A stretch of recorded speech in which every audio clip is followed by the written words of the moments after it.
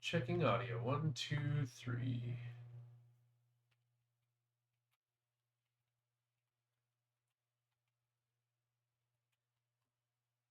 Sounds okay to me. Hey, JTL, you're online straight off the bat. Look at you go. Yeah, welcome, welcome. Getting warmed up for the day.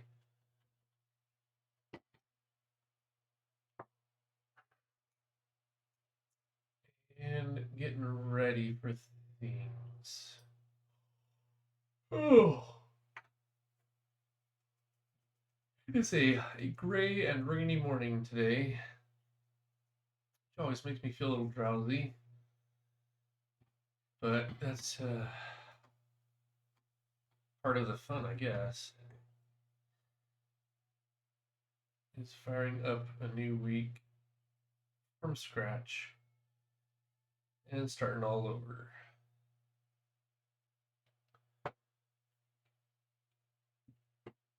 10 more days till I can eat donuts. That's important. So from the to-do list, you can notice that I finally got the EIN requested and I filed with the federal government about the small business. Gosh, what a pain in the neck.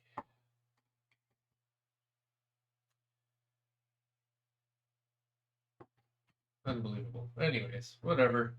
So yeah, sometime this week, maybe I'll get myself a bank account fired up now that I have an EIN, which means I'll be able to put funds in it, which means I'll be able to buy a website and a Steam developer license.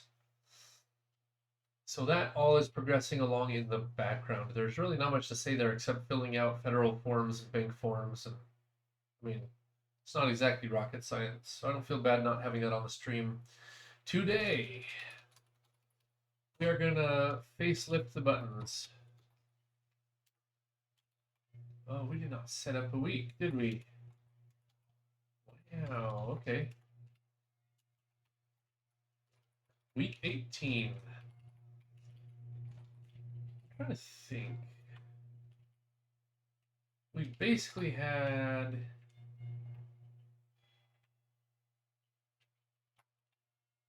What was it? Week 15? So we got the core game play all done in week 14. 15, we started art rework, my style, meaning mostly math, not much art. 15 and 16 were mostly those.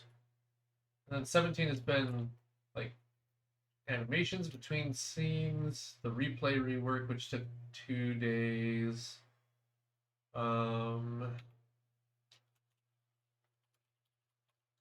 Yeah. So looking at the old to-do list, I figured it'll probably take me well, I'd like to say it takes me less than a day to do the facelift thing, but I have a short day today. Sprite animation of the notebooks might take me a day, so that's 2 days worth of work.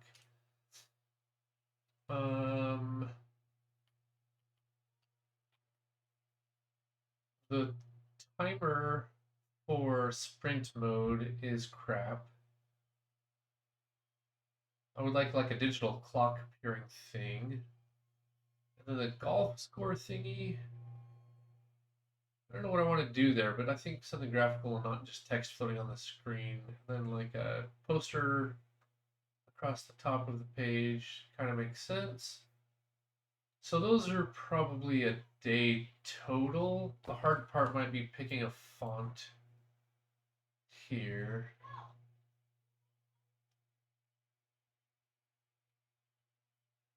Yeah.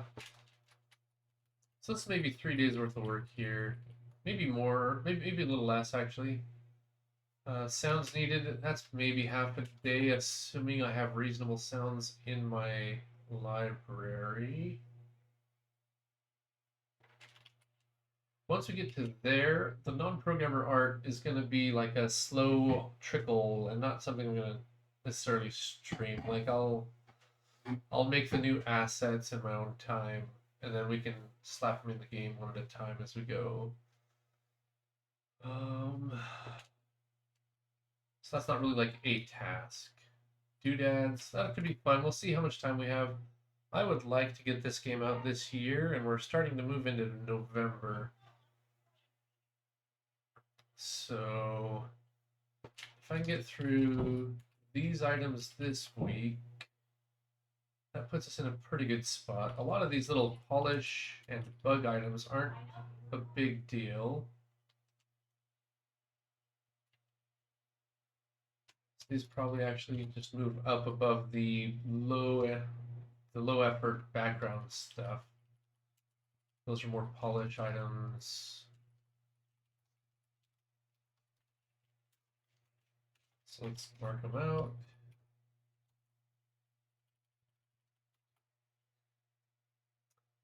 This is one of those that would be nice to have, but I don't know that we necessarily need it.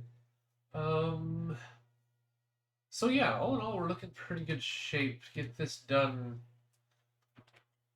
soon. Get the bank account, get the website, Steam developer sign up. And then while we're working a lot of these background items, we'll do a lot of text stuff. This could take a week or two all in its own.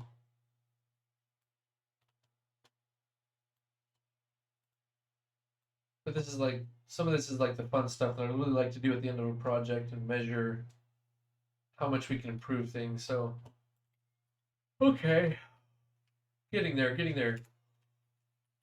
Ooh. So today is the 21st. I probably should write up a script or something to generate my new week for me, but too lazy for that.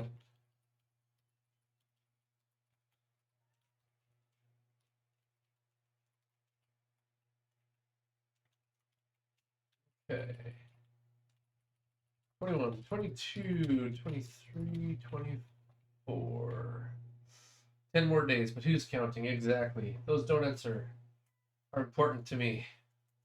I had to walk away from maple bars last night. It made me sad. But I'll make it. Okay.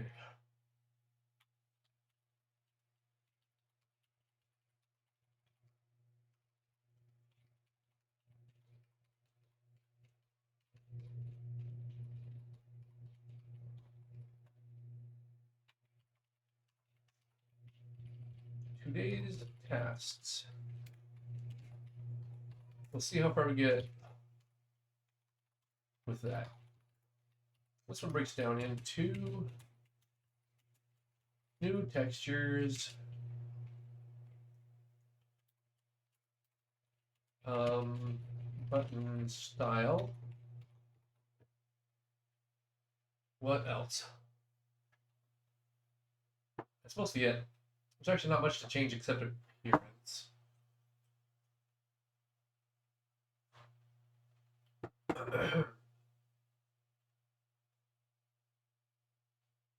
So if we have time, we'll move on to some other things as we go. Like if we have an hour left, we can start setting the groundwork for notebooks opening and closing. I think I want to break the notebook into two parts: the front cover that rotates, and the rest of it which doesn't move. So things we'll play with as we go. And we know art is not my strong suit, so I hope we get something that I'm satisfied with. But right now, the 90s Windows buttons just doesn't look right on the chalkboard. All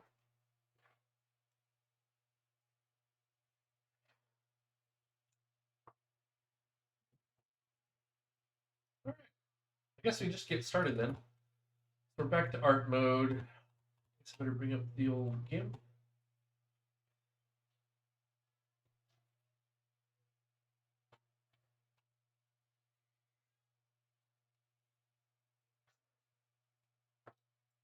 One other thing I want to look at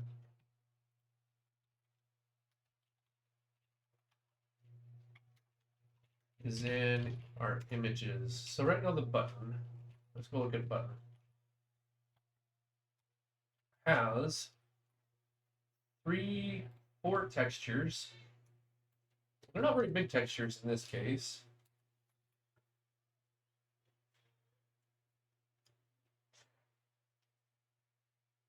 They each have their UV mapping.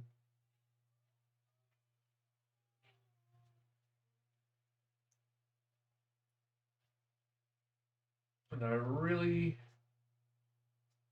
thought hard about embedding information from. We aren't actually doing that. So button dot.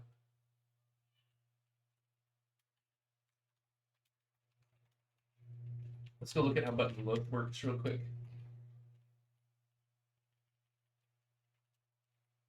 So we're getting the texture. Then we're setting the texture wrapping. So it's set on a per texture basis, not on a per UV basis. And one thing that would be nice is if we could do that here, like wrap X.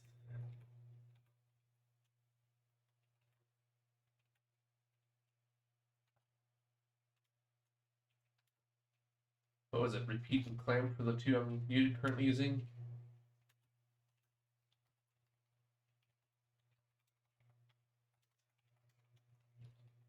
That would be kind of cool. Do you have that in my to-do list?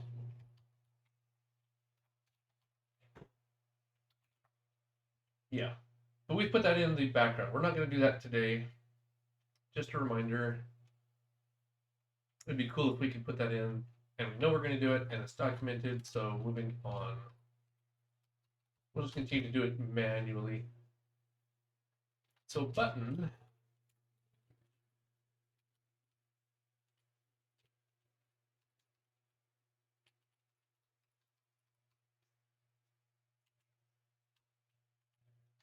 Let's do a couple of small things here.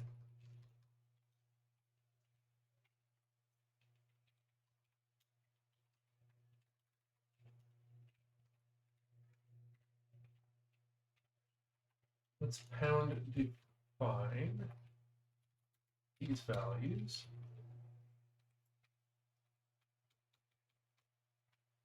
So they're just used everywhere.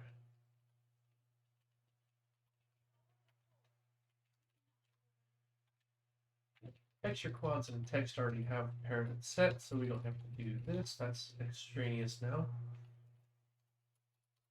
This one should exactly match the other thing. 1, 2, 3, 4, 5, 6, 7, 8. Looks the same to me. So that goes away. Very nice. And here's where we load the texture. And set the quad texture.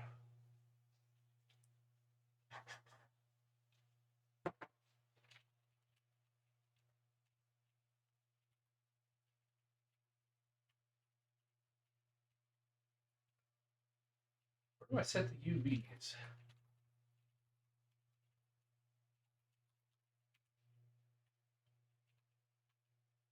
In render. These are all the same. Yep.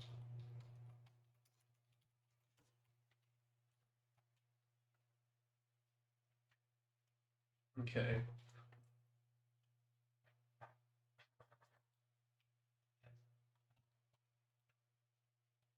Set the quad rectangle.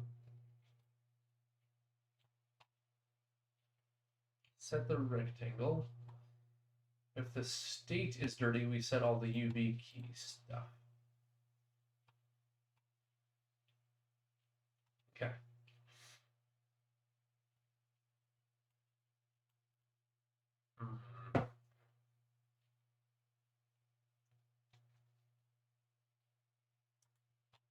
So we want to separate the texture and the UV stuff from where it is in the code now, so that we can set the style in one place. So let's do a set, like a set style or something.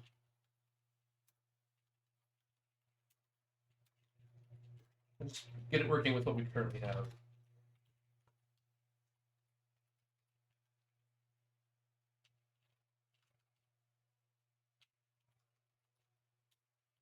Enumeration class, style.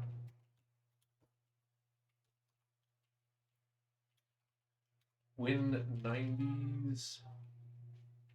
When did Windows stop doing the gray buttons? Hey, Dravest, how's it going? So far, doing pretty good. How are you doing?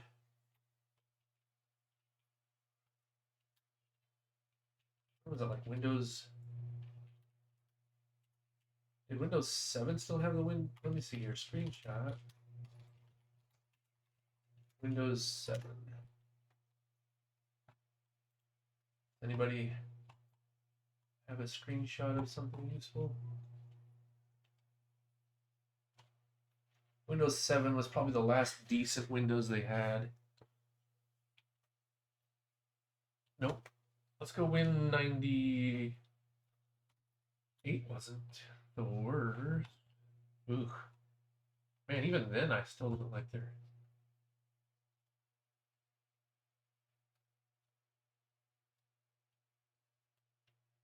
95? Was it Windows 95?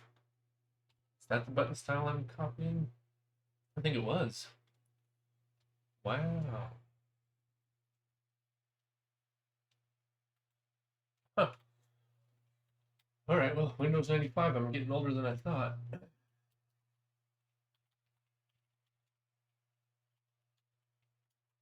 Okay. Then we can have a style, m underscore style.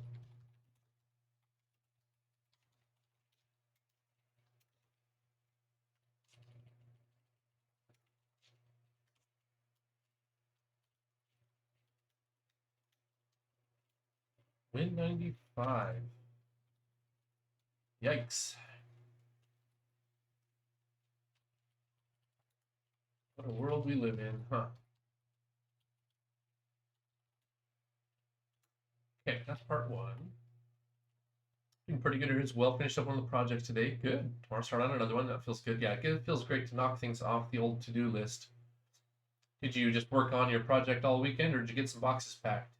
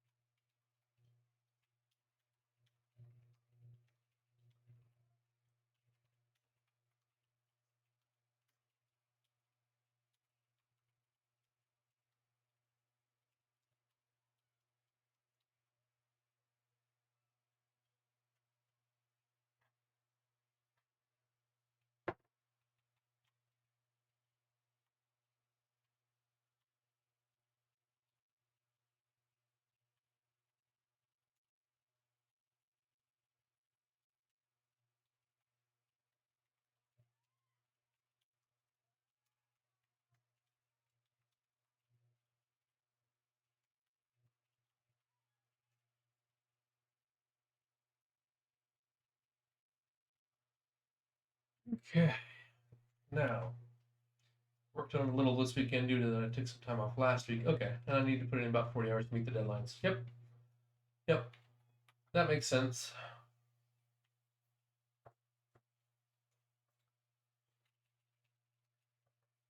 So one question I have is the way we're embedding this information.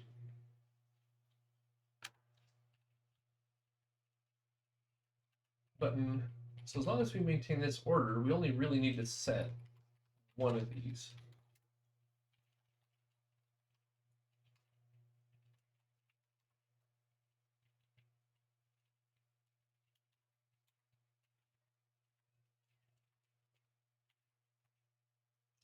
With a single let's see here. So we're gonna switch on style. Case button style. Win95. What we're doing is image warehouse asset.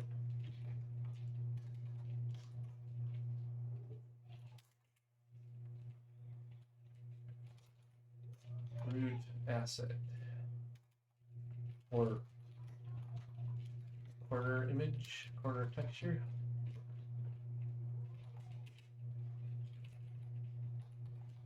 Corner texture equals this thing. And break.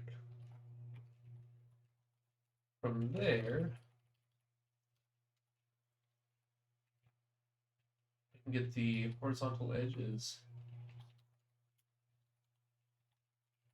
get the vertical edges, and the center texture.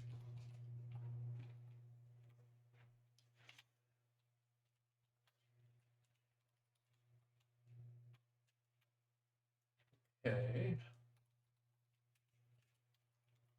Corner texture. And we turn it into an integer +1. Then cast it back. Static cast back into an image error warehouse. That's it.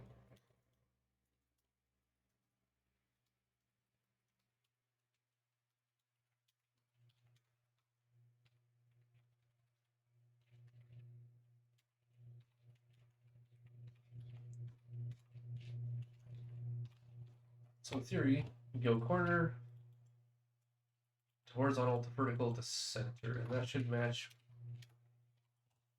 corner, horizontal, vertical, center. Yep. So now we can set all the textures in one shot.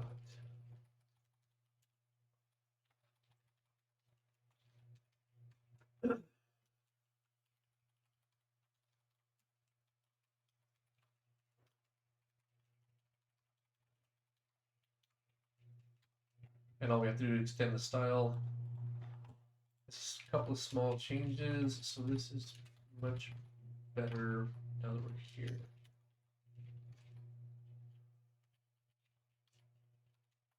Okay, so that's part one.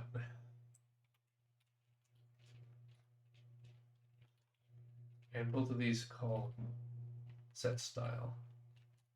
There should be no visible difference. Geometry dirty, fine.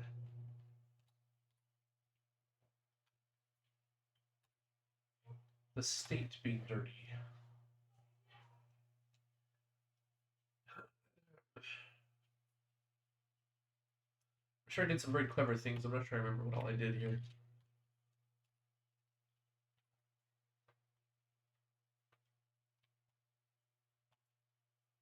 So we set the UVs.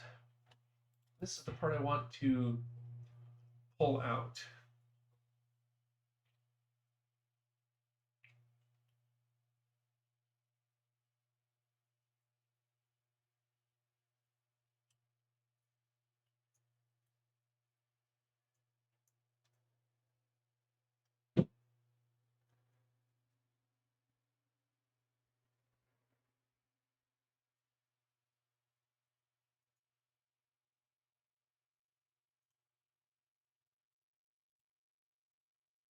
Actually, all of this.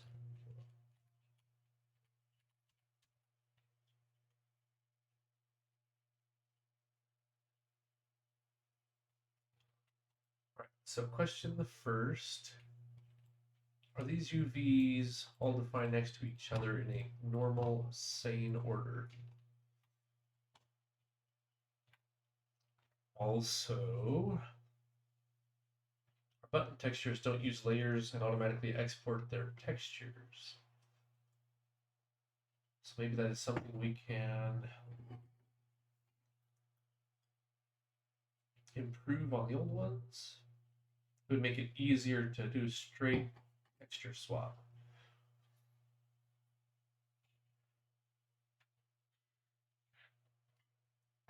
Let us unclutter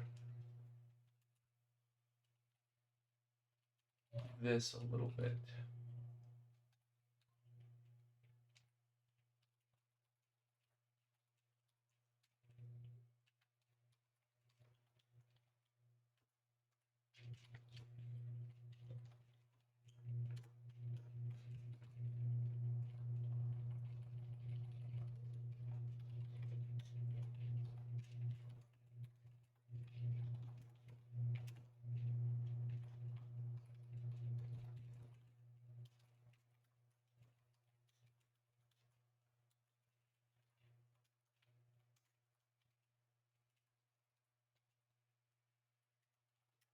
Okay.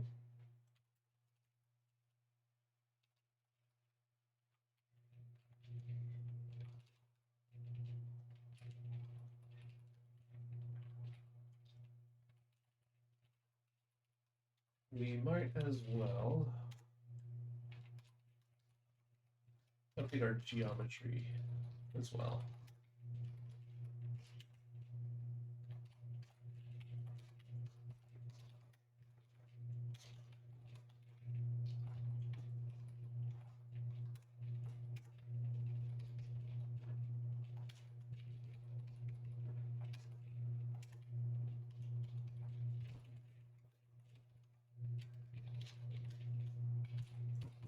In case we need to abstract something more here. Edge width.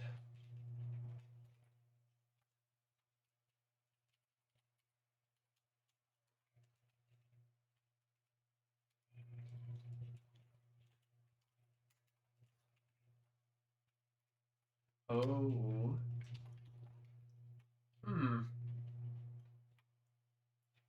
Edge width. Can I foresee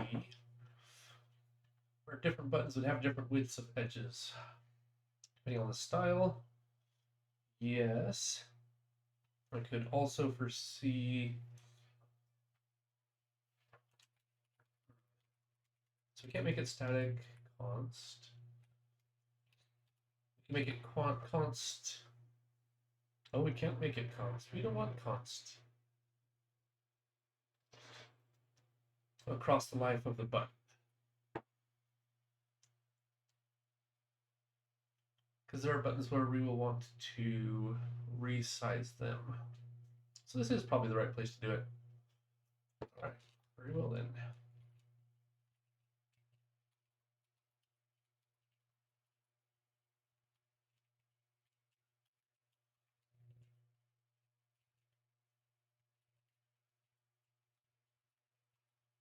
Set style.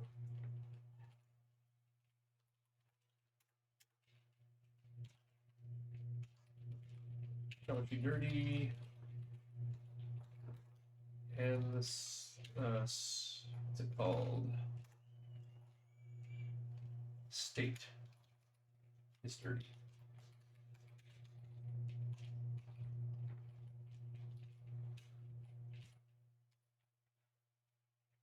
Edge width.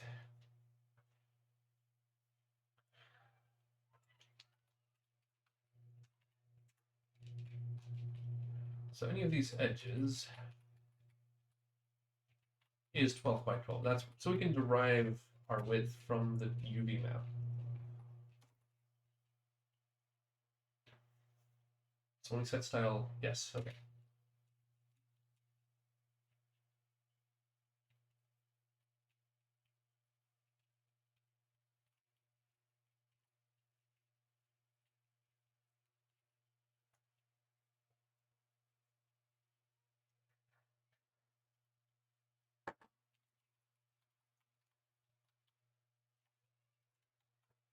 As we set the textures.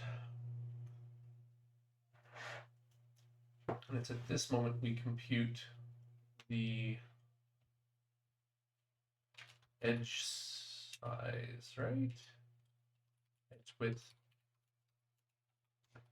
Okay.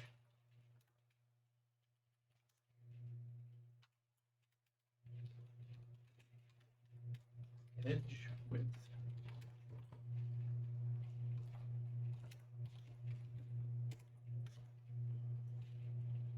Oh, let's just make something up. It doesn't really matter because it will immediately be overwritten here.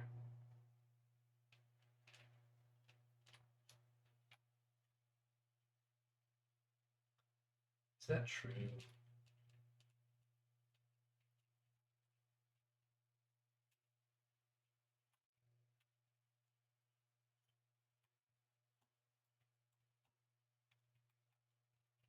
Is that true? Okay, so just letting everybody know, I cannot work late today. I can't even work a full 6-hour day on this. I've got a meeting coming up at 5 o'clock, so I'll have to bail out a little bit early. Yeah, only so much I can do about that. Bit of an emergency. Not emergency, it's unexpected. Didn't find out about it until I finished the stream on Friday.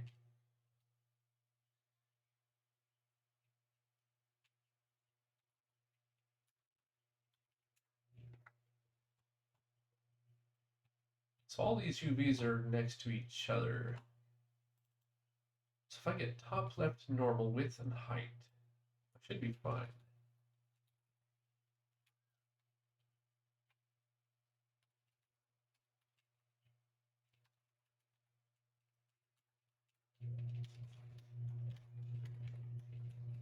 Get UV size of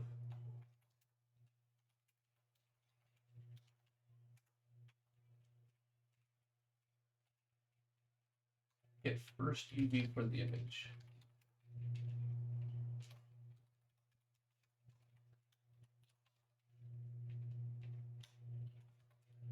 Of the corner texture that we want. That gives me the UV key. We give it the address of width, address of height, and it will shove those values in there. Then we can say underscore edge width equals renderer scale that width. I think that's it.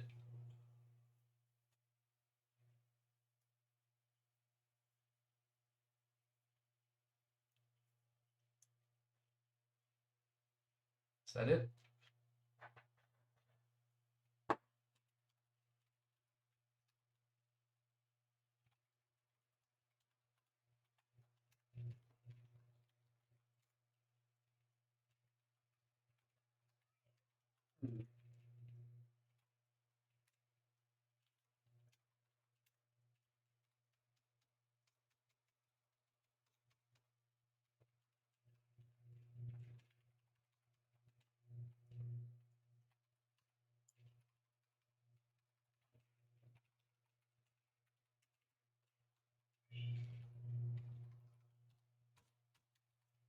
Okay, that feels better.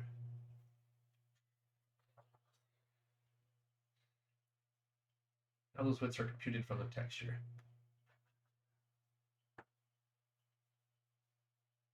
Okay. And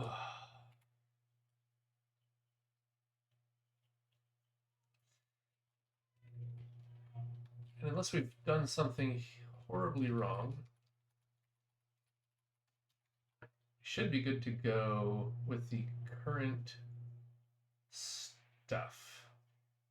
Oh, that's not quite right. I lied.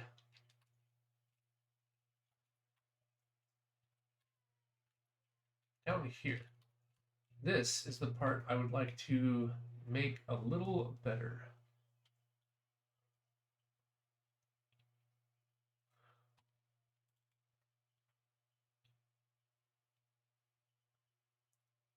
As long as these are all in the same order as these, should be fine. So top left, bottom left.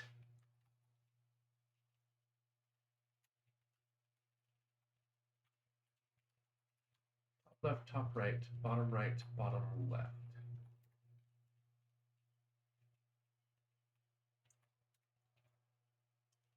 Okay, those are in the same order. Top, right, bottom, left. So those are the edges, top, bottom,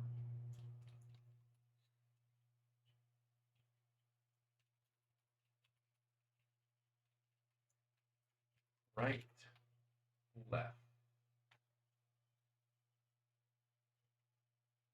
Oh, I see.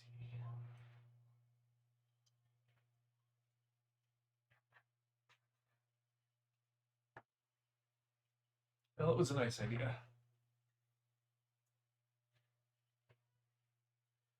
So we're setting state style.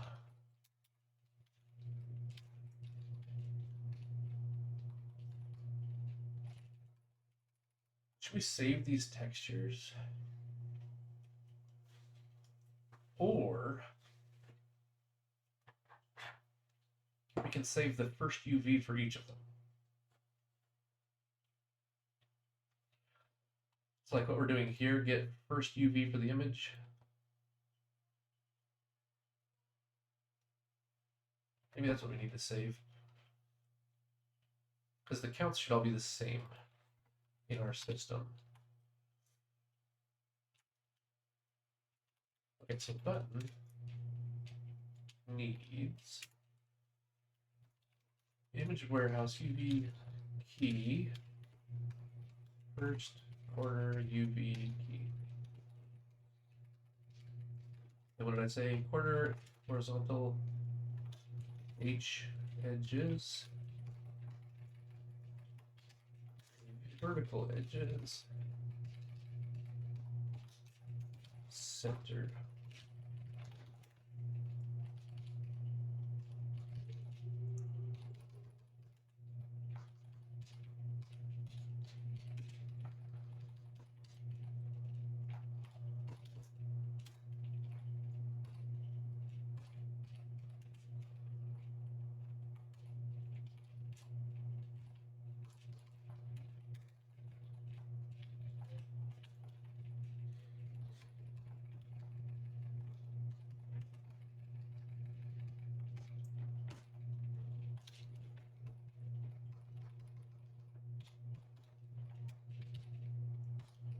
Okay.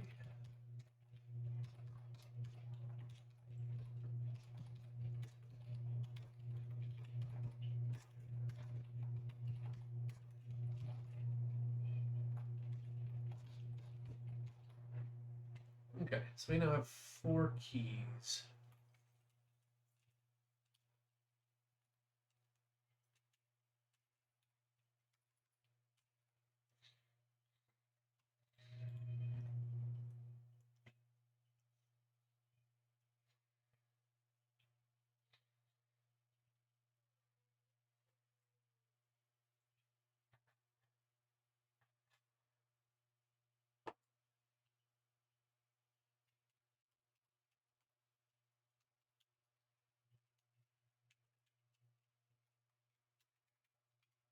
M underscore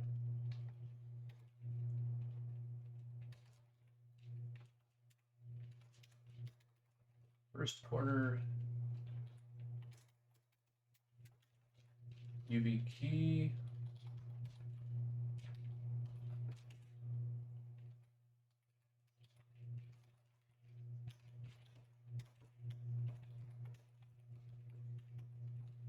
top left, top right.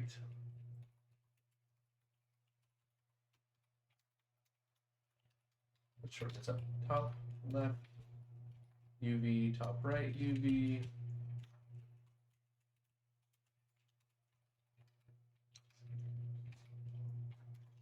Bottom right.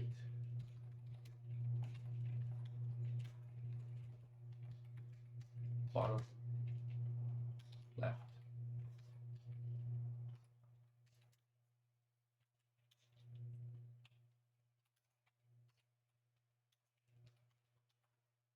To love, love.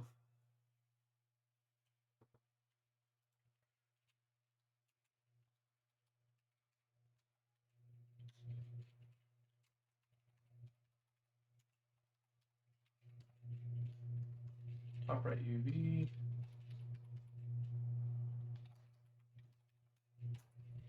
Oh, let's make it a little better. Corner. At least we know what we're talking about here.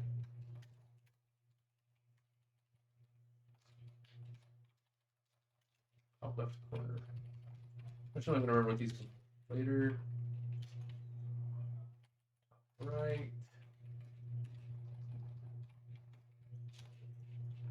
Bottom right corner UV. Bottom left corner UV. That should be the corners.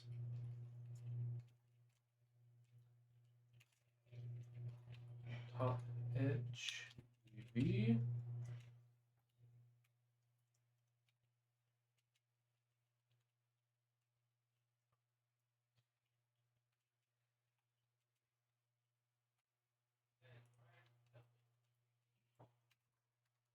First.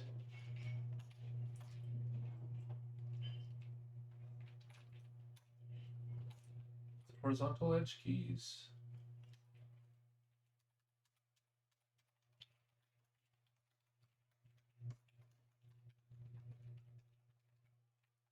And the bottom edge equals the top edge UV plus 1, I think.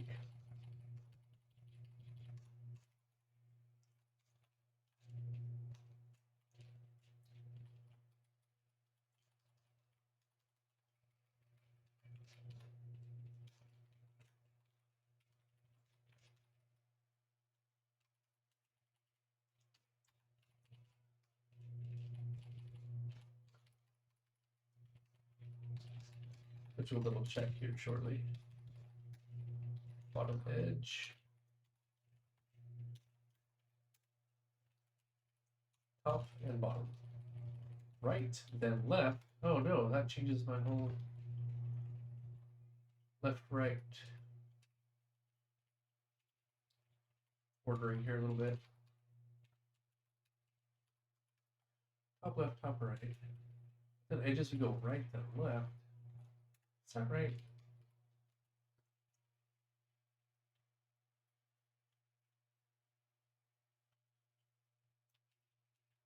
I don't want to reorder those. Images.text.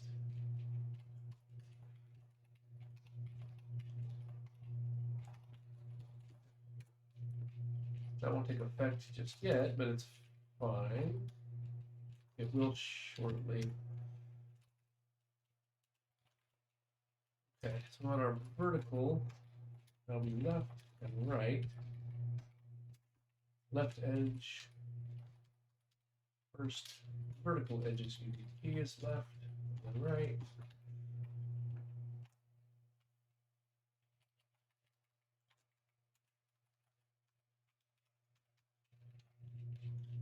Left edge. Right edge. And then easy enough, the last one will always be default.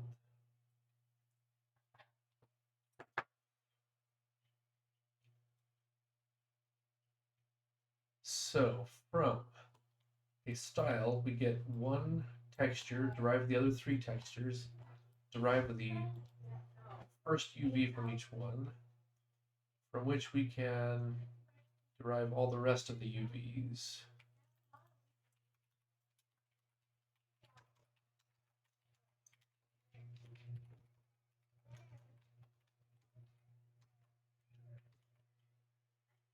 In theory, and then the style state can always be updated reasonably quickly. Okay, so let's go to our shell. What we're going to do is re-embed our asset images, both that left, right are swapped in the ordering. We're going to see tools, bin./embed PNGs.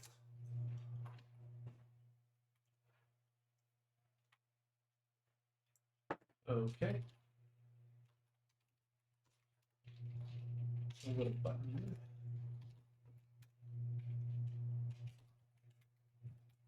And we will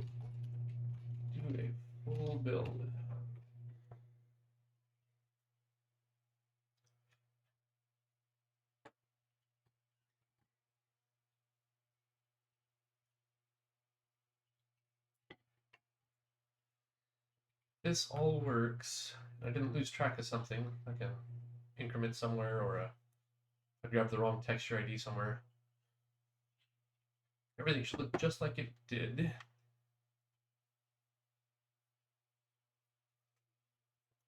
So we can go make some art and add a new style to our setup.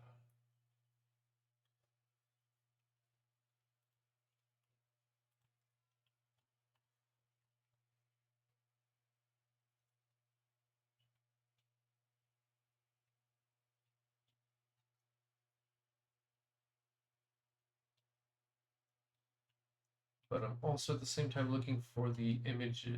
So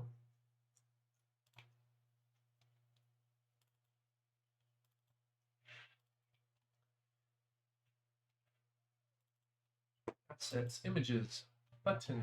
Here we go. Button center, corners, H and V. Get those opening while the build has failed. Why did it fail? XYZ. I very cleverly put a placeholder in and did not replace it.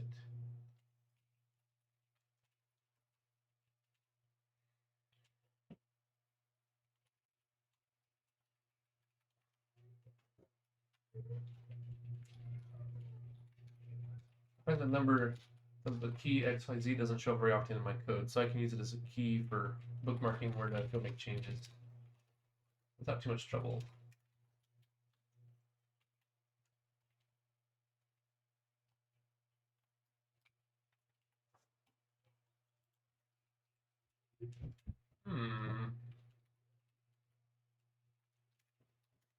Okay, that makes sense.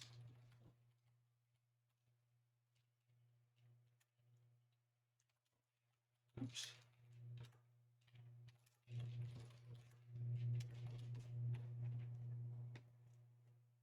Got the parentheses. It doesn't work if you don't give it parentheses. Okay.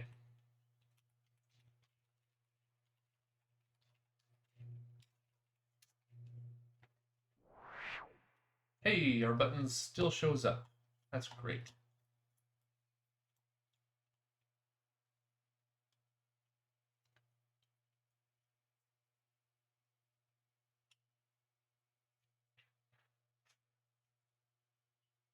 It's a little bit interesting.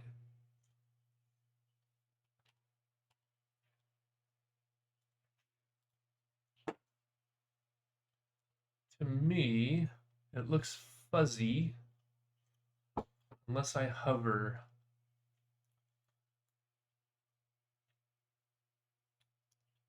And then this line gets real sharp right here, this center.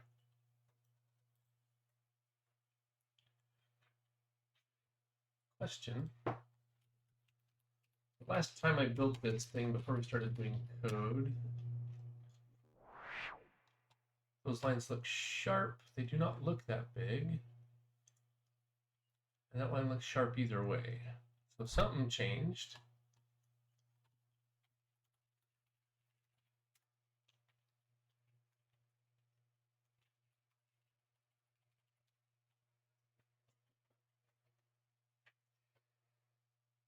We need to figure out why.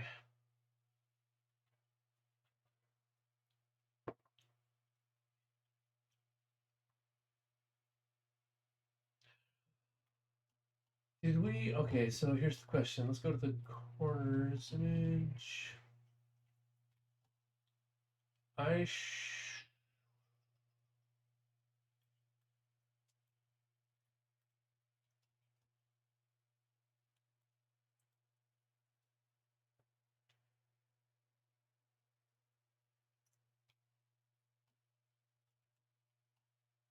Say subtract, did I?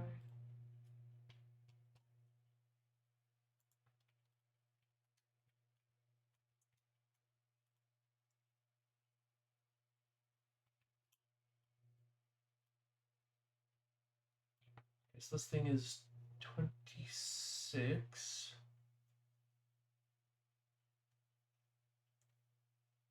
One, two.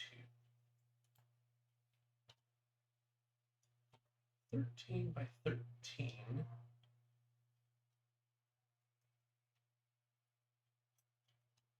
So really the image is that.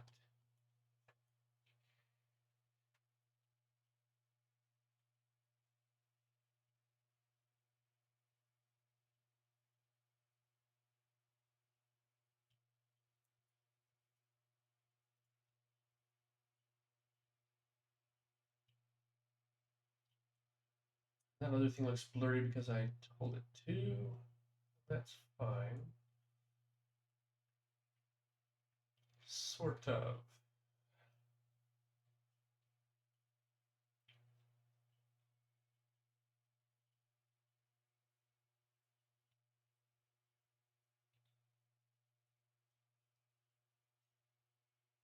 Hmm.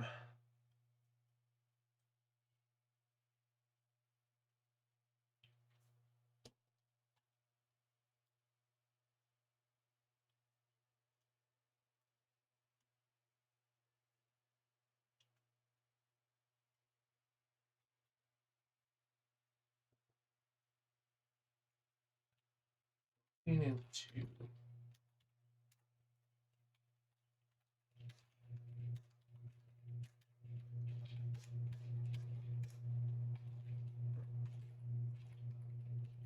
14 and 2, 12 and 12. So, hmm.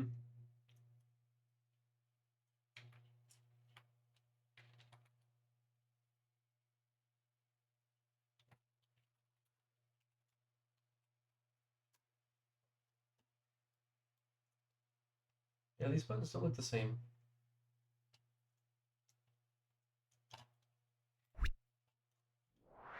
Got everything on huge, so the scale factor.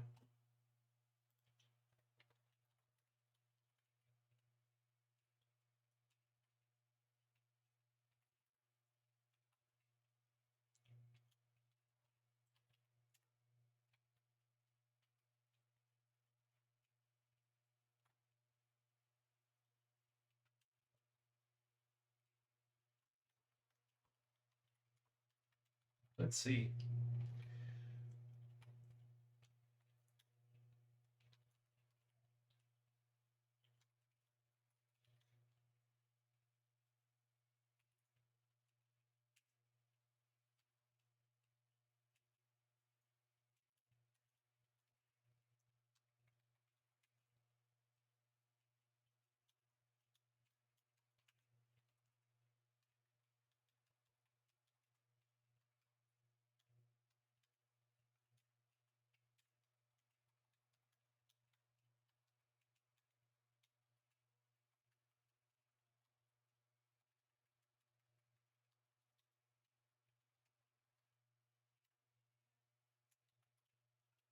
It was 12 before.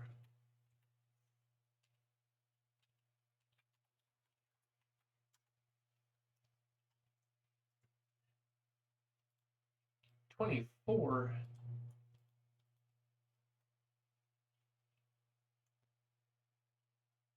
How is that 24? And then scaled to 0 is, oh, well, oops. Did I just close the Emacs on accident? Dang it.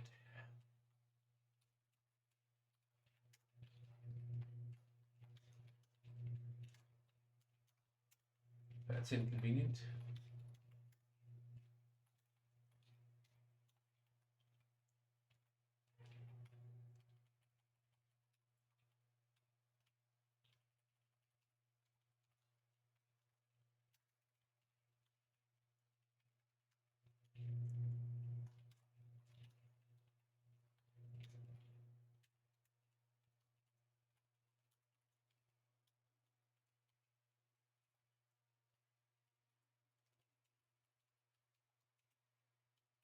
WM short edge width. There we go.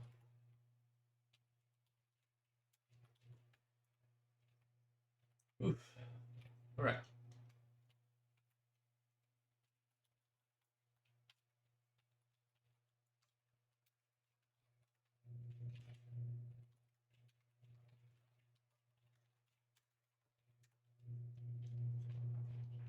$24.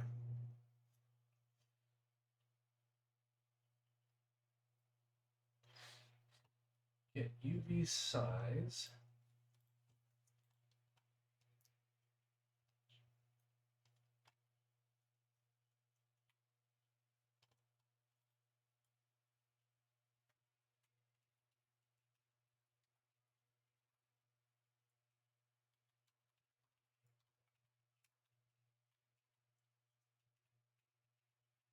Top left normal. Width and height are 12.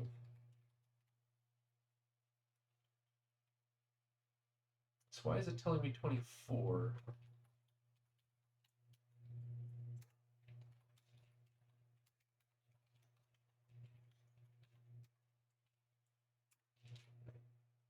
$100 MB of data.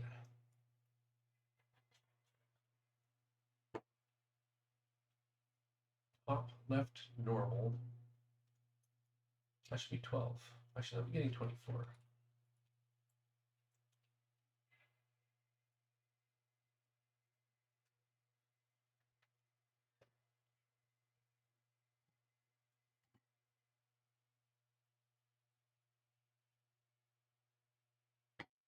Oh, I forgot to turn off the fan. The audio is probably not great.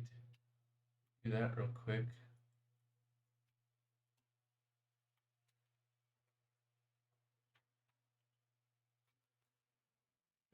Sorry about that. I always forget. There's the UVs.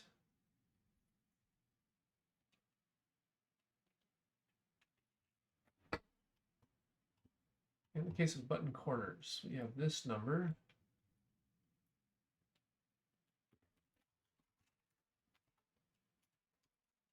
Times the image size, which in this case is 64 by 64.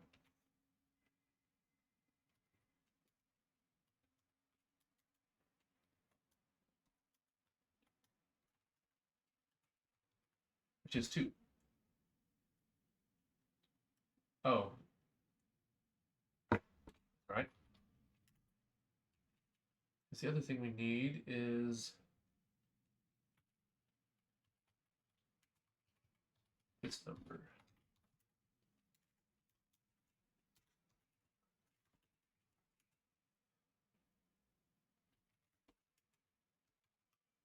$14, which is 2 plus the 12.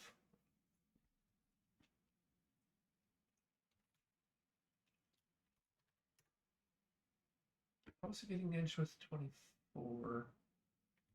Mapped to 24. I understand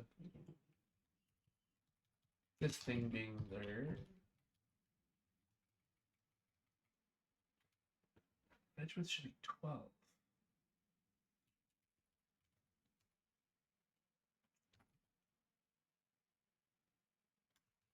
Where is there even a 24 in here?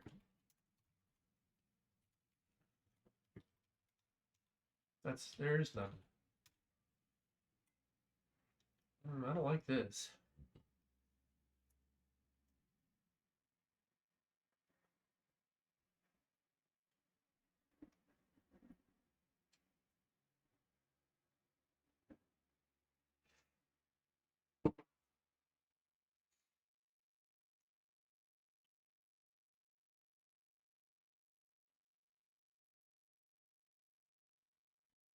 We've used this in lots of places. Why is this W getting the wrong value?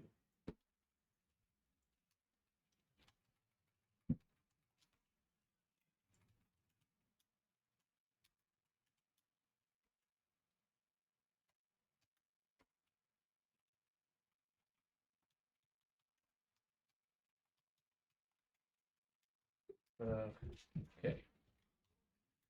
5 over 0.3 float.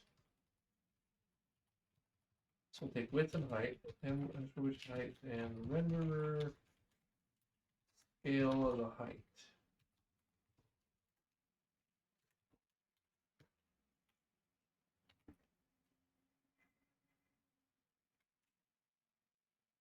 Permission denied because we are running it.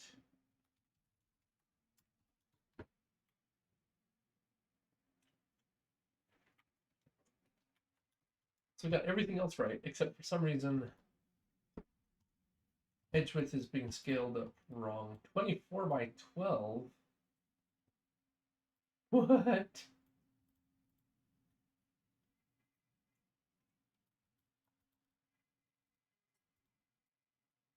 So where's it getting 24 from?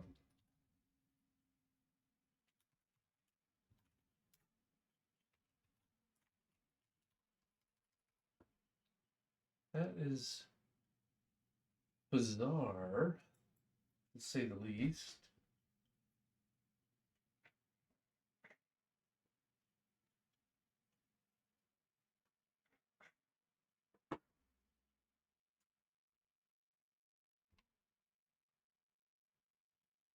Where's 24 coming from?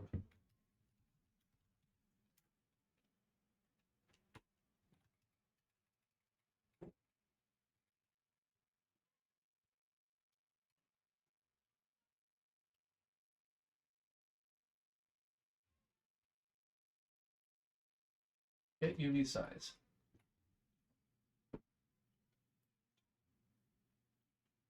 UV index. Find the asset for which we belong. Get the width and height of the asset.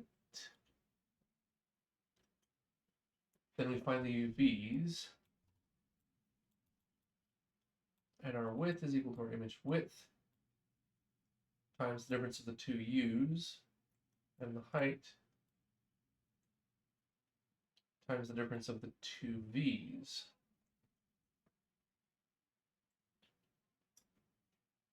So my image width is wrong, maybe?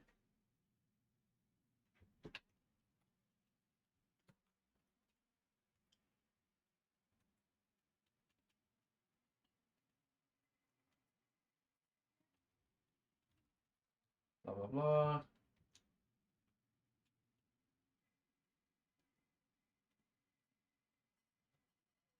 Oof. I think I'm losing a fan on my PC. I may have to order some new fans.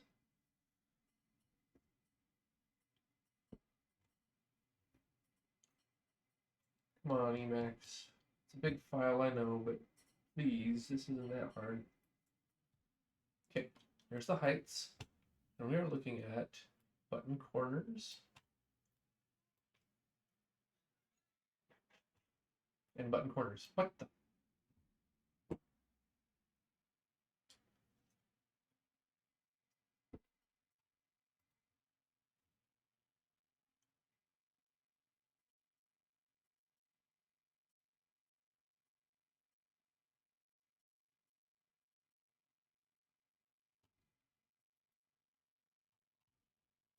Is it getting test coin instead of button corners?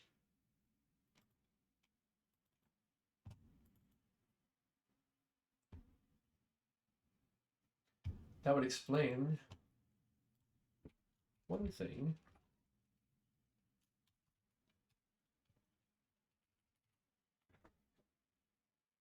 But I have not seen this miss in a while.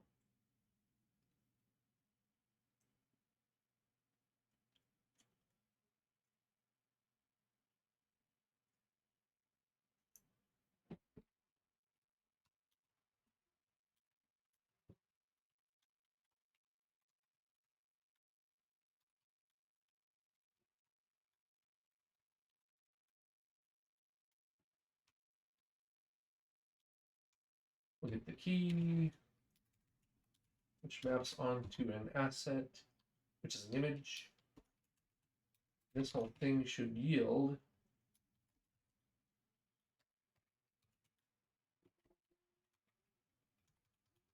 size.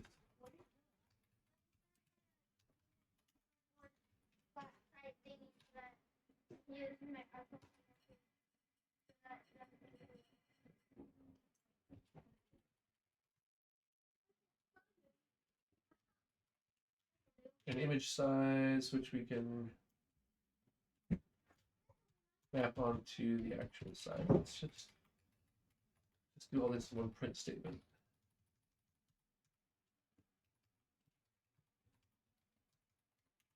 Okay.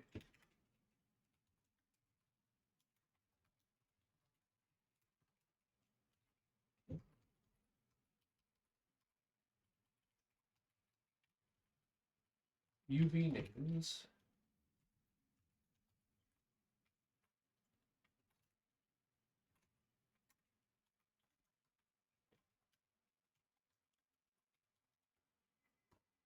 At UV index. Passing into index to key map, given the asset index, gives me an image width and an image height, which should give me the contents of width, contents of height that we computed.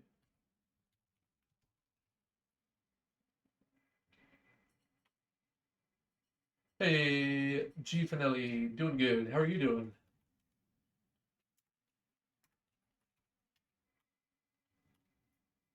So far, I'm doing pretty good.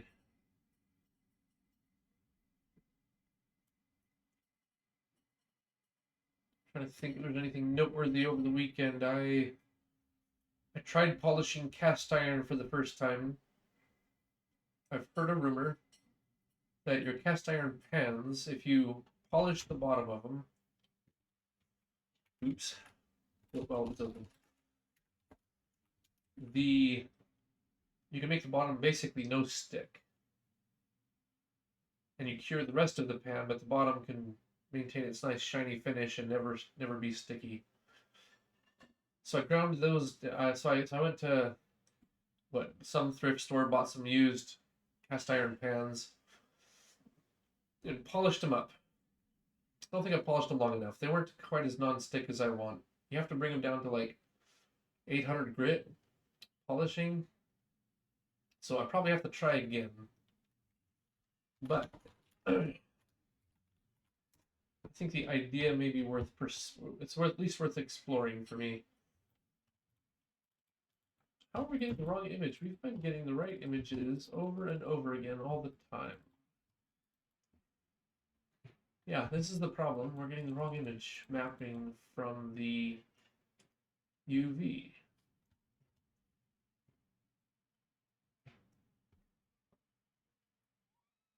How often does that happen?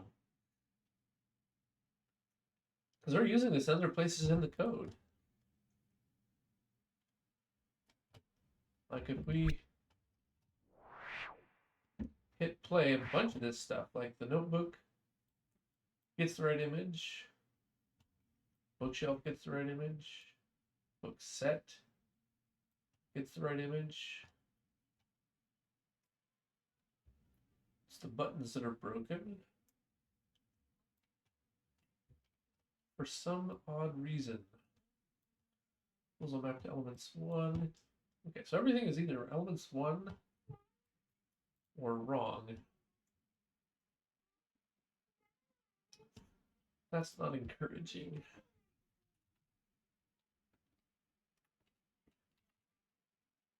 Okay, I have an idea. Let's go to image warehouse. And the first thing in scene elements 1 is block.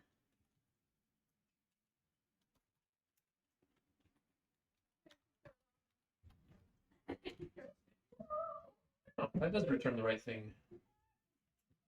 Well, shoot.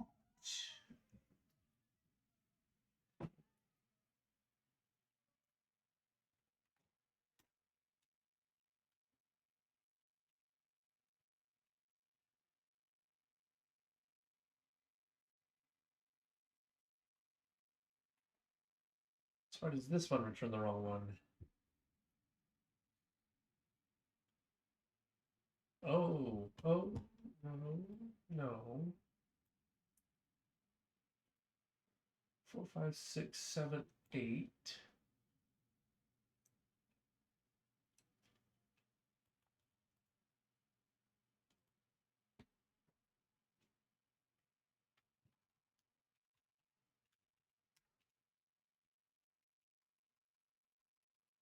Well, the start index is less than or equal equal to.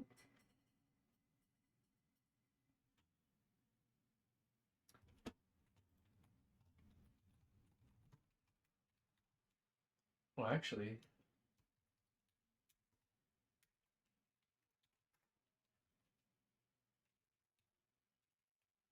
scene elements 1. Okay, so block would still probably work. So maybe we're just having off by 1 error, which hasn't showed up because the only thing that we have that's doing great, got a square to the screen. Yes. Was it a colored square or a textured square? Those are like the two main things that once I got those, I was like, okay, now I can do anything.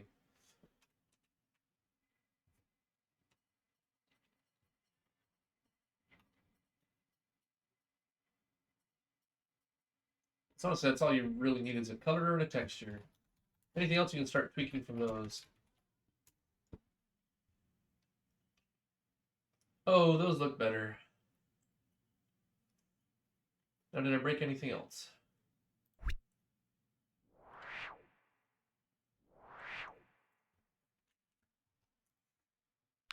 Nope. I think we just had our one off by 1 error, which never showed up until now. Good. Okay. In that case, we need to fix this in the proper place.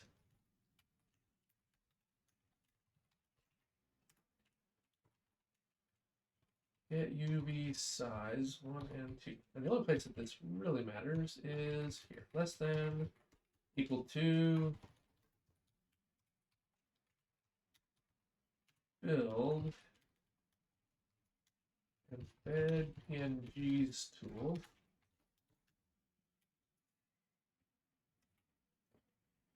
Yeah, getting the square on the screen, getting the,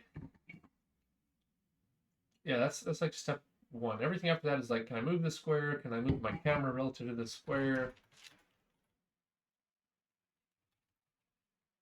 It's when you start getting that leverage, that point of leverage. Very nice. Let's see here. So what are we doing? Button.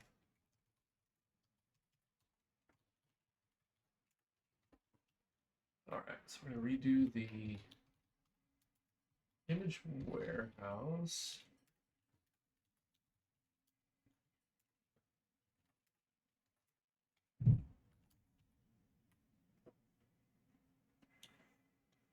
Yeah, so if you're doing well, and actually there's a couple different ways you can do camera. Depending on how big the worlds are you want to generate, you may want the camera to remain completely stationary and move all game objects relative to the camera, so that the objects you're interacting with are all near 0 because of floating point rounding errors. The implementation looks horrible at the moment. Hey, that's what refactoring is for. Get something working, then clean it up. That's good. I like progress.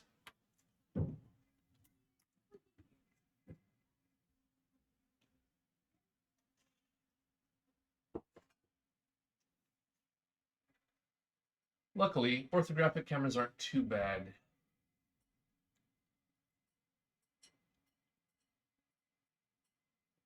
Yeah, depending on how big your worlds are, you may want to move your camera because that's easier to conceptualize, but the opposite thing of moving game objects close to the camera is isomorphic. They're mathematically the same, whether you add to the camera or subtract from the game objects that are nearby.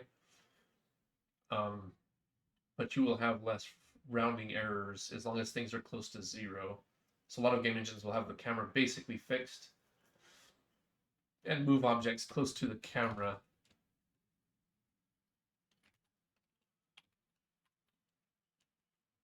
Cheated a bit with ChatGPT, but oh well, lol. Hey, Pat, we have another ChatGPT-er.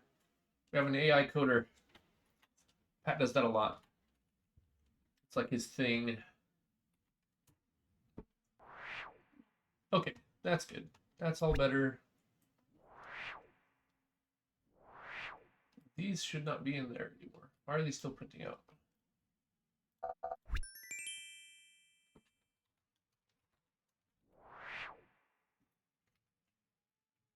Oh, I know why. So I got ahead of myself. Tool spin outside should be bed PNGs. There we go. My bad. It helps get the main point and it explains some concepts well. Yep. Yeah.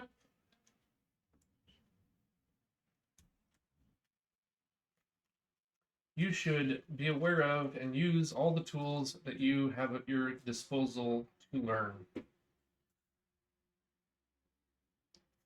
However, I would not become reliant on ChatGPT. It has its flaws, or any other coding assistant. And you should get yourself off of it as soon as you get the main concept, right? Like that's kind of, I think, my current philosophy is people can use it if they want, but you should stop using it as soon as you understand enough to not use it anymore. It's like if you're moving into a new field, you're like, oh, hey, I want to play around with genetic whatever algorithms. You can ask ChatGPT for like an outline, and then as you read and study it, you'll be like, oh, okay, and here are the things that you'll start to figure out what ChatGPT is doing wrong, what you're doing right, how you can tweak it. Like at that point, you don't then iterate ChatGPT to make it better. You say, okay, now I know enough to do it myself. That's kind of how I think a better usage of AI is. That's kind of how you do it with a human, right? If you're at work, you're like, hey, how does this thing work? Somebody's like, oh, here's a little snippet. Go figure it out from there, right? Which forces you to study, learn, do it yourself.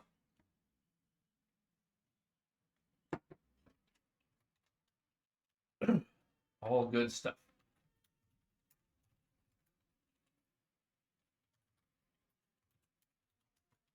But every tool should be used. Yeah, blueprint to knowledge. That's not a bad way to put it. Which I guess is kind of like college, right? When you get done with college, you don't know anything, but you know what words to search for, and you've seen the idea once. Doesn't mean you've built a substantive project with it, but you've at least got the outline. You have some context and some idea how it works. I'm a big fan of self-guided learning, anyways. The only trick is to get that first point of leverage into a topic. Rendering a triangle or a rectangle. Once you have that, it's just extending those ideas. And then you add, as you search around on the internet, people have optimization ideas like, here's better ways you can do this. Like, oh, okay. But you'll understand why. You build it wrong first, then you build it right.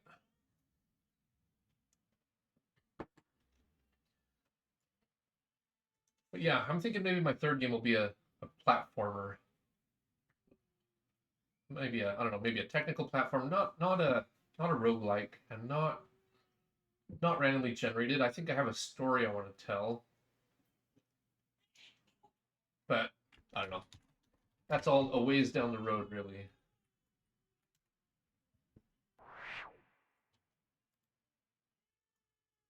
Did I not? I ended up with this, so why? Why?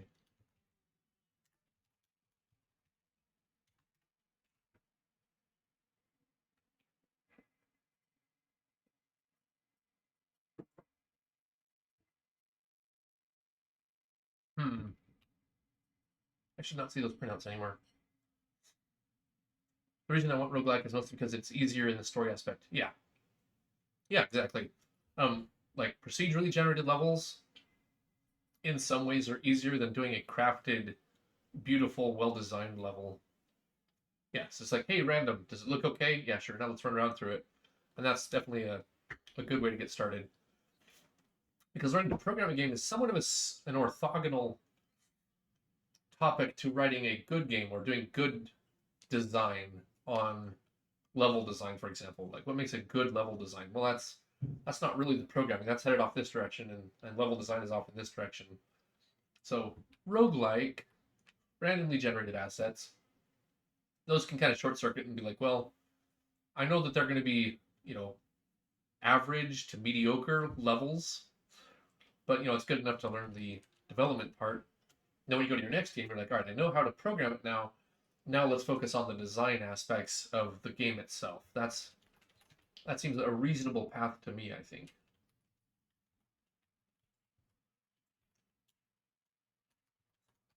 UV size. All that code is gone. So what the heck? Clean and debug. Am I still running the release version? Is that what I just did? That would be silly of me. It's just to make a game. Game is this, no story, just gameplay. Yep. Figured out how to do it. Do it better next time. Yeah. I mean, it's something I started noticing earlier on. I was reading like old GDC articles in my early years, and it kept being a pattern. Like I remember one was this guy who's an audio engineer, right? And he's like, well, when I started, nobody had audio engineers, and so they're like, well, we need somebody to do this audio, and I was like, well, okay, I can do it. And he didn't know anything, and so he wrote up his first audio engine, right? And he's like, well, we shipped and it worked, but it wasn't great. But I knew what was wrong with it. So the second one we built, the next game, I was now the audio expert. So I built the second one and I fixed a lot of the crap I did in the first one, and it was so much better. But by the third time, the third game, he was not just the expert; he was the only guy that knew the whole system forward, backwards, and inside out. And he's like, I knew exactly what to do. Right? You build it 3 times. Build 3 of them. Then you know what's going on. By then you've gathered all the requirements finally. You have seen the patterns, you've seen what works and what doesn't. Yep.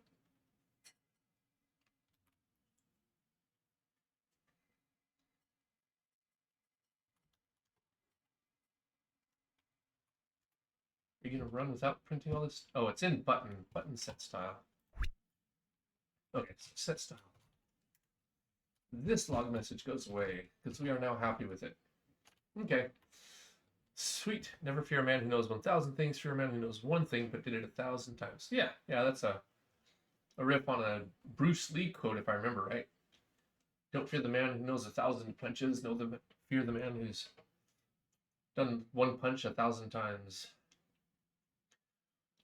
And that's something I recently had a discussion with some of my kids about. Like it's about consistency and exposure, right? Practice, repetition. Some of the greatest physicists and mathematicians I've ever read about have the same story, whereas kids, by hand, they were hand calculating logarithm tables and sine tables, right? So, and what it does is the parts of your brain start noticing patterns that you don't even consciously understand, but it just makes you better at the whole process because they wrote, thousands of problems out by hand. It was locked into their brain patterns themselves, right? Same thing with martial arts.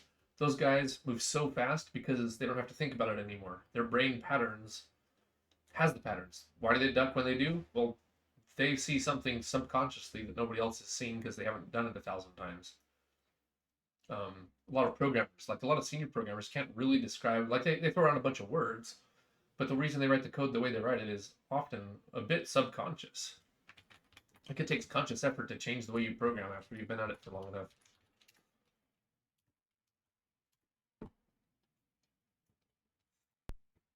So I would say buttons are good at this stage. But your brain notices patterns even subconsciously. I really do want to get around to this mini talk between games. Having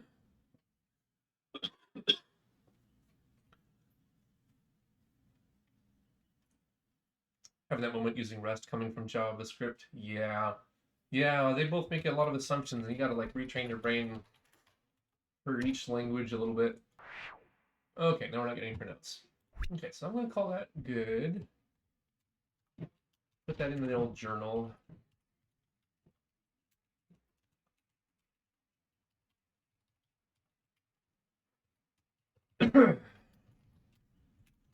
Button class now has styles and auto computes a bunch of things relative to their the style more dynamically.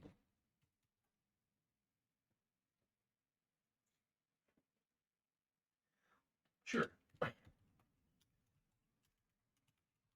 The only style Currently available is Win95.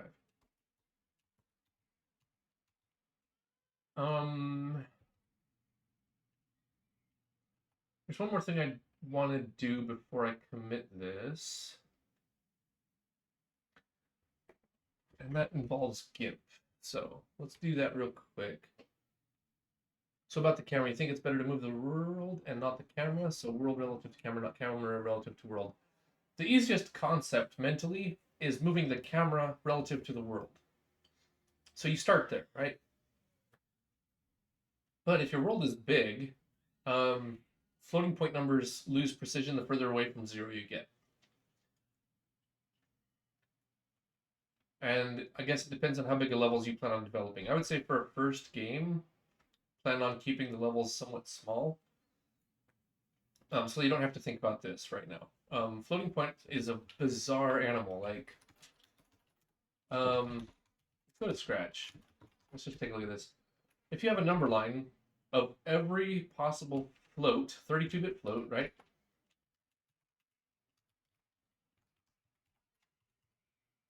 From negative infinity all the way to plus infinity. Let's just create an artificial zero, right? Maybe it's right here.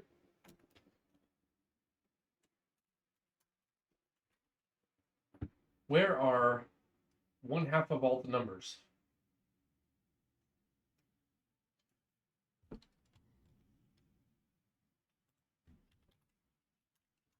I'm gonna put a mark here. Sure. Maybe a mark here to represent these pluses. Half of the numbers are between -1 and 1. So 32-bit float has roughly 4.3 billion values. 2.17 billion of those values are in this range, -1 to 1. All your precision is close to 0. So if you wander out as far as, so here's another question then. Where are half the values?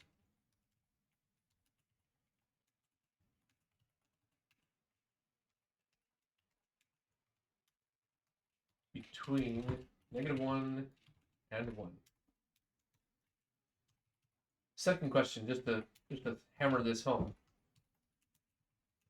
What is the first integer value that cannot be represented in 32-bit float?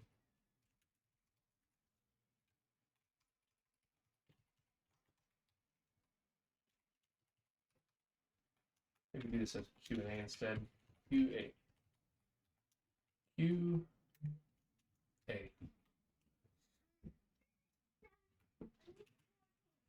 It's about 16 million. I can do the math again, but it doesn't really matter. At 16 million something, you have to skip every other integer. When you hit 32 million, you have to skip every fourth integer, or every 4 integers, right? So when you add from one value to the next possible value at around 16 million, it's actually jumping a whole integer. It's jumping 2 full integers. So between 8 million and 16 million, again, round numbers, you're actually skipping full integers per value. And then precision gets worse the further away from 0 you get. I don't have this number memorized off the top of my head. Like 16 million is close enough. If I was doing a banking app with floats, there would be an awful lot of very, very mad millionaires. So for roguelike, maximum 256 by 256. Yeah, keep it small, keep it simple. Your camera moves relative to the world. Easiest way to conceptualize it. The only reason you get into these games where you reverse who moves is because of this. If you're out past 16 million, it's a problem.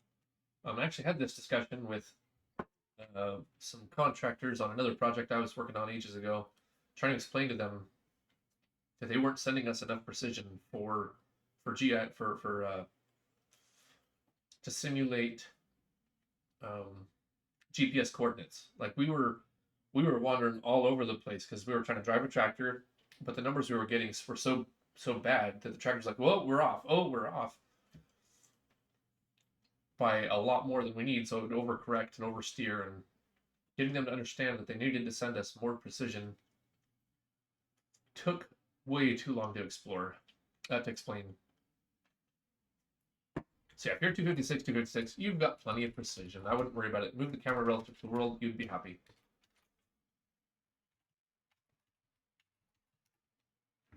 Okay. So the button now has a style. That took us, what, an hour and a half? That's not too bad. New textures. Let's do this. Or update old textures to have layers and derive the UVs from the layers. Okay. I guess that's why there is 64 and 128 to add precision. Yep. You use double precision, it gets you a lot further, but it still has, if you're doing an open world, you still have to worry, well, you don't have to worry about precision as much if you're using doubles, but you're still sending all the graphics through to OpenGL, which I think is pretty much stuck at 32-bit integers. Or, I mean, I'm not an OpenGL expert. Maybe there's a way to tweak it and say, do all of this with 64-bit, but what is physically running on the GPU can limit you. I know they have like half precision. I don't know. I don't know enough about OpenGL to know how its support for 64-bit is. What I want is actually a game engine that's written entirely in fixed point precision. Maybe I'll build that one day. Except it still has to hand things off to OpenGL, or maybe with Vulkan I'd have enough control. I don't know. That's an aspect of graphics design I've not gone far enough into.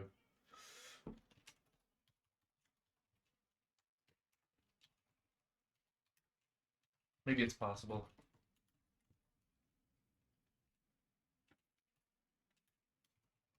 Buttons now have style. Oops.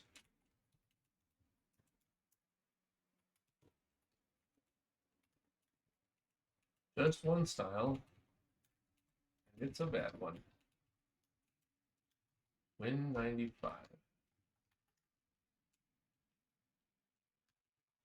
Okay, that's checked in. Now, over to OpenGL. Fixed point as integer, not float. You can represent floating point numbers using fixed point precision and do all of your math in integers. Yes.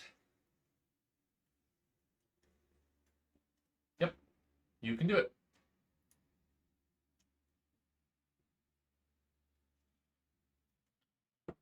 So here's an easy way to think about fixed precision. We can go to, and this isn't actually what I would do for an implementation of it.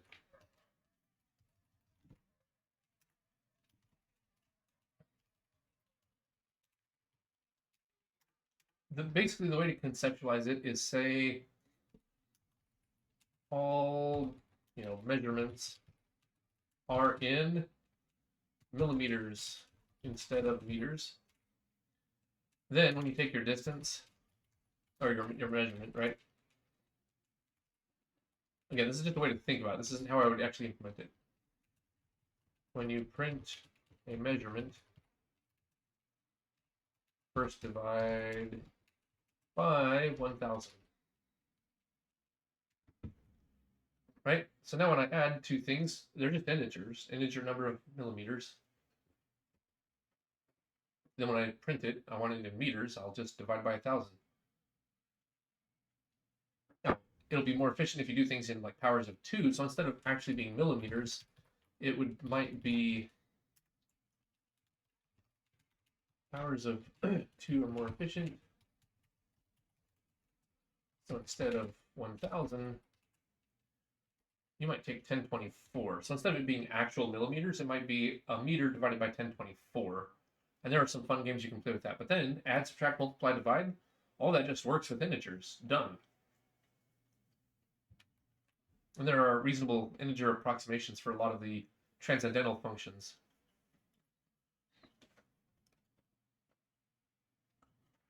I guess you can just do all integer, convert to .0 float to pass to the GPU.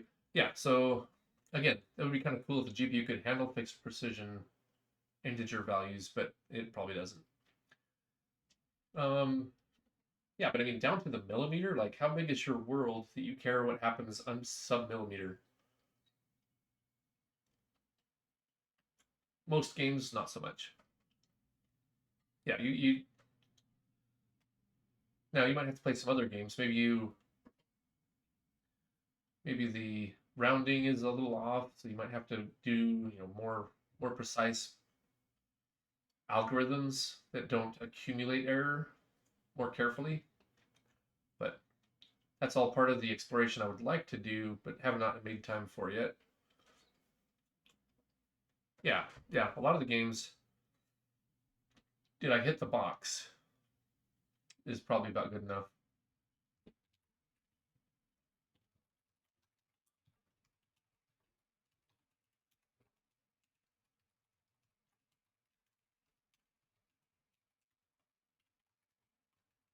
So, just a couple things I've been thinking about, but haven't made time to actually explore. Like I know enough to know kind of what's going on, but not enough to be like, I can do this, I can do this, I can't do that. Here's where it fails. Those are things I haven't dived into. Okay, so over to GIMP.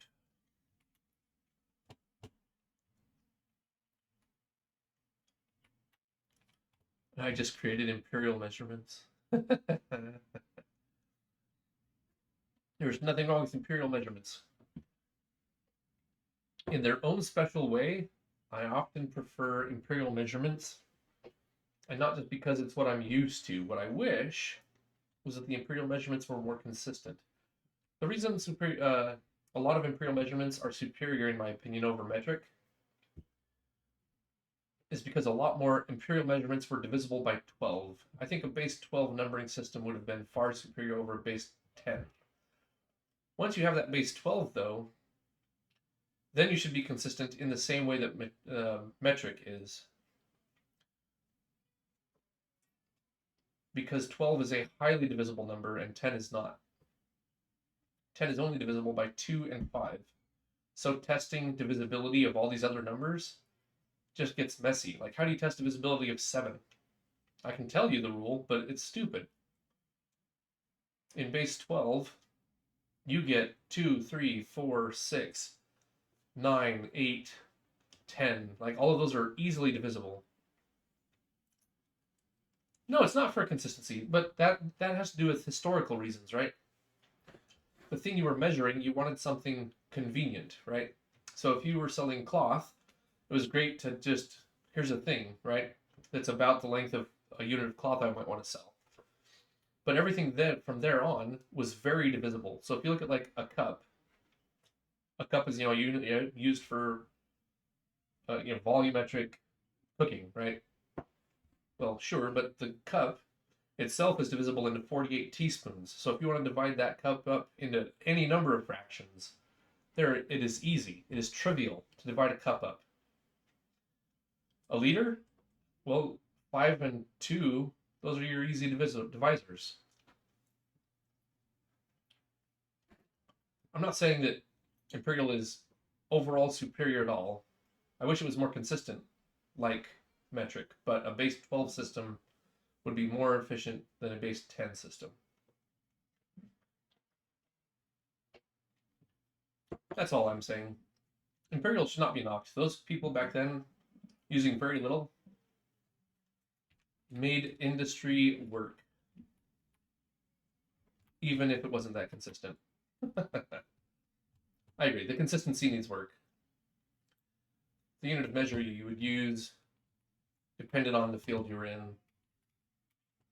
Okay, so let's see. We're doing GIMP. GIMP.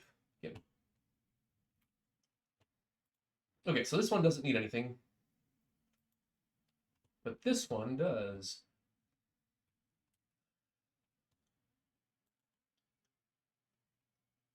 Can I do like new layer from visible? No. Okay. So what I do is I cut and paste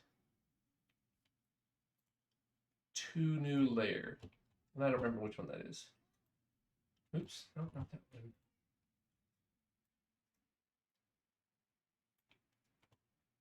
Cut, paste.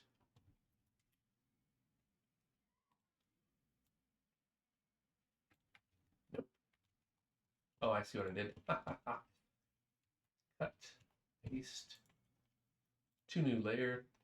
So we wrote a script that lets us export our UVs from GIMP based on the layer. But when we were doing this stuff in GIMP, we didn't have that feature. So now we're going to just restructure things a little bit to make this automatic.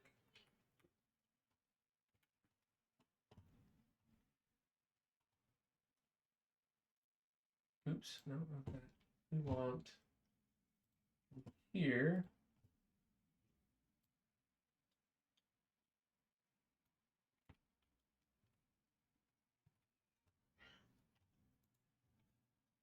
To new layer.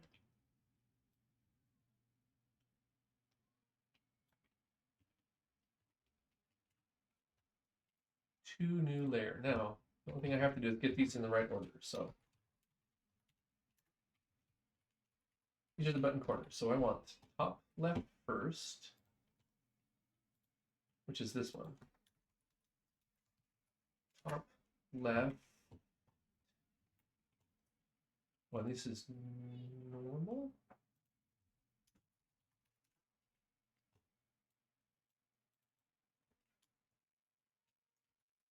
Top right, normal. Bottom right, normal, which is this one.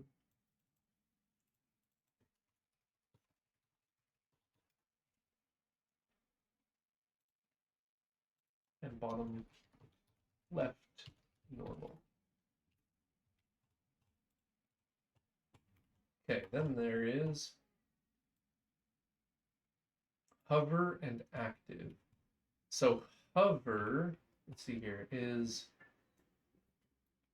229. Yeah, so it's down here. So this is the hover.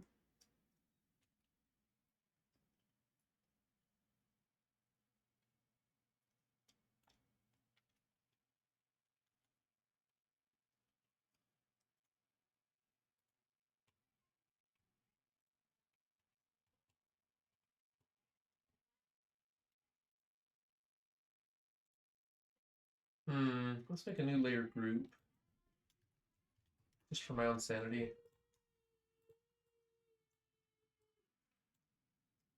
Oh, it does it that way, does it? Bottom right. Bottom left. There we go. So there's all the normal ones. Oops.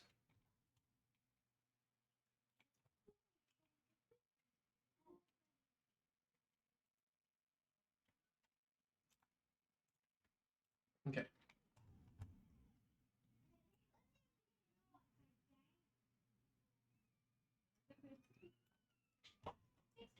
Okay, so this is top left hover.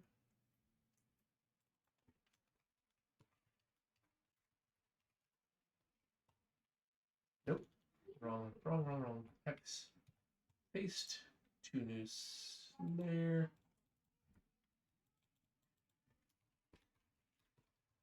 Top left hover.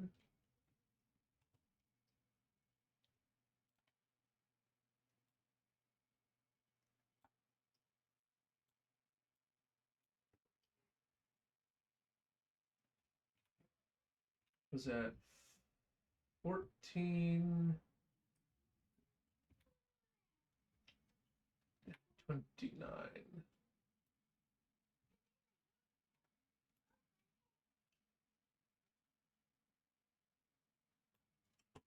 There.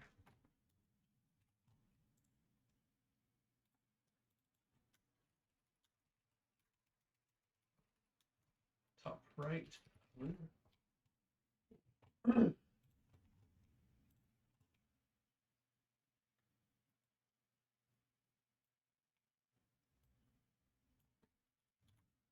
12 and 12, we want 14 and 41. Right there.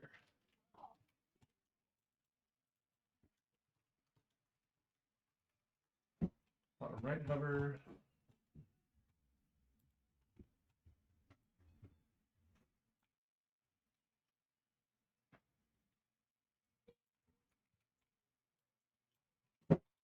Twelve and 12.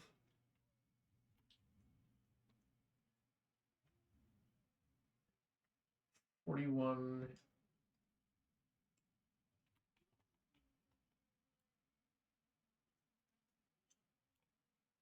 that it? 2 and 41. Bottom left hover, yes.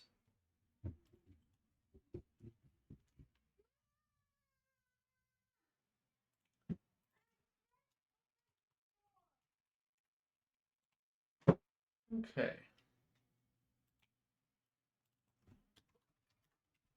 Hover.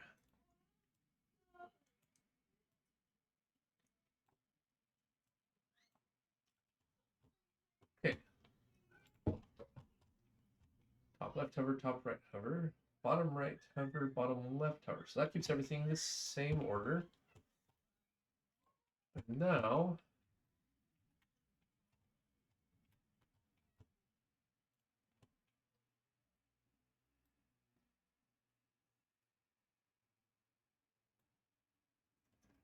start a new round.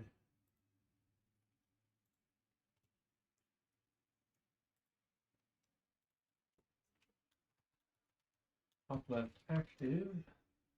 The reason we're doing this is because we're going to come in, we just create copies of these images, and then we'll do our new art over the top of the other ones, but using the layers to auto lay things out for us. That's kind of the goal here.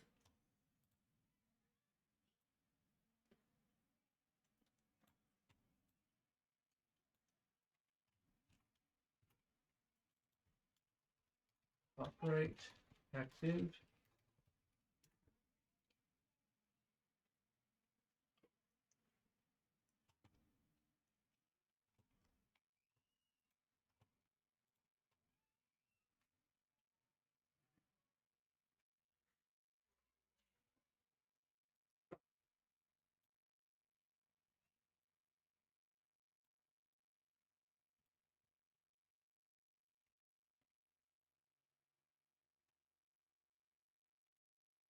Oops. Okay. Okay.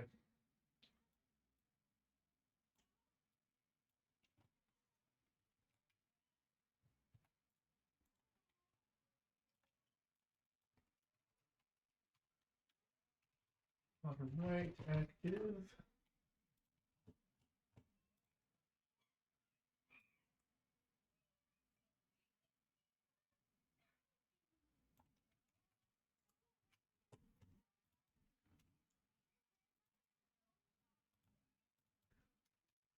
Bottom left active.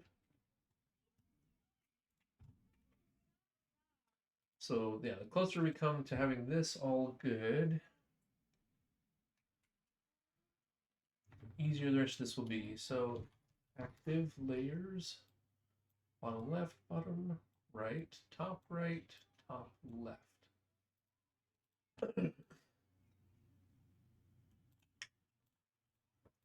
So we have the extra padding of pixel around everything to make it so that the interpolation doesn't give us bad values. And in theory, we should be able to do the following. I want to change the names of files a little bit. Let's save this one.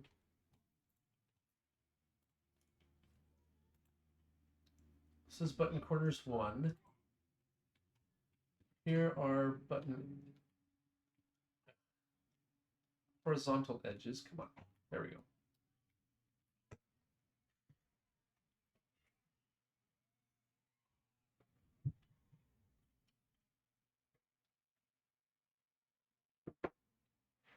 We're going to rename a few things once we're done with this.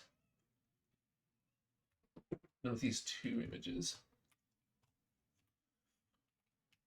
Okay, so top normal 2, 2, 12, 12.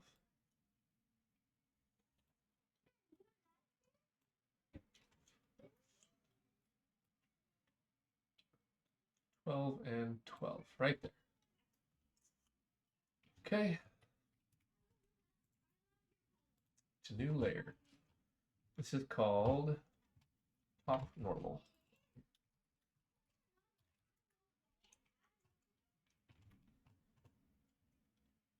Bottom normal, 217, 12, 12.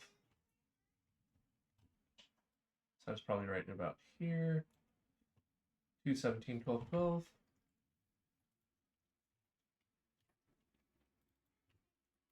That will be bottom normal.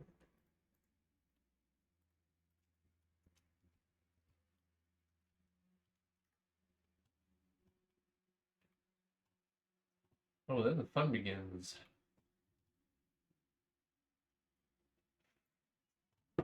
Okay. New layer group is normal.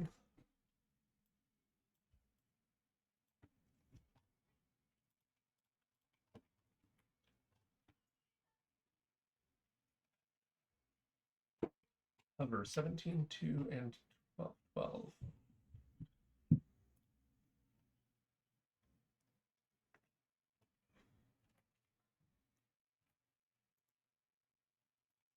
So if we are top hover,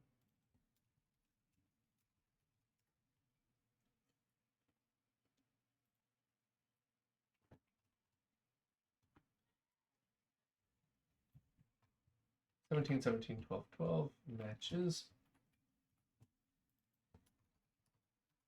From hover, new layer group.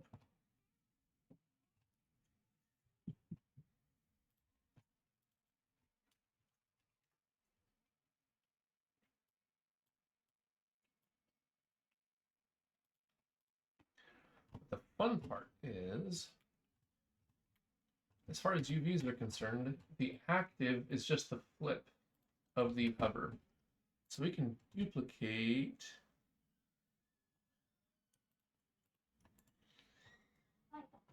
layer.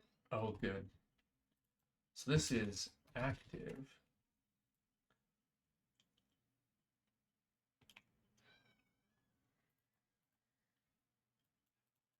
This becomes bottom active and top active. And now this image will save.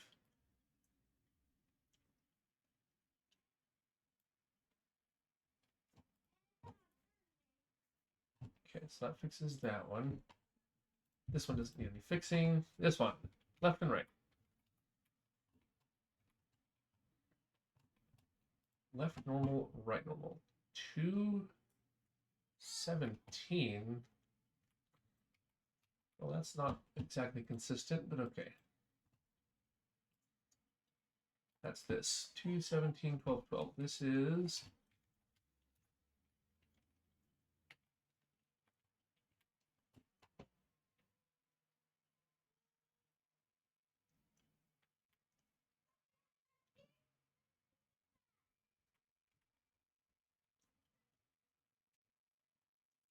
why don't we swap these?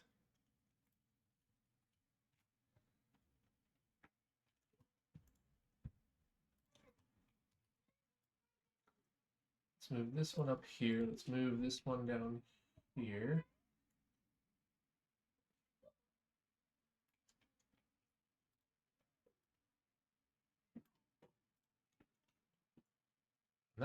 basically we can merge down and layer to image size. Okay.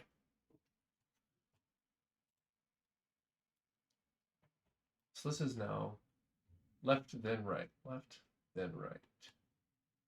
Yes.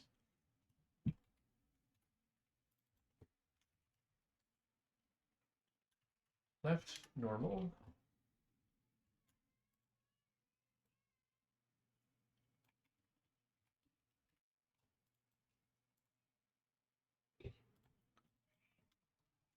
Right, normal.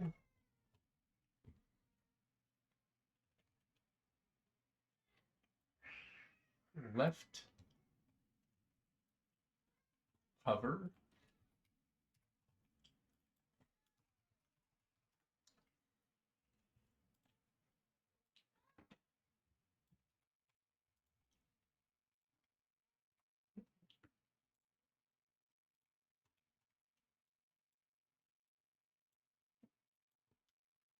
Right, hover. All right, new layer group. Normal. Gets right, then left. New layer group. Hover. Left, then right.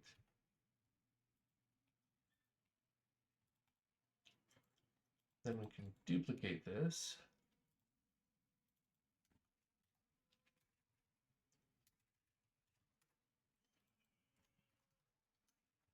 Right active, left active.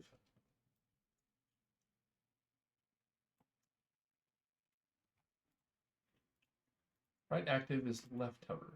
Right hover is left active. Yes. And that's basically that. So let's go rename the images real quick.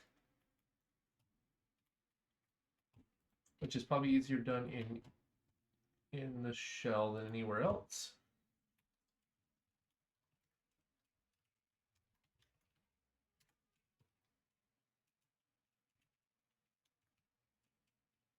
Button corners 1, 2, oh. Button corners 1.xcf. Except we're going to call it win90, button corners win95.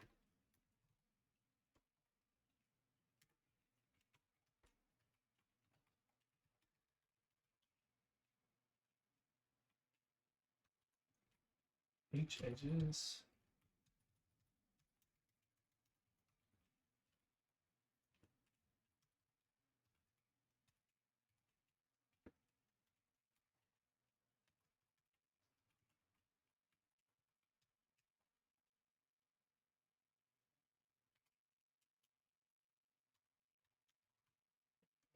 Five.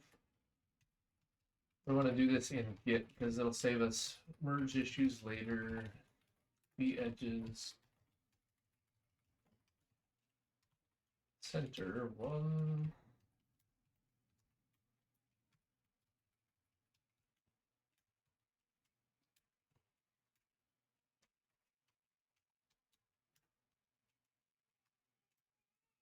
We probably ought to do the same thing for all the PNGs. We're going to overwrite them shortly, but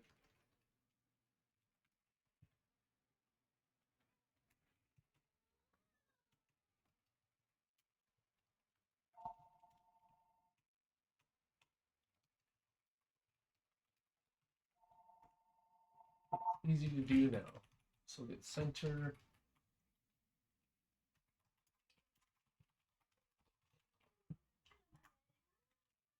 All right. So if we named all those, we have modified those 3 XCFs.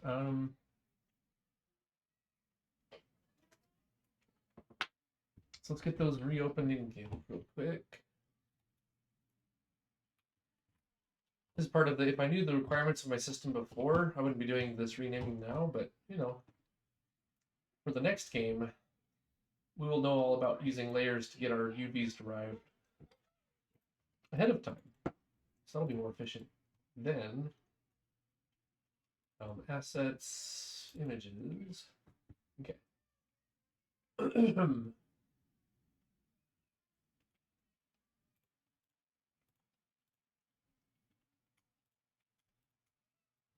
Let's get these reopened in GIMP, shared GIMP.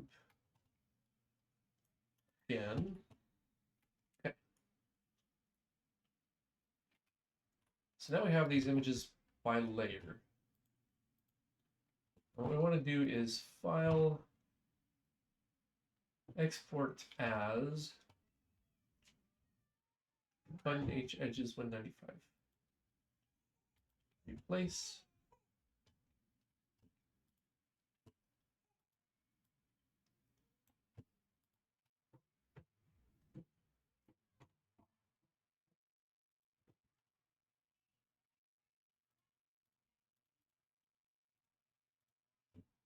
What? Oh, it's a group. That's fine.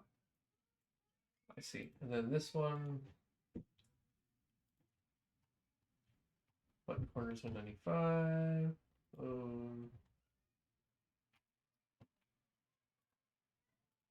Sure.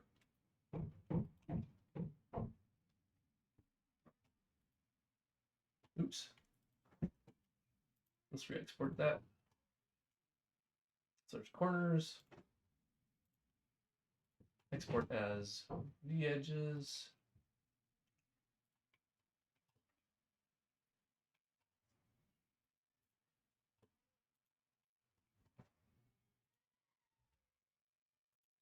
And H edges. Okay, so the images shall be re-exported. All these padding.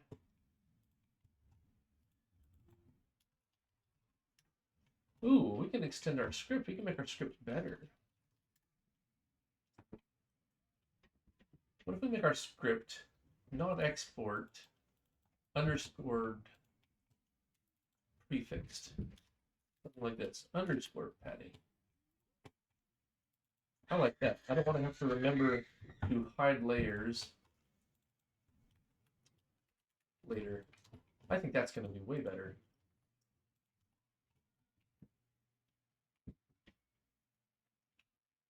I think I like that. Okay, so let's go to, gotta go edit that script then before we use it. So in our tools, we have a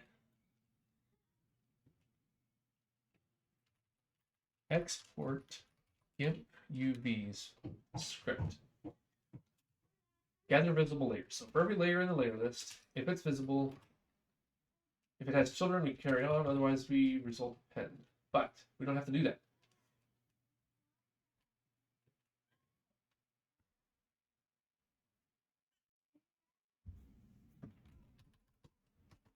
I think layer.name is a thing, right?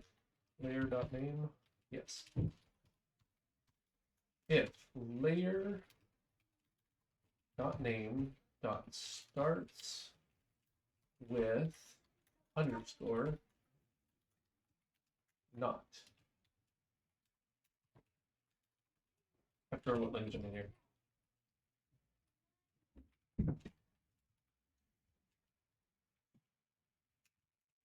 And we can shrink this down. Okay, so if the name starts with underscore, does not start with underscore, and the layer is visible. I want to change the order of these checks.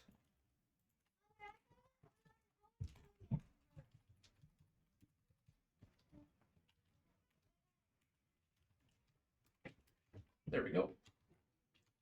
For each layer, blah, blah, blah, blah, blah. Let's rename this instead of visible,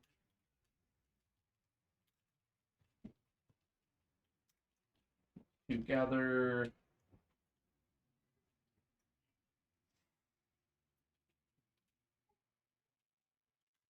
valid layers. There we go. Oh, are we sorting this?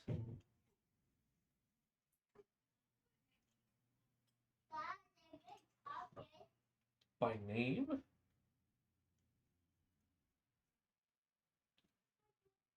Oh dear.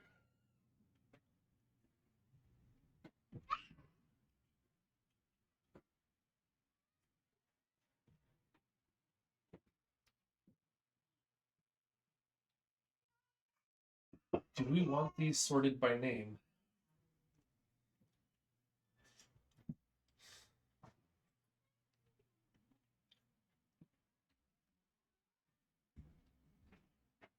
Sometimes yes, sometimes no.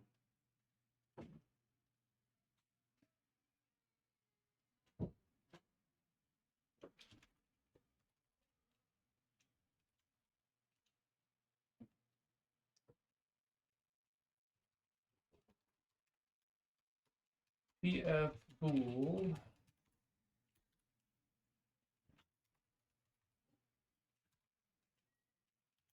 Name sorted.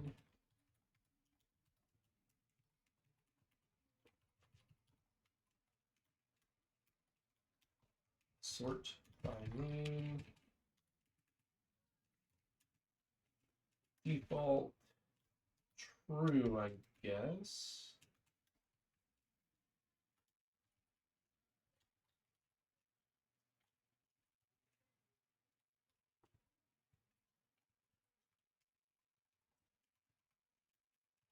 Name sorted.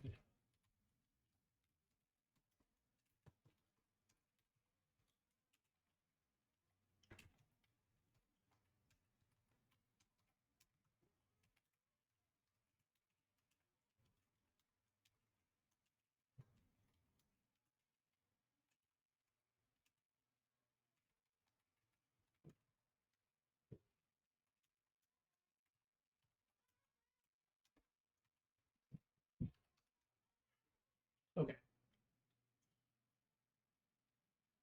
Now it's an option. Because in this case, we want the order we laid them out in for the integers to line up correctly.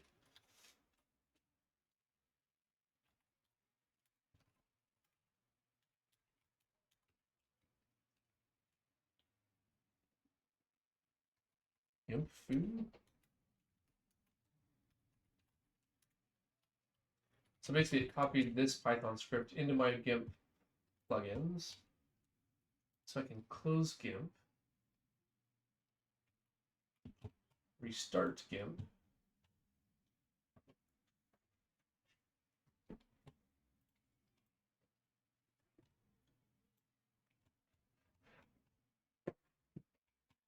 open those three files again.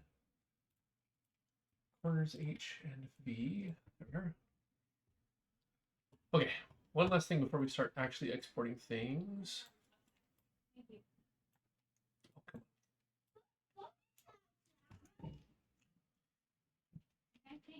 So I want to each of these slightly unified a little bit.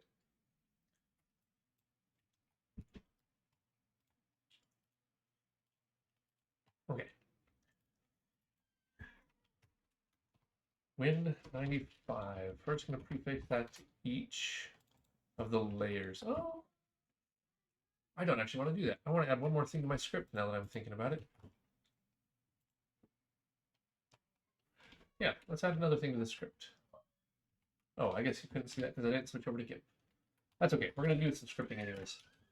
We're going to add one more feature. PF string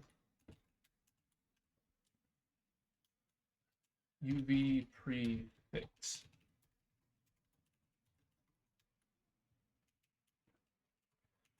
UV prefix, which by default is nothing.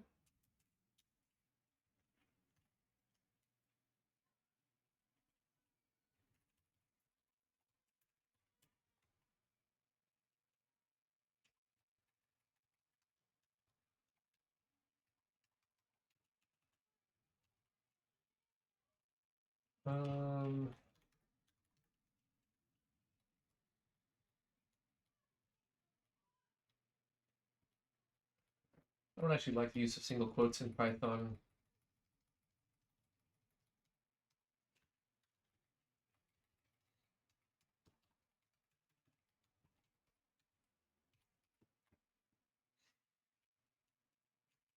Image name, UV prefix.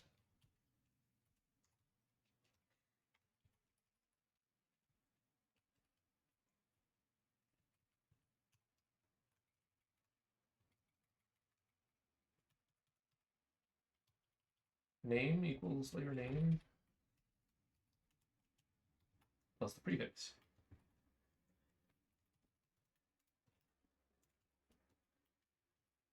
Make give foo. All right.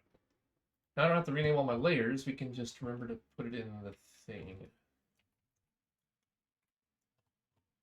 I think that's a good idea. All right. So we are restarting give.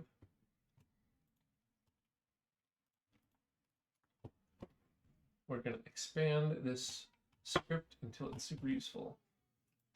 Right, I'm going to open those. I'm going to remember this time to share GIMP. There we are. Okay.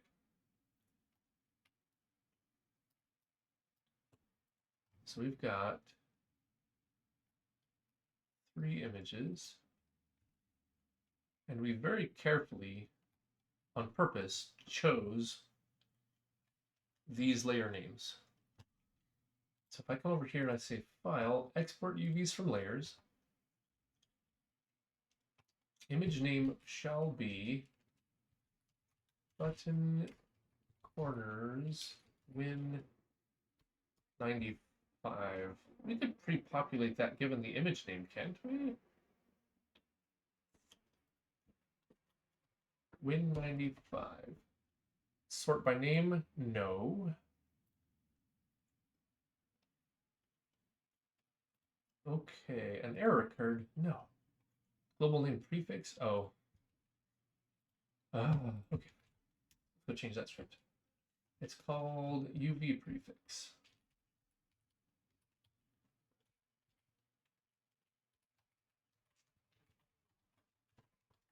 Redeploy the script. Close GIMP. Okay, so all we did was change this from prefix to UV prefix. So easy, nothing that interesting. And then deployed it again, so I gotta start GIMP up again.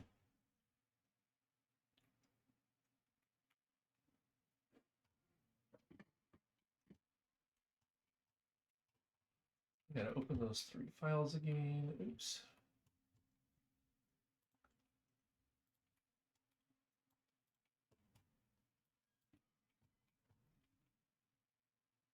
Okay. Export UVs from layers. Can we get the image name? Do we have the image name?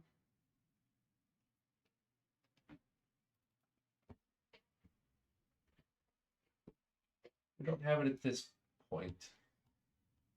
Okay, so we just do it.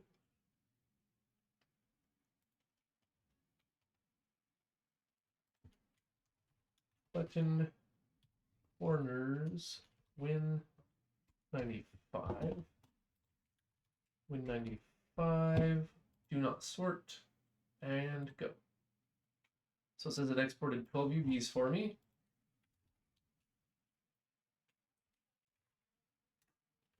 Which should look like this. Oh, interesting.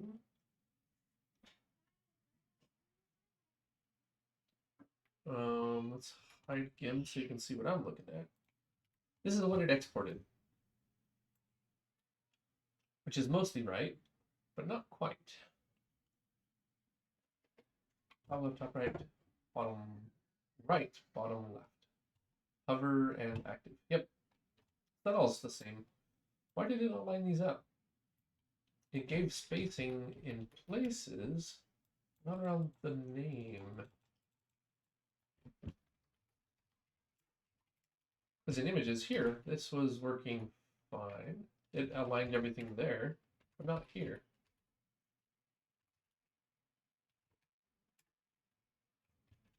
That seems odd.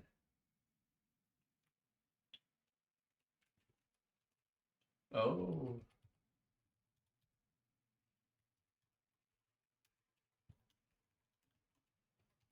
UV prefix plus the layer name.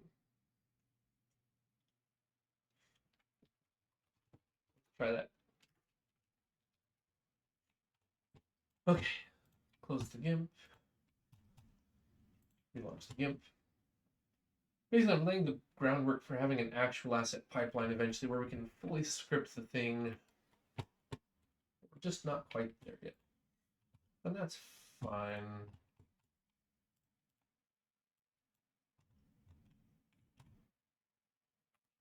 Okay, so you should... Let's show the GIMP again. Hey, Javest. Yep, time for bed. You get some rest. I'll see you tomorrow. Yeah, the meeting. I've got a meeting today. So sad. Okay.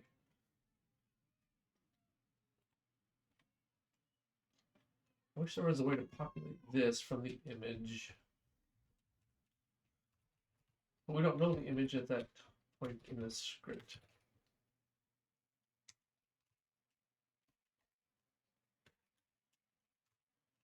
Win95 and no and go. Okay. What happens when we reload this file?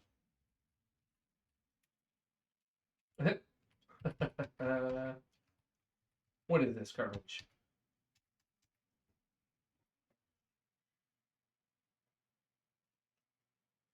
It did not align the text in the way that I would like.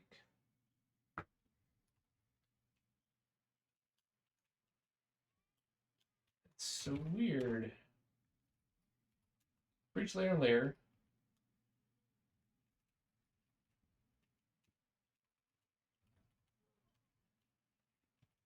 go through, we find the longest layer name.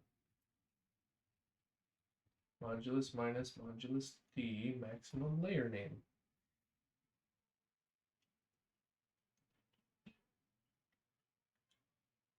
Oh, this happens twice. Shoot, that was silly. I might have caught that if I wasn't trying to juggle all these windows. Okay,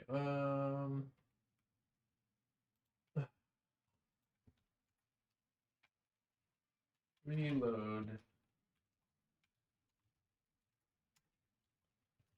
So GIMP foo, we did do the thing.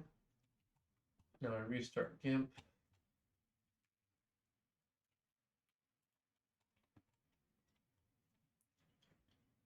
Reload the images.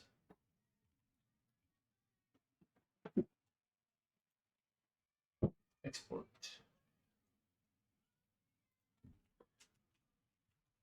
Button orders. Win95. Prefix Win95. No and go. Okay. Maybe we've done it right this time.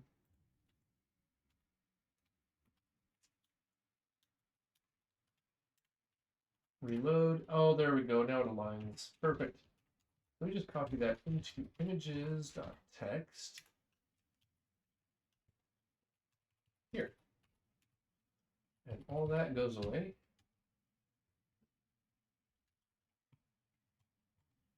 We do the same thing for edge, horizontal edges.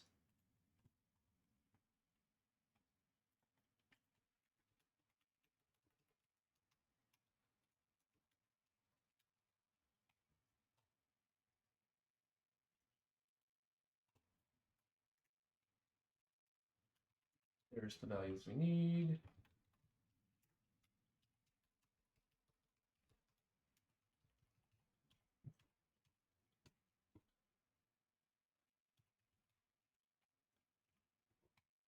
Then we do it for the vertical edges. File, export. V, okay.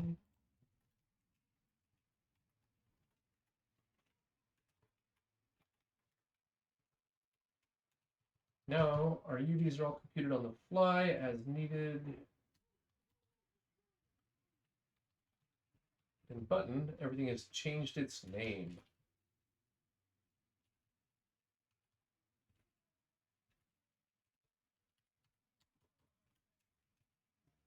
Win 95?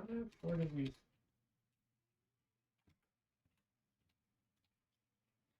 Button corners, win 95.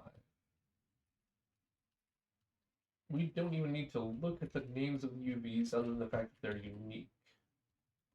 Right, so in here, tools, oops, bin. Oh, we're in assets, images. If we go to tools bin, embed our new PNGs, and hopefully the buttons just work.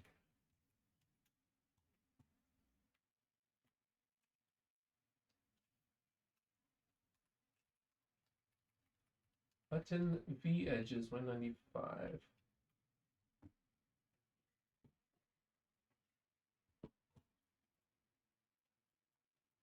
What?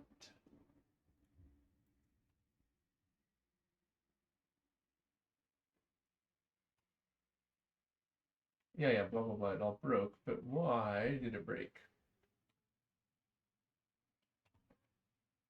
Button corners 195 PNG is in here. I can see it in the directory.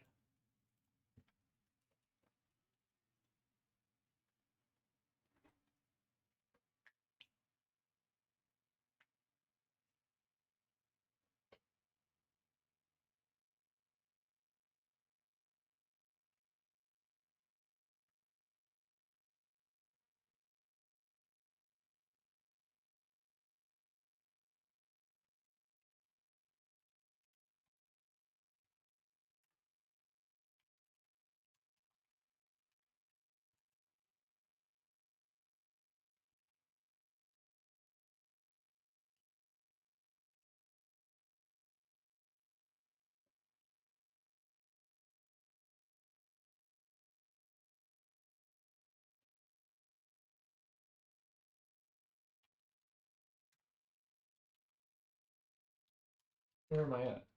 I'm in tools bin. It goes up directory, assets.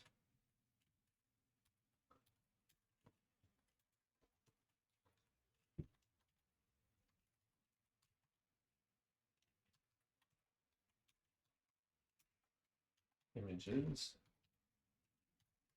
Button corners. .png. Failed to open file for reading.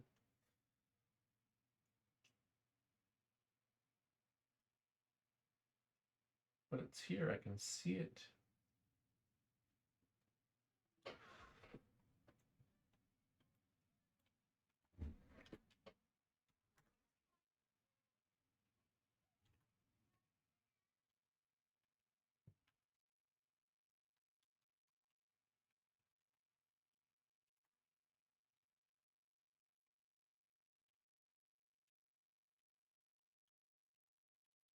Everything else is relative to this directory. Huh. I'm a little confused.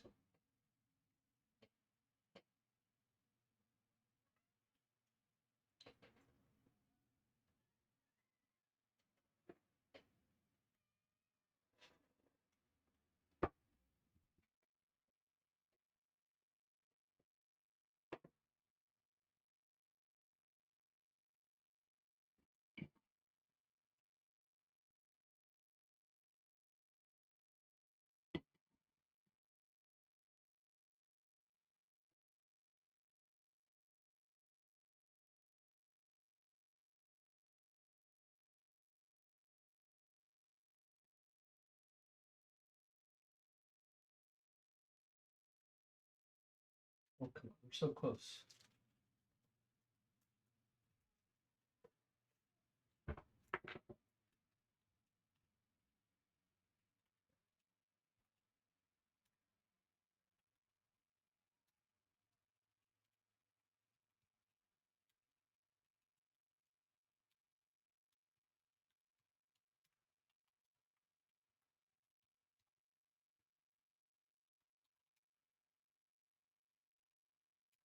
For in tools bin dot slash embed pngs.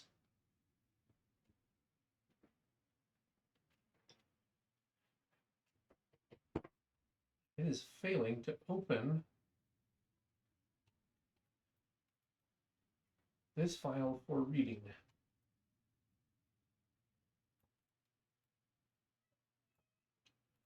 Oh. I'll bet from here. Okay, I think I know what's going on. I don't actually support comments in this file yet.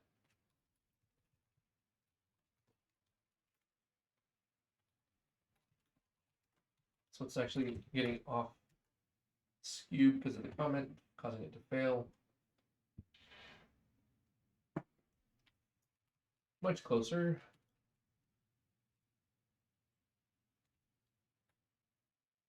Oh, we didn't rename this one.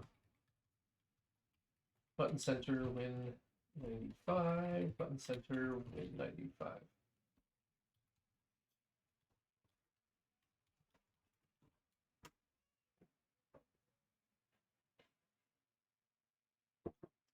Okay, that's done. In theory,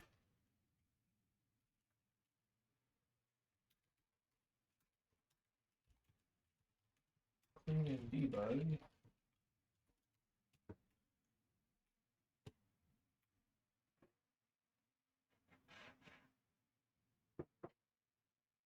We will be very close.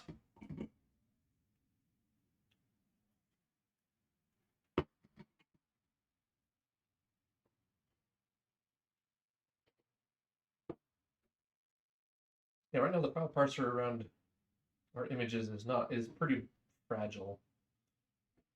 Not full featured. Someday we will do something about that, but not quite yet. That'll be a between projects kind of thing. I do want a nice, clean, beautiful asset pipeline, but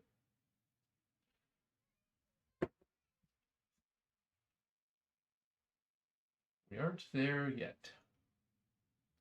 We did add a couple of nice features to this, though.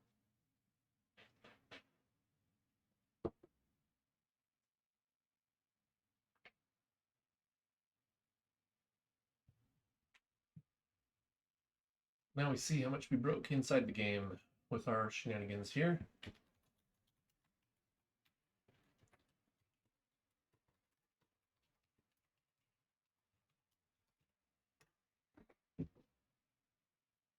Oh, it all works. Perfect. Okay, all the pieces are in place.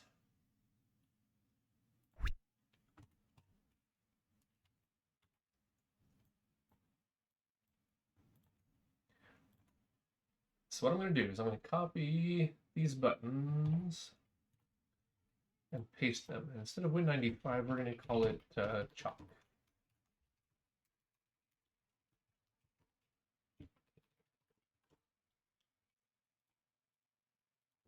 All these different copies. You don't need to see it. It's just renaming, copying files. Nothing interesting.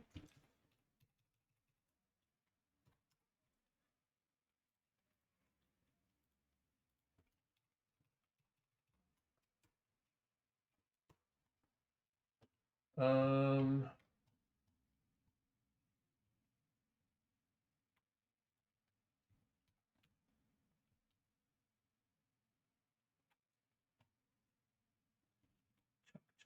Chalk. Okay, I've got the images loaded. We're ready to go. And I'm going to go on a brief restroom break.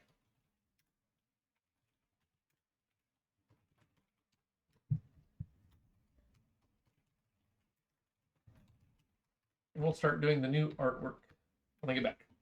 All right, see you in a few.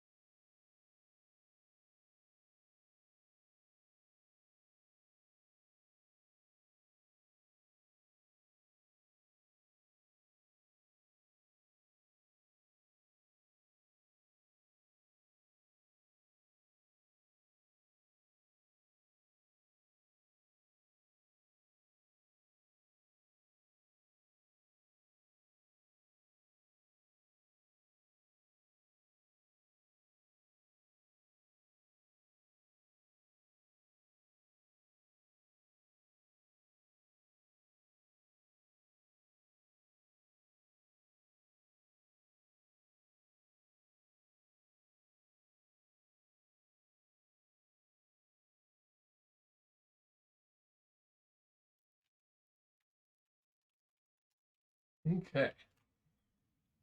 So,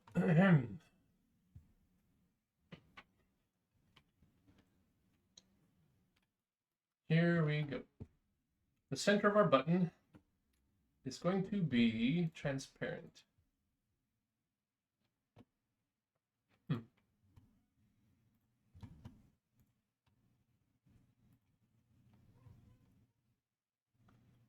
Playback controls, that makes no sense. Center. Save file, export as button center chalk, PNG.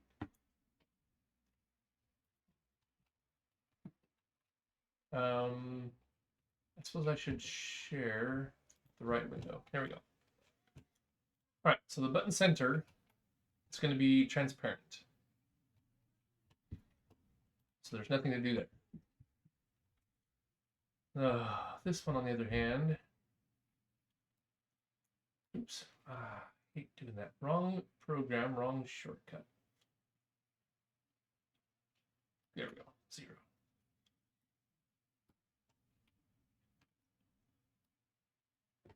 Okay. What we want,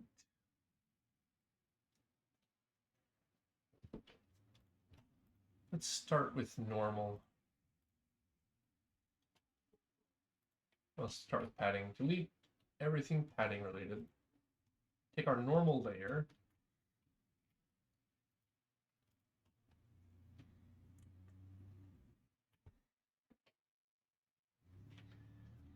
And I have a couple of different ideas.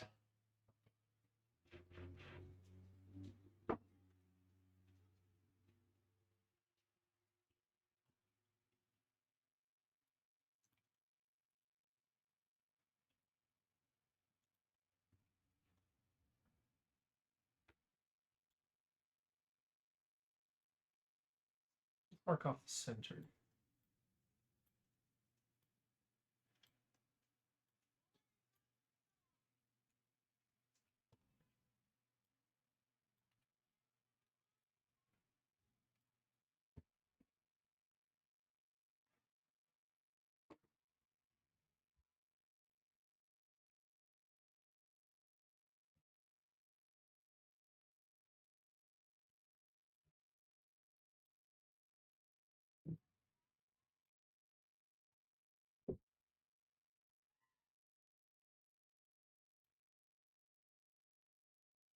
One, two.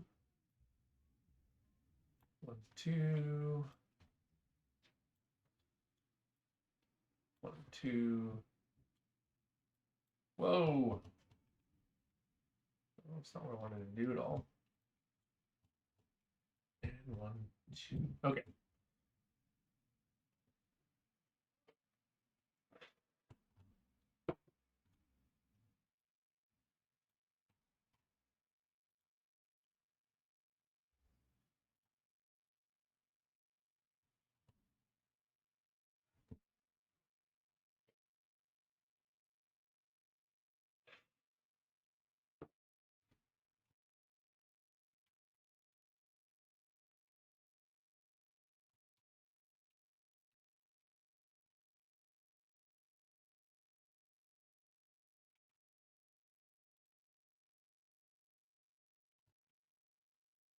Get some more guides down.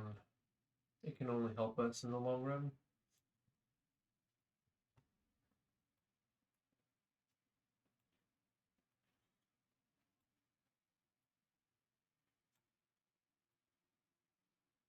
Okay. What I really want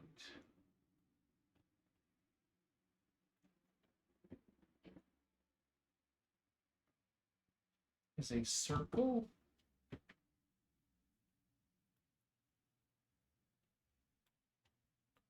1, 2, 1, 2. Maybe going 3.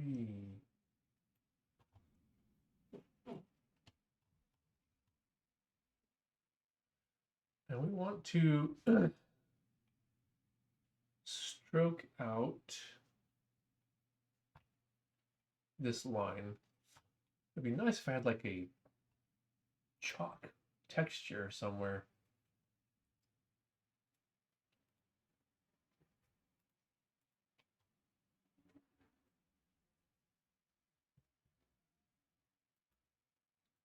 Acrylic, pencil, hatch pen, grass, not helpful. Charcoal. Charcoal might look enough like chalk to work. Whoa.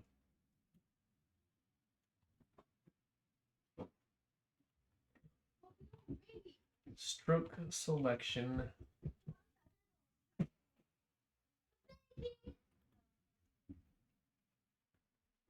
We're gonna make it. Let's just see what it looks like. Line width 4.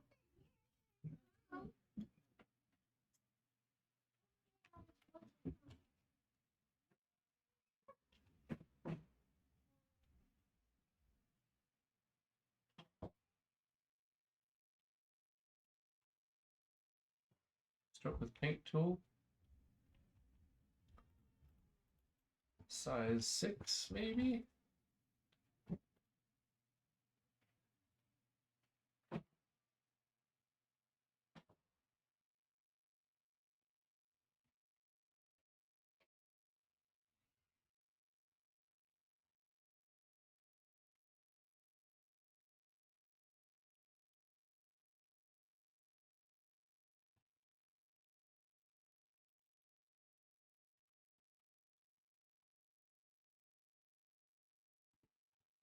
Ugh.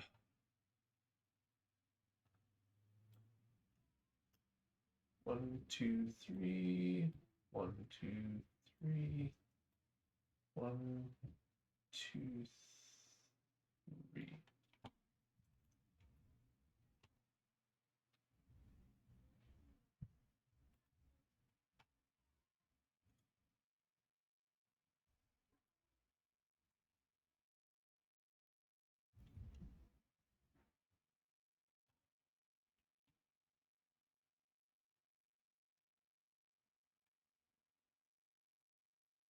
Oh, wrong program, wrong shortcut. Come on. Oh my goodness.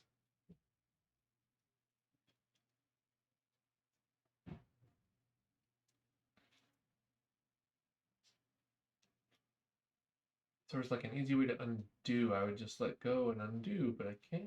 This command doesn't have an undo for some reason. Rotating is too hard to undo. And it's just rotating the view. It's not rotating the image. If I rotated the image, it would be fine.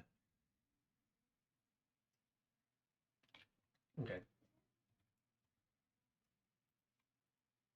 And lastly, we don't want pure white.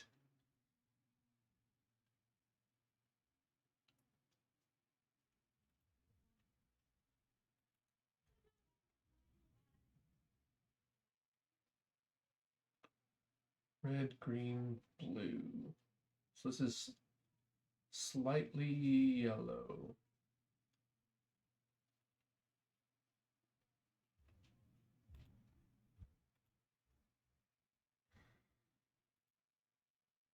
Yeah, sure. We'll just stick with this for now. Okay, I did.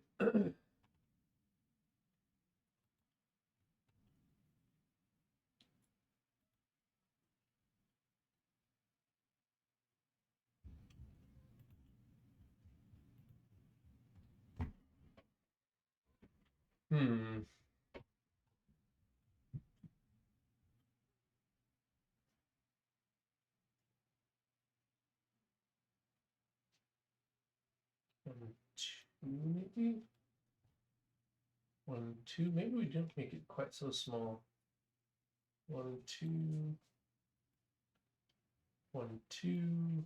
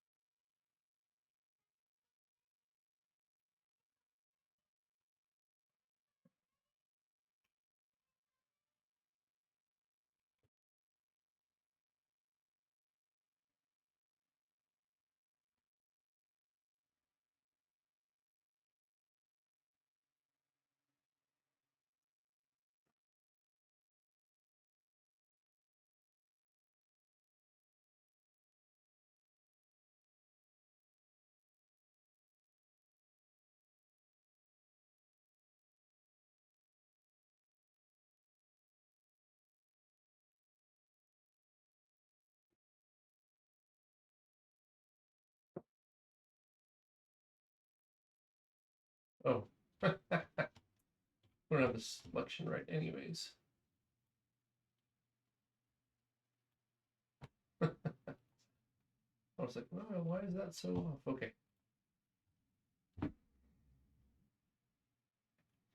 So this gets clipped and interpolated. A couple of pixels here and there. Should be all fine, I think.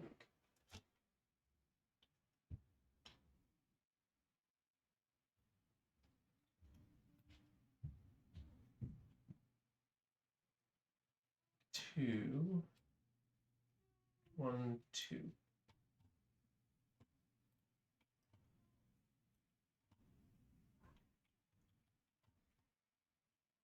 Okay. Delete, delete, delete, delete.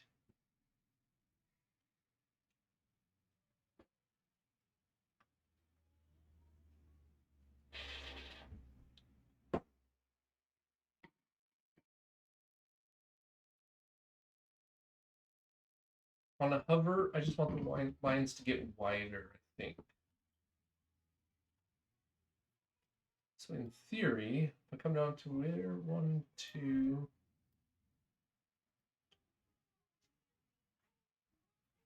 here 1, 2, or maybe just more opaque.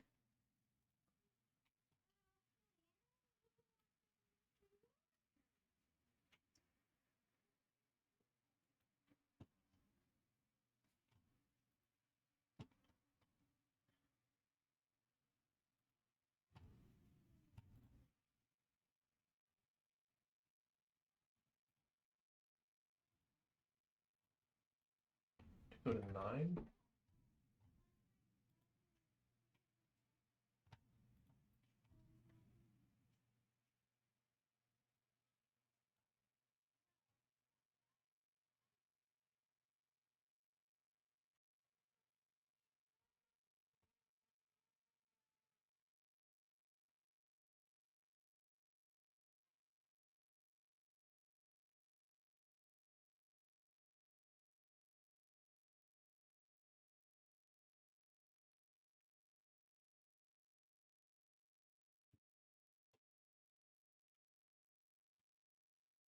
This ends up being wider than it is tall. So if we make it a little bit narrower, and then stroke,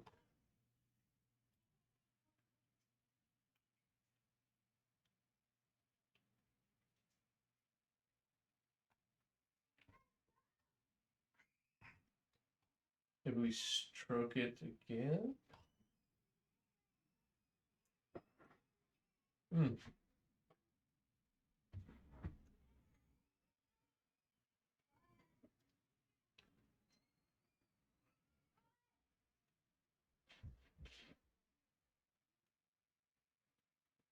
Not sure. I'm not really the artistic type, so I don't yet see in my mind what it's going to look like in the end. Maybe we do. Maybe we stroke it one more time. Let's give it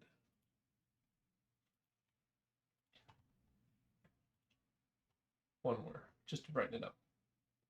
Okay. Let's try that. This thing, active, meaning we've got it actively clicked. Delete, delete, delete, delete. I think what we want to do here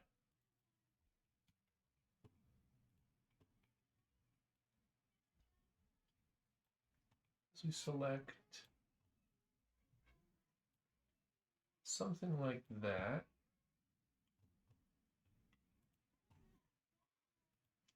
Stroke, no, twice. We need to 100 edit. Stroke. Oops.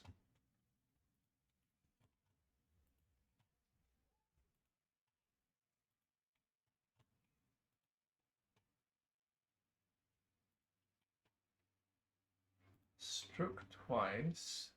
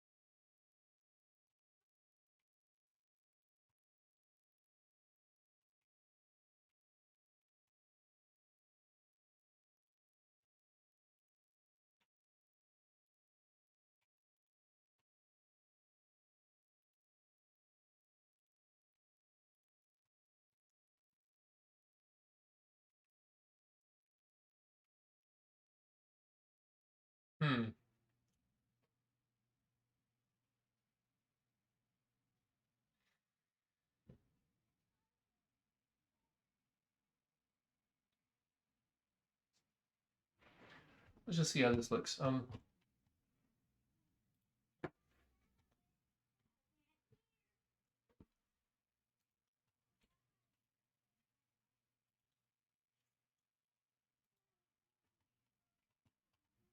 wish I could clip from the base layer, but I don't know if I can. All right. All right, so if we go to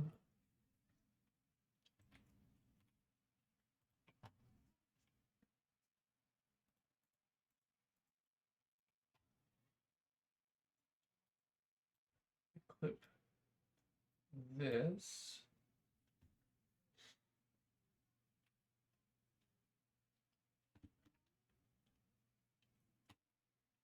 copy,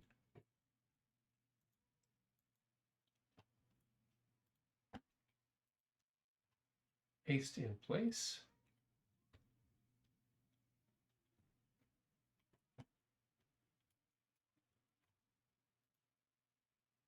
Can't I just paste in this layer without?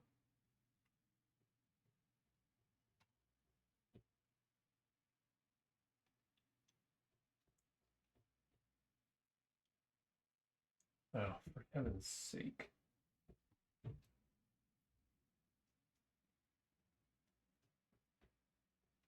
Oh. Nope.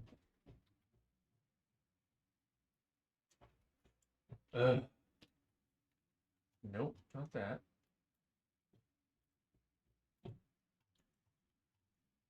All right. Control Alt V.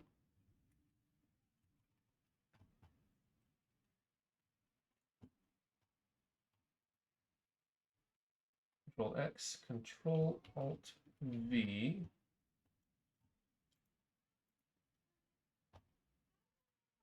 To new layer.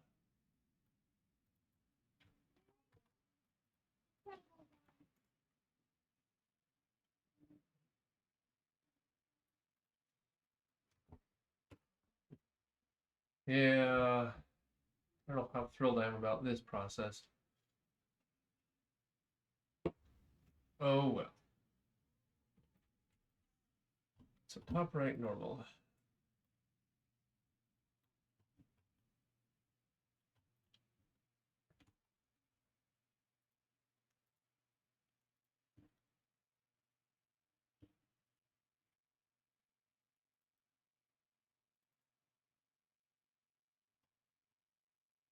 Is there like a merge down?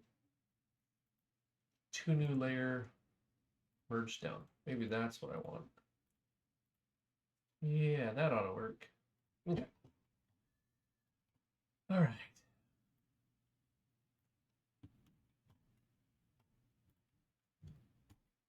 Cut. Paste to new layer, merge down.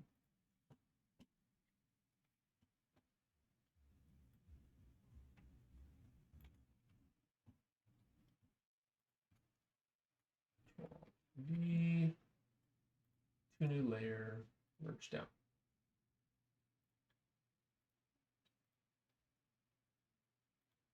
Okay. That's not as bad.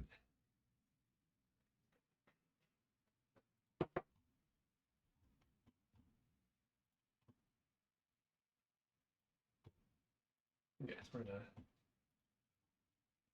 cut,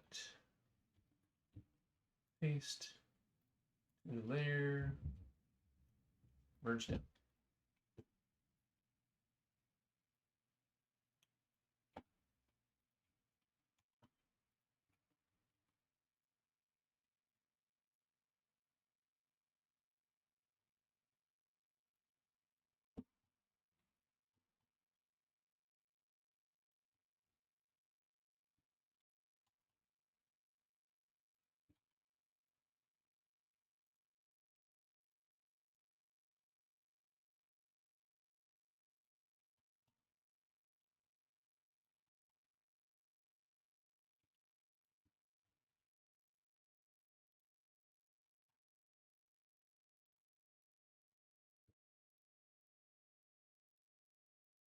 Okay.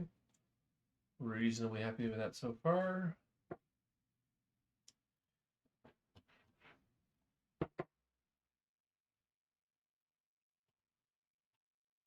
Active, Control X, paste.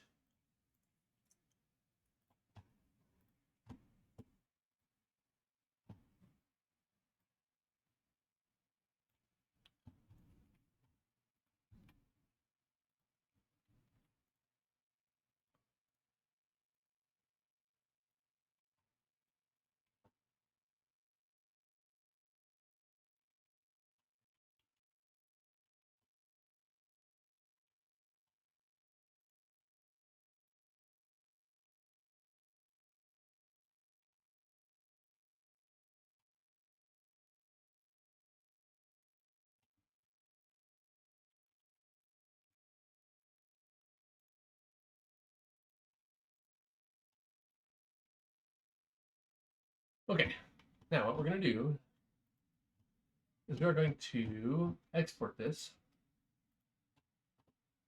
as chalk.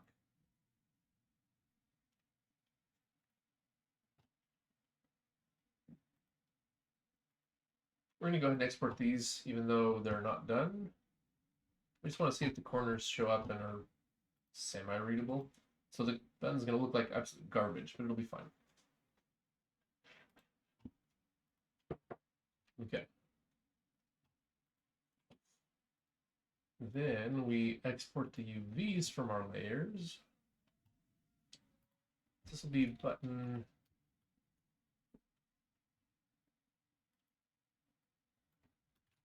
corners chalk, prefix chalk, etc., etc.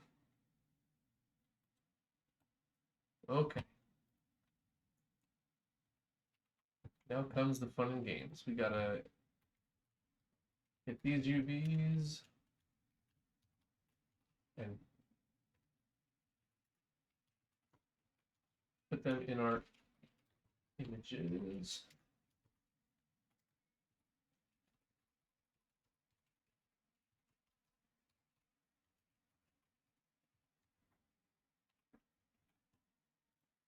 Okay. Now export these from layers. H edges.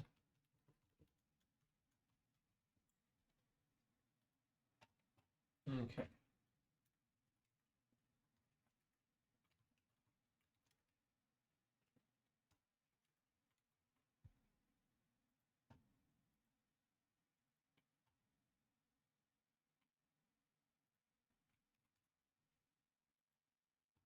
The edges.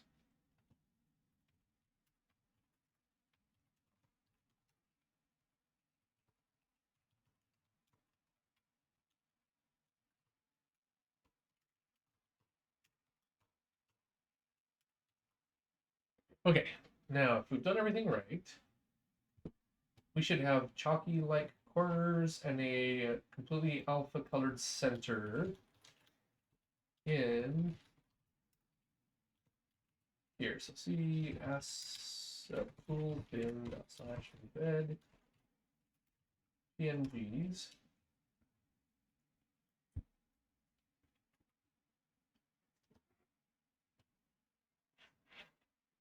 Okay. Now if we go to button, set style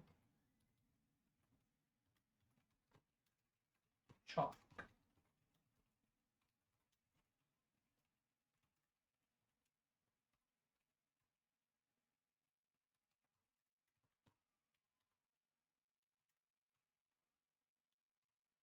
Win 95.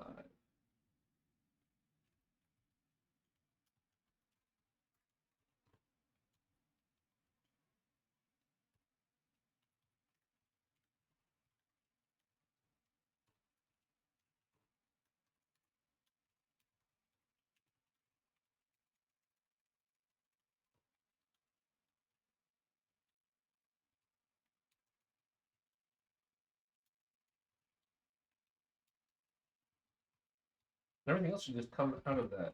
Just candy. So we should be able to do like neon buttons and all sorts of fun things. So clean and debug. Everything's going to default to chalk for us. And really it's just the corners. This is more proof that we're doing this the right way. Or something.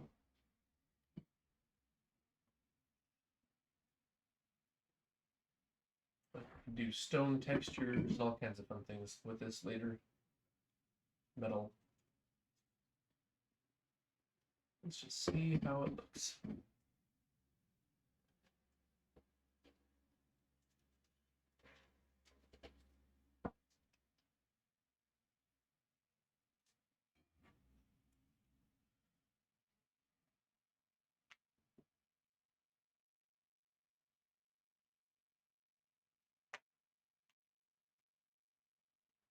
We're looking for, does it look like a button corner at all?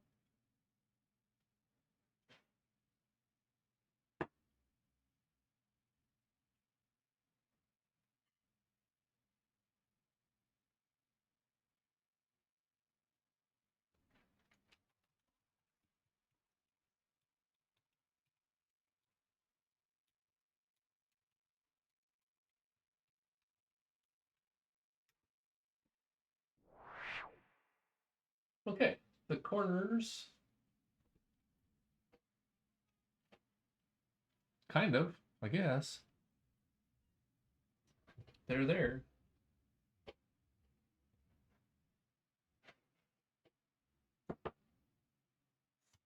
And if we hover, it thickens and darkens.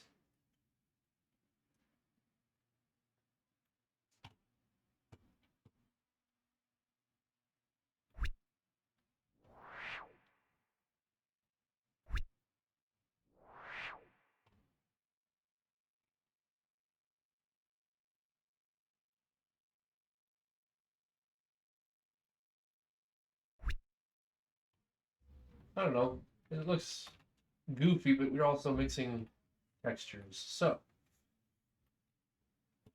maybe we go back to GIMP and do those edges.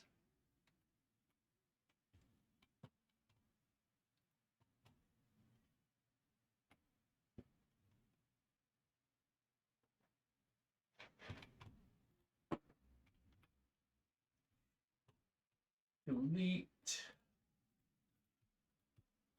everything.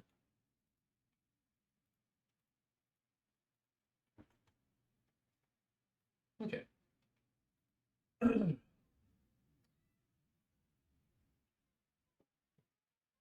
This is horizontal edges. A thickness of 7, 9, and like 3. There's no doubt in my mind that we're going to have some alignment issues.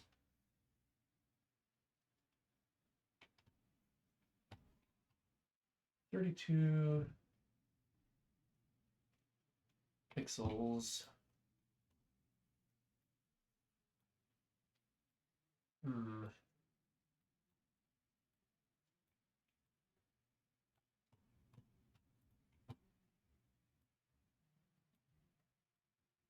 1, 2.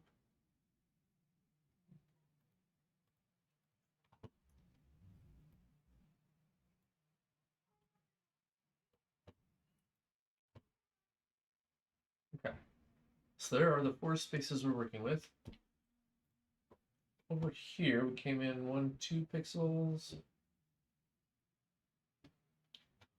Basically, we need to align. These are the horizontal edges. So this here, seam, should reasonably flow into the next thing.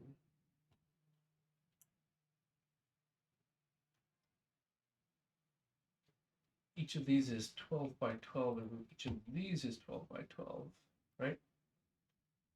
Yep.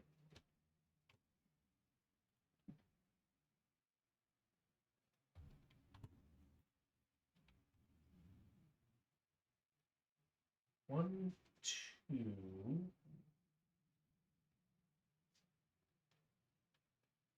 Stroke 7. Part of me wants to make these chalk lines wider. Quite a bit wider.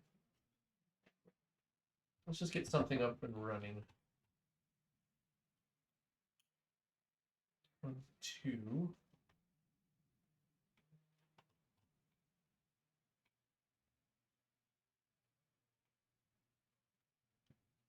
1, 2.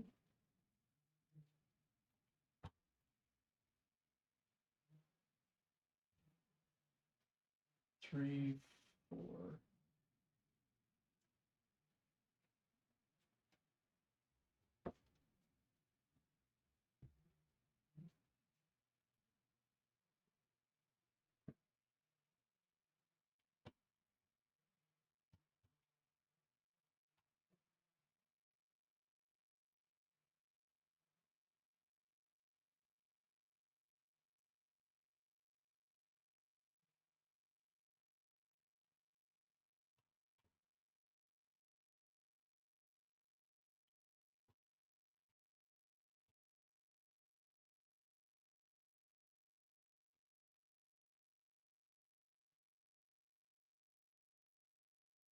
Maybe.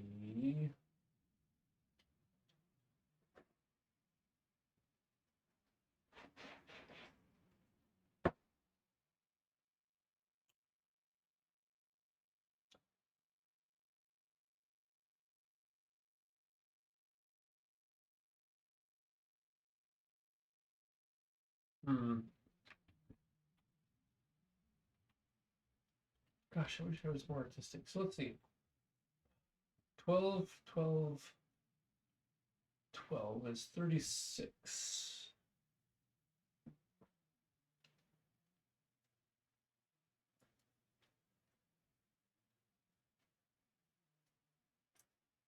So maybe we make a new image.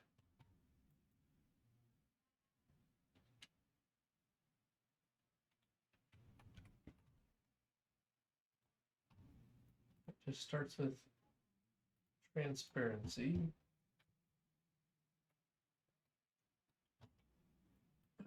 I said what, 42, 36, so 6, 1, 2, 3.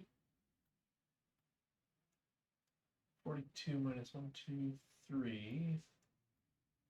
1, 2, 3, and 39. There.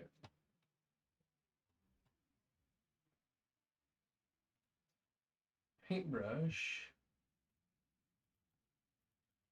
Let's make it 10. 8. Maybe 9. Okay. I'll come in here. 1, 2, 3.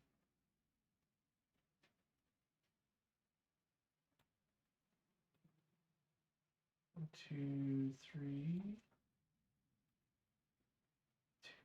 3. 1, 2, 3. Rectangle, rounded corners. 5.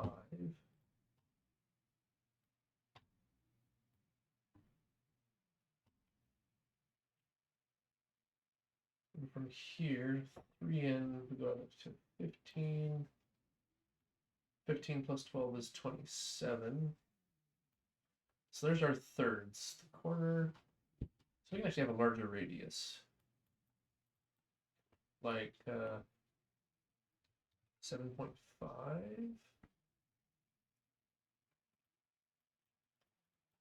9. 9 might be the magic number.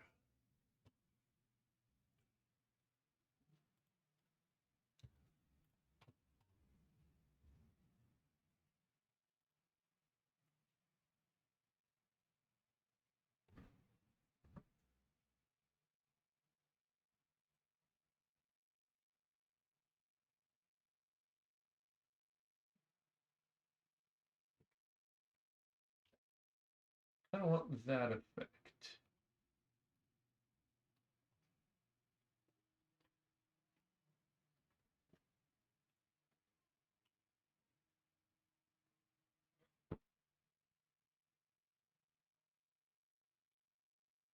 15 and 27. I want to move. Oops. 1 pixel this way.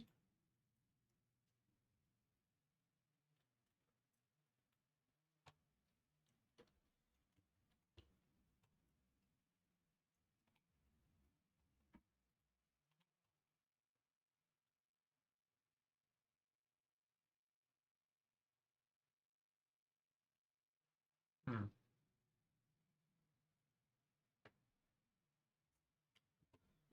All right, well, then maybe we do. Oh, wait.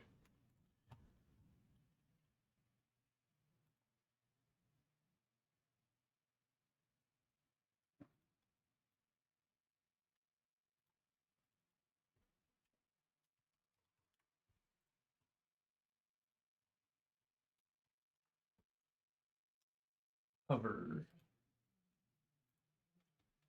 Let me just duplicate this one.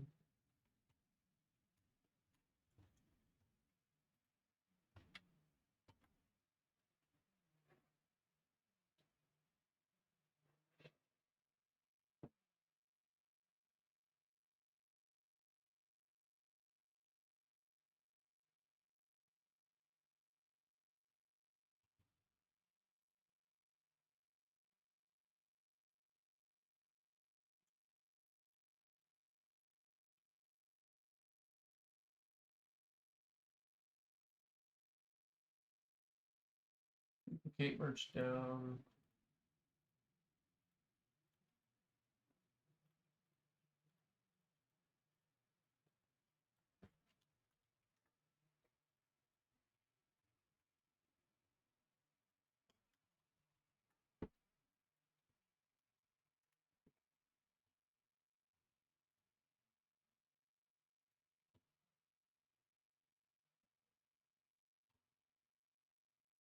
For active,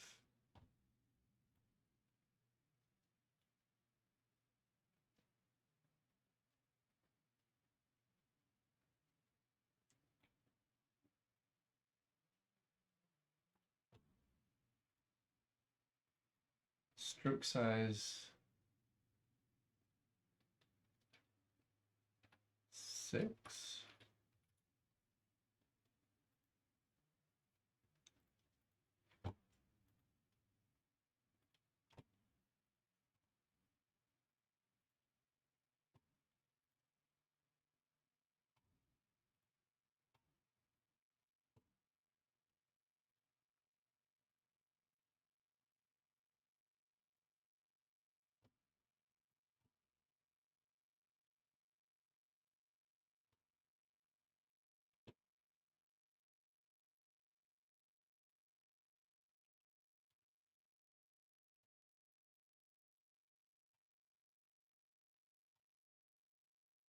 Oops.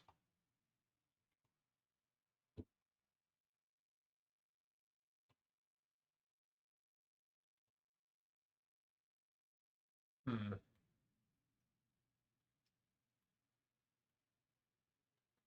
One,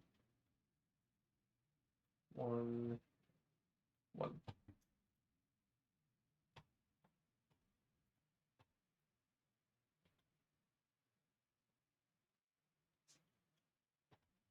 Almost, but it needs to.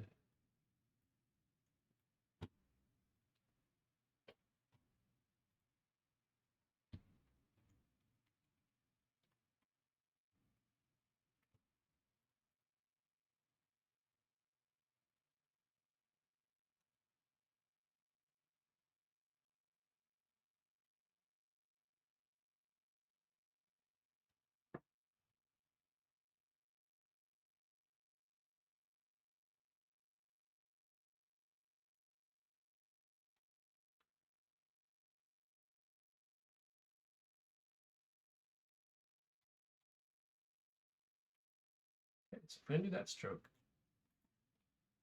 duplicate, then redo that stroke. maybe we make this one hover. And this one active.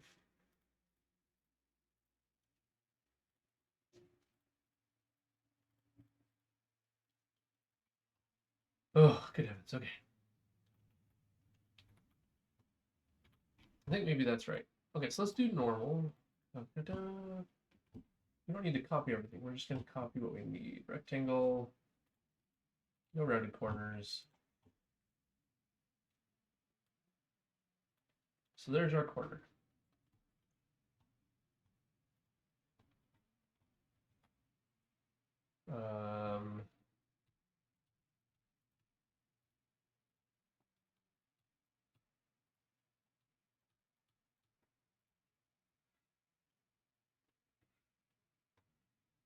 Okay, top left normal. Copy. Paste.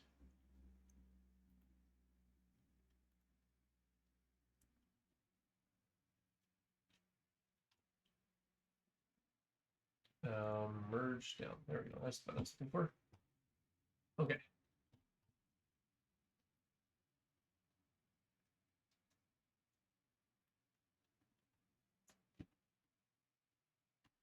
Copy. Paste.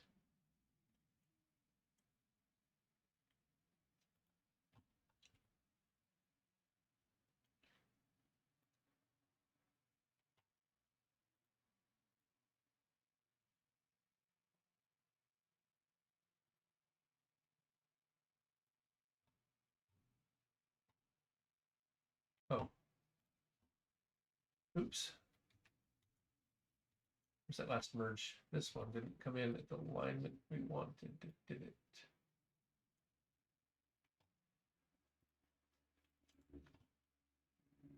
Merge down.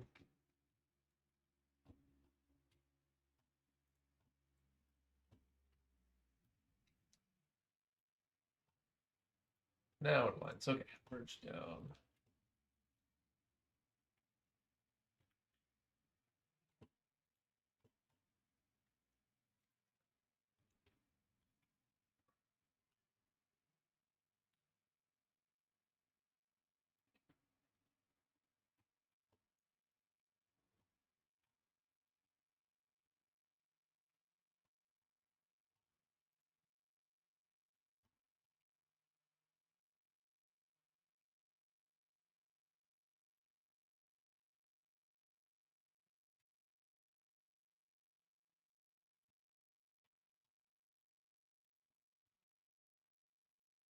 Okay.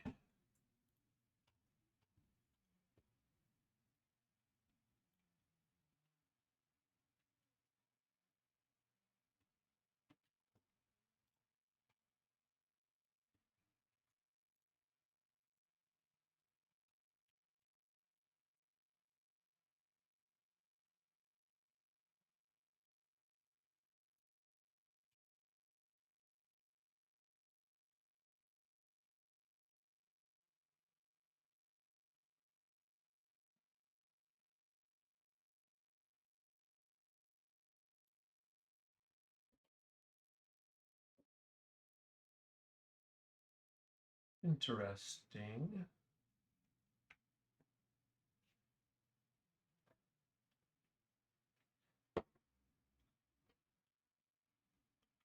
These corners don't quite align, but it might be fine. I'm not gonna fight it too hard at this point. Merge down.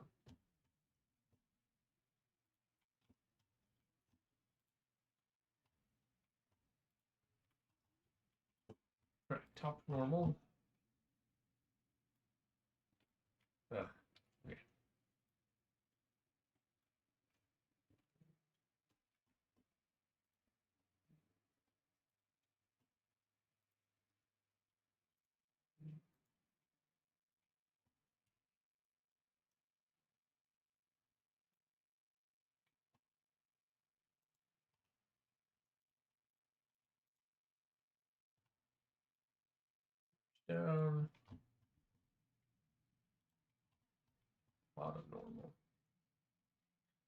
I'm afraid this unevenness may cause us some issues when we repeat that pattern.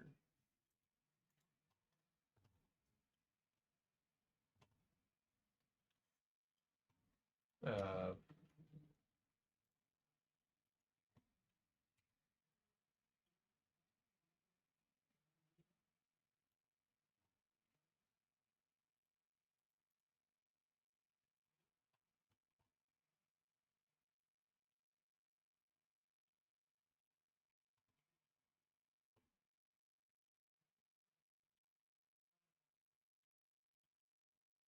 uh, see, undo does not rotate. Good gravy. Just use the wrong keyboard shortcut one time. It becomes almost impossible.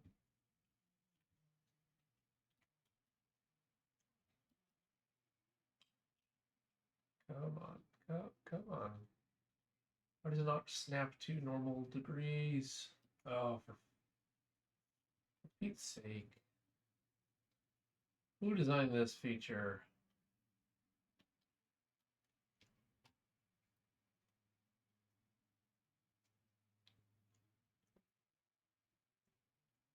In fact, there's nothing I can like type in an exact number into.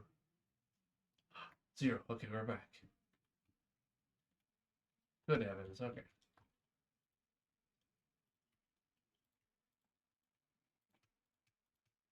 Okay. Left normal edge. That's this one here.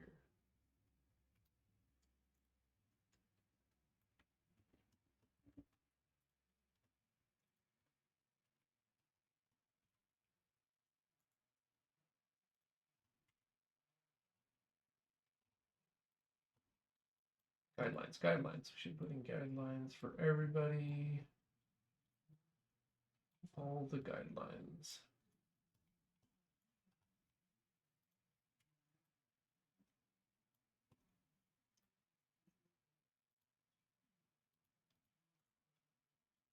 Merge down.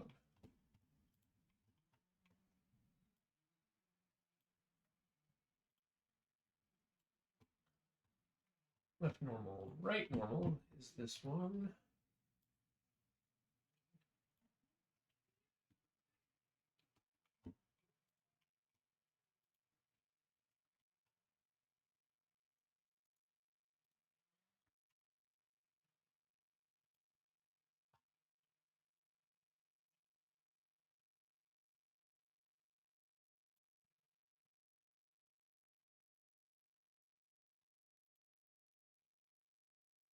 One, two, 3 pixels in between.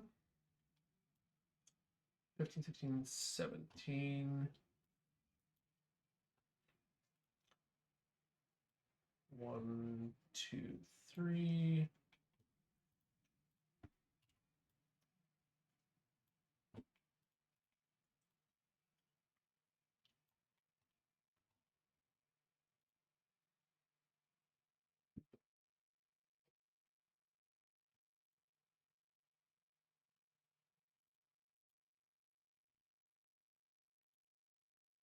Oh,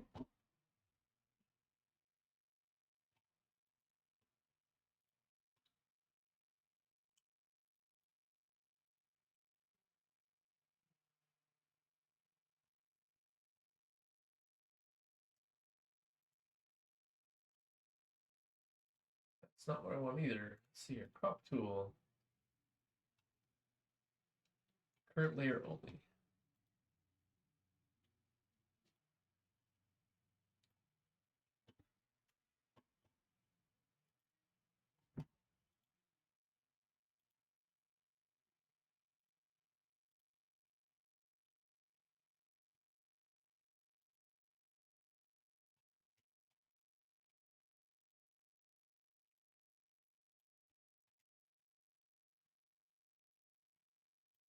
Okay, there we go.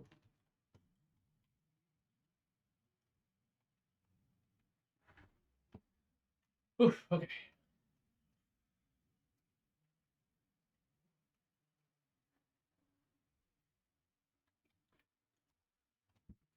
So let us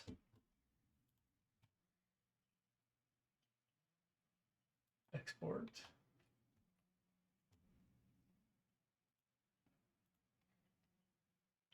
H edges chalk. Export. V edges chalk. Okay. Let's just see.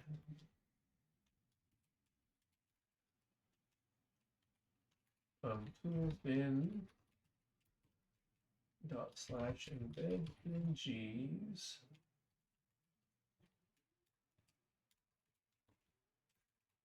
Speedy up.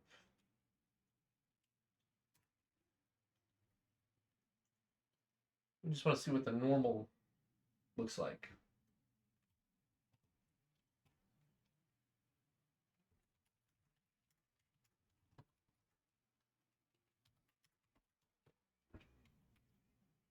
And if normal looks okay, we will go forward with the hover and the active.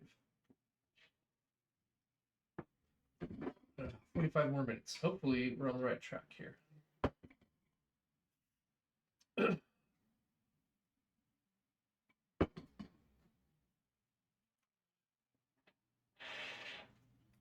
One other thing we want to do eventually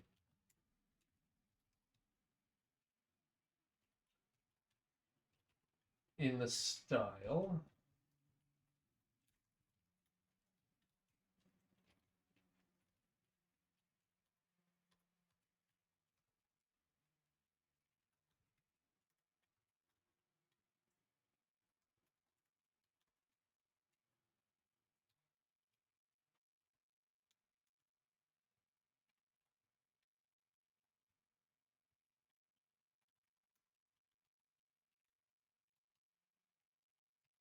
Set text color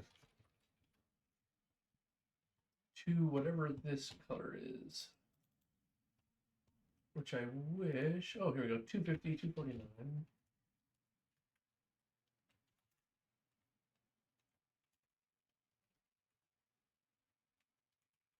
And 246.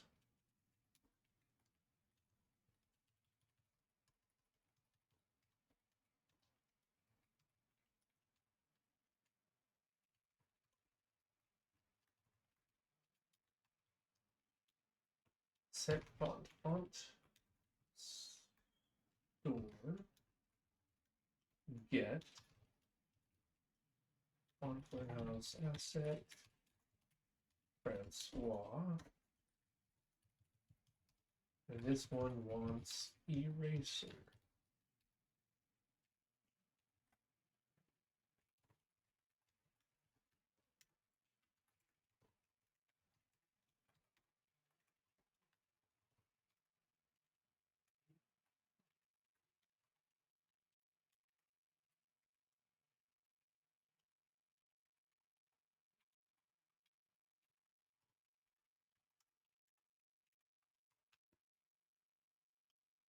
And quick build should be able to test.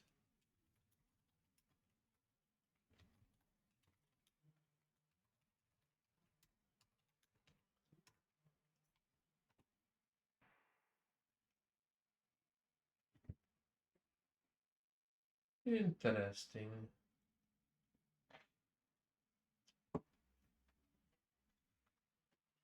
So to some degree, I understand what colors are doing near the edges.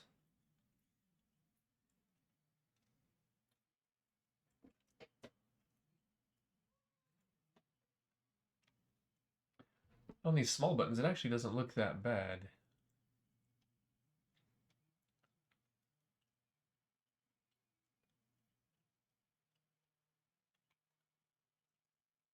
On the big ones, that alpha bleed is a problem. So all we have to do is over here on the padding is essentially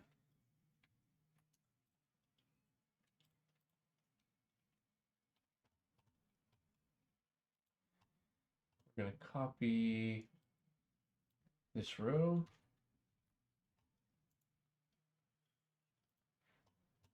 Move it up one. What the? Okay, fine. Move it up a pixel.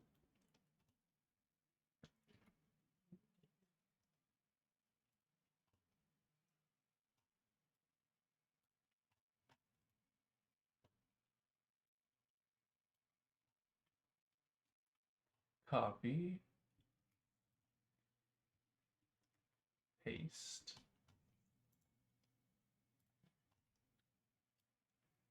move,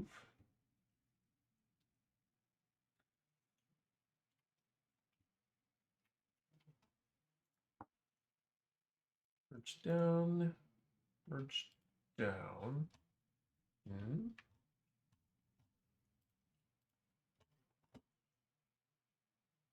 Where's my eyedropper? Yeah. Pencil size 1.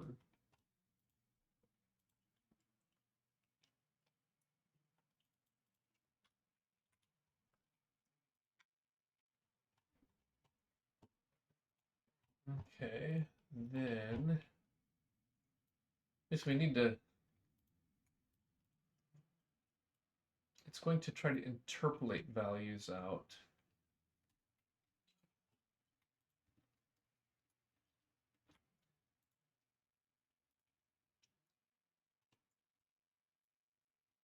So we have to provide it padding on the outside so that it interpolates okay.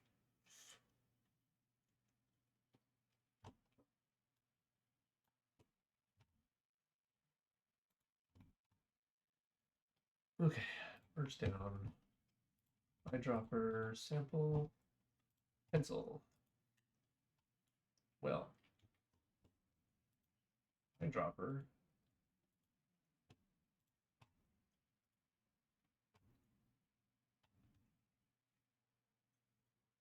Not sure I agree with that at all.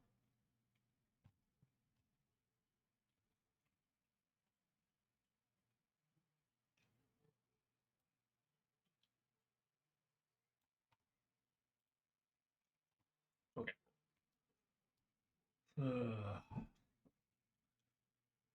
Is one of the problems of doing this stuff by hand.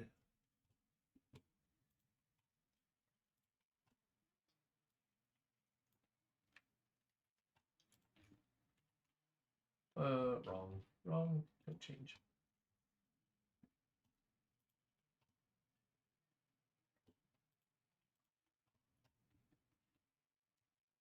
There we go. Move it to new layer, merge down.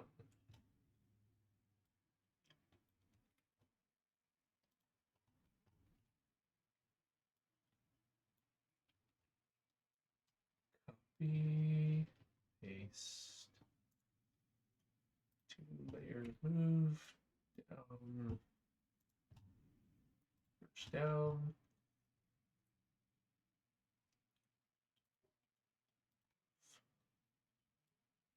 Ugh, Pete's sake. Okay.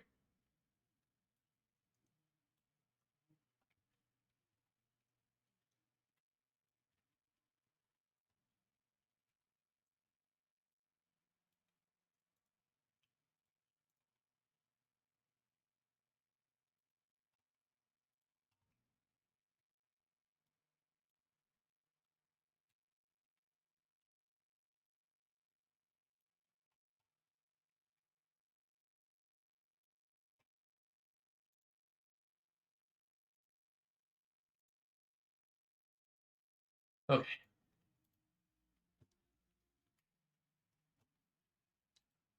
And basically the same song and dance here, except we already have the padding up top here. So that's not quite so bad, actually.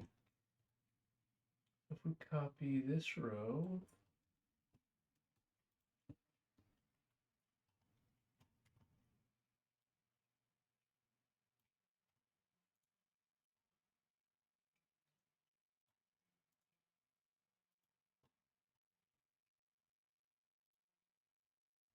and this row, copy, paste, move over to new layer, merge down. And these ones already have some padding.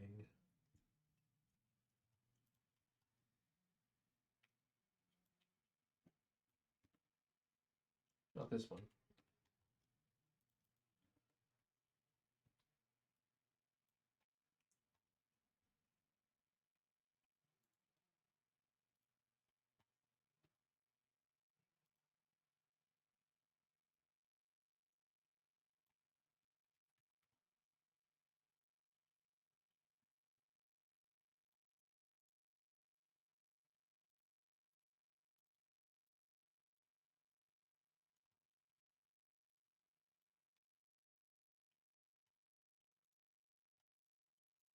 Okay.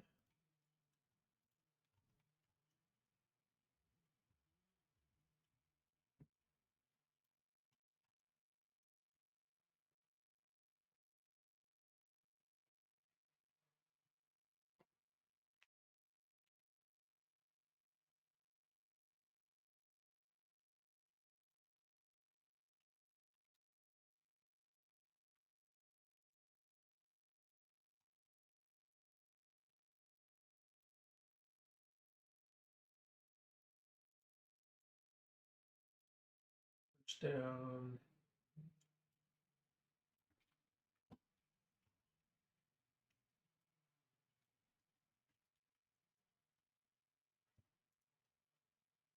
Layer, move.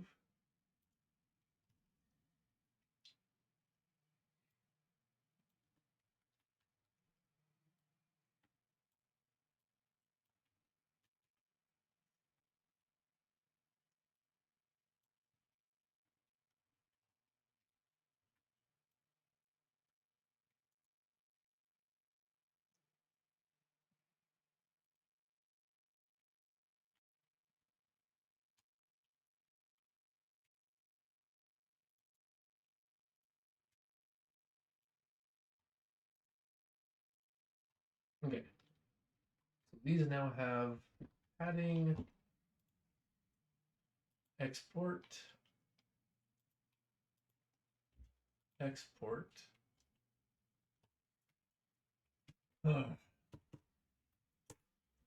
Re-embed our data.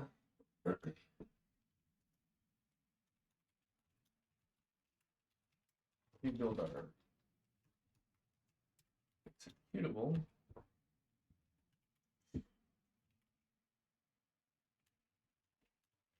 Yeah, I was afraid that this would get a little bit on the fiddly side, but in some ways worse than I expected, in some ways not as bad. Obviously, the code side went pretty well.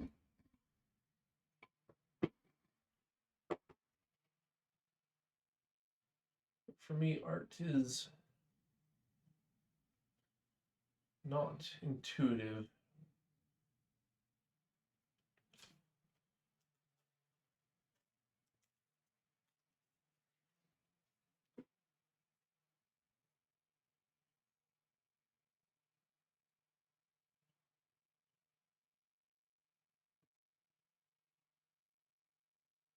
I know I have a short day, which means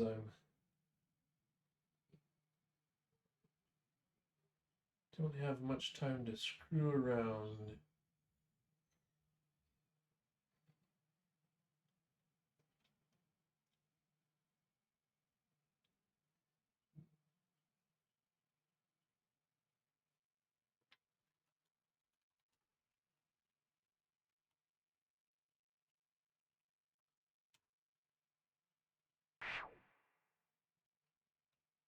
Okay, those horizontals look better.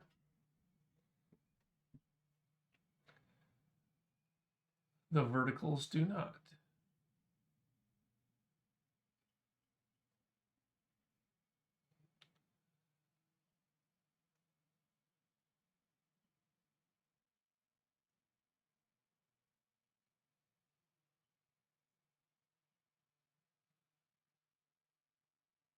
Did I not export the verticals correctly? Or is there a UV issue in the verticals? Vertical. Left normal, right normal. They both have padding. Export.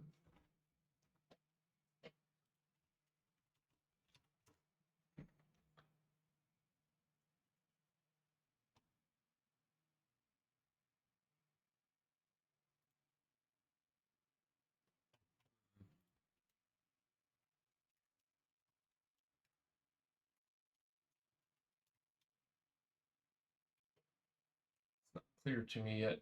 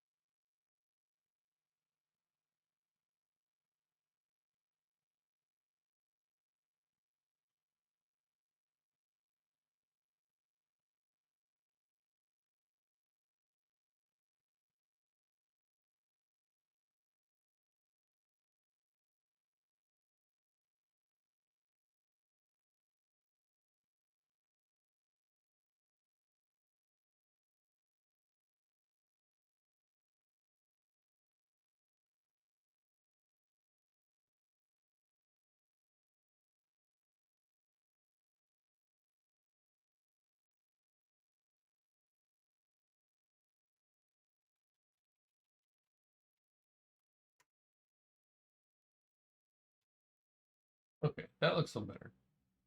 Okay, so that's kind of chalky looking. We don't have the hover or the active yet, but can almost kind of live with that.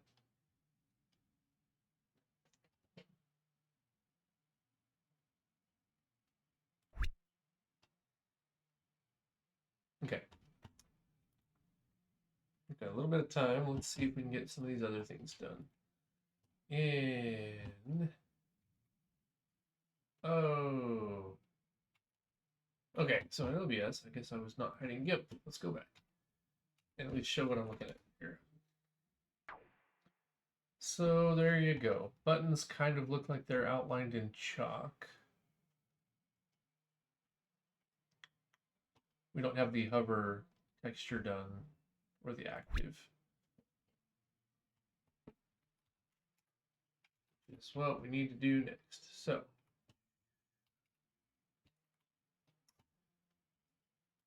back to GIMP. What we were doing was we were stealing corners off this thing. So let's go do the hover. Rectangular select.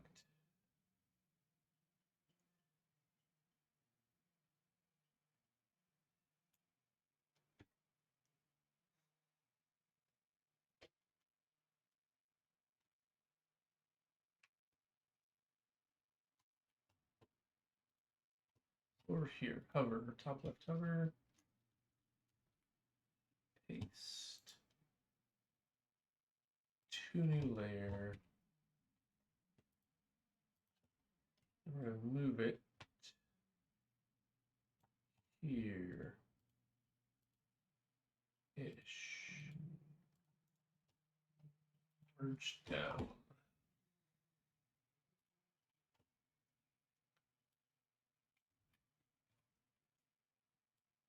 Top right.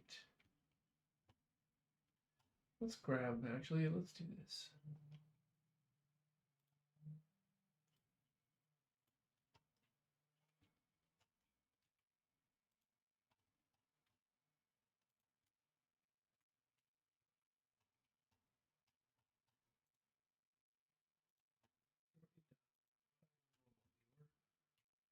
Move. So that's the outside, the area outside of our UV that will be interpolated into, as well as this area.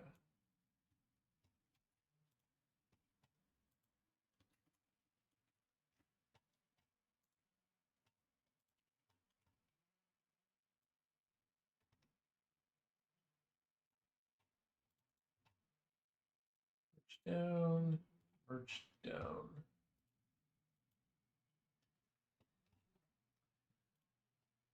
Okay. Now top right.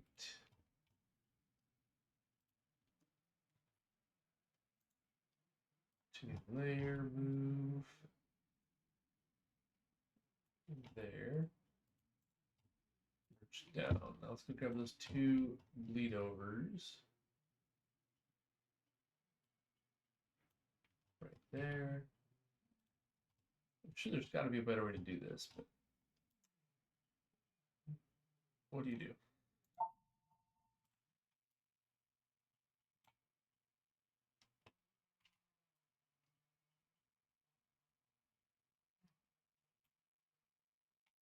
Copy there. Rectangular select.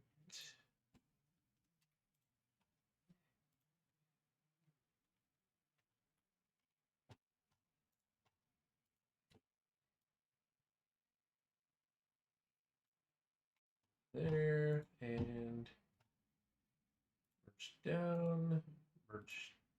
Nope, nope, merge down. Okay.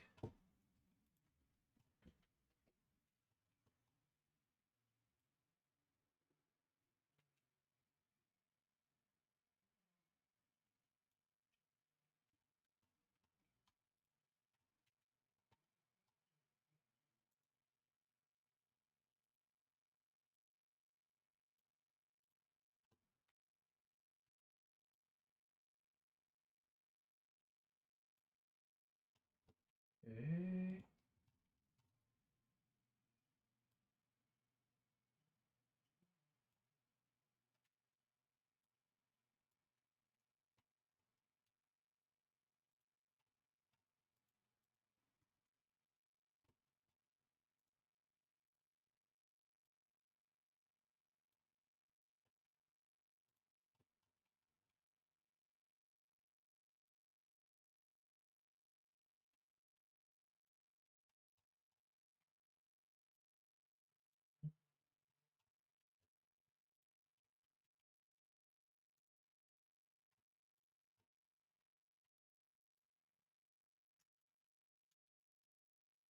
Oh, dang it.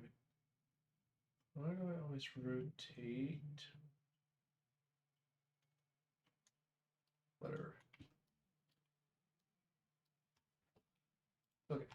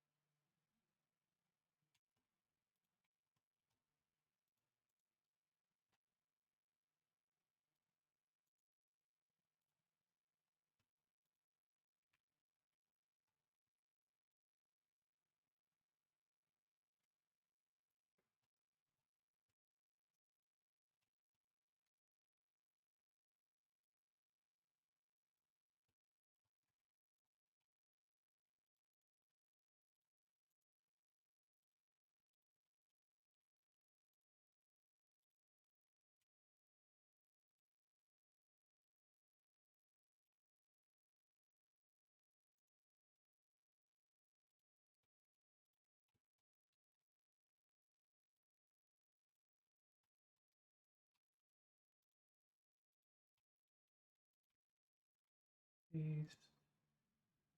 Oh,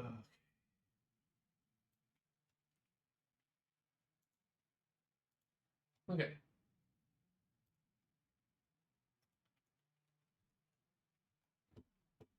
Hopefully this isn't too bad.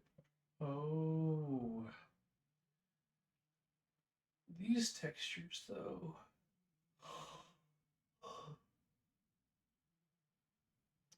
Interesting.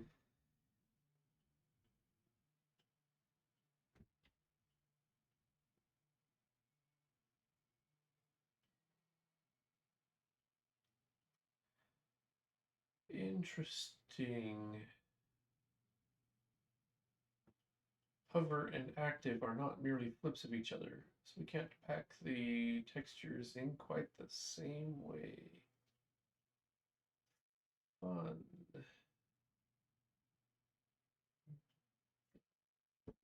Well, can stuff hover in the same way, I guess?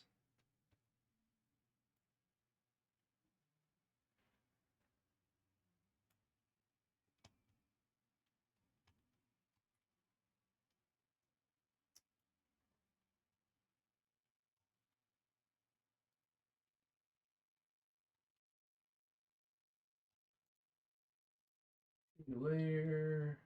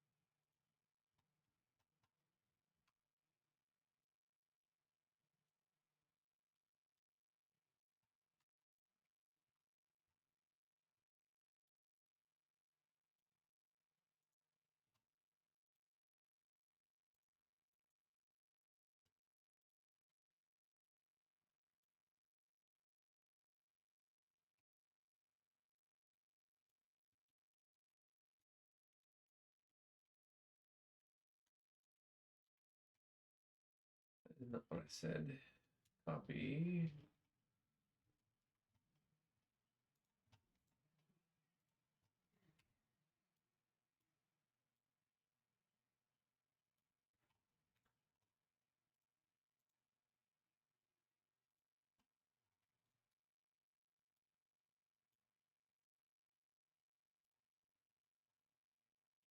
Copy, paste.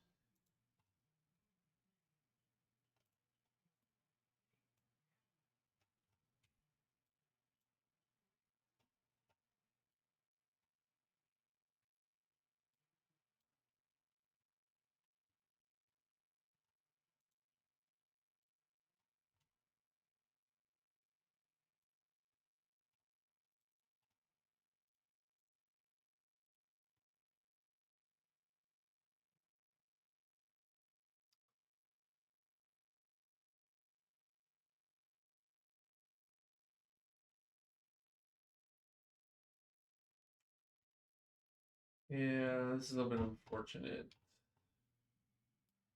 The way some of this is going to work out. We have to resize this particular image. Oh, that'll be fine. Probably. Oh, goodness.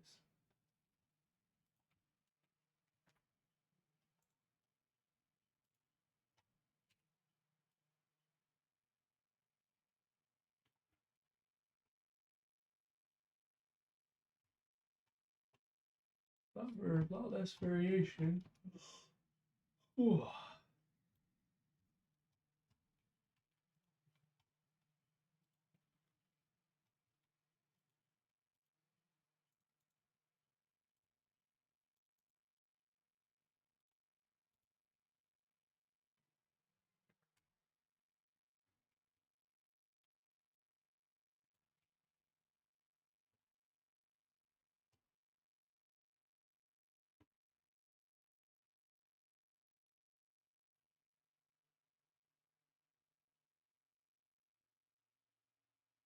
I feel like this needs to be brought down and in somewhat.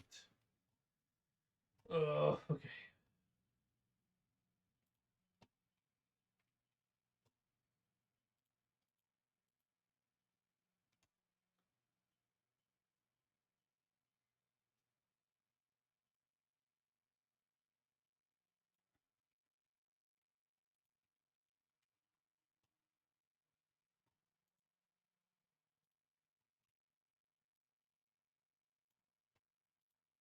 Move.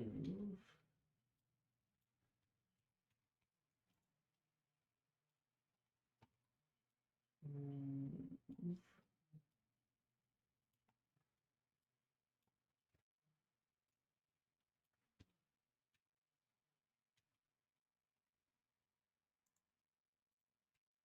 Move.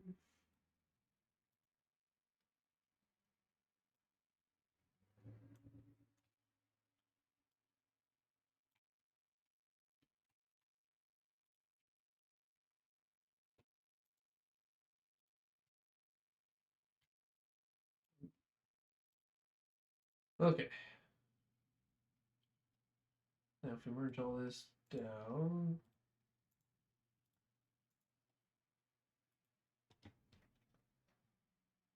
I think what I want to do is this layer wants to move down one. This layer wants to move up one. Here in padding,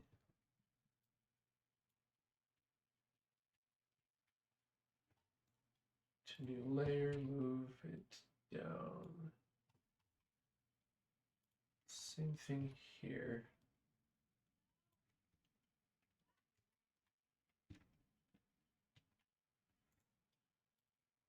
Move it up. So we clip less. Merge down, merge down.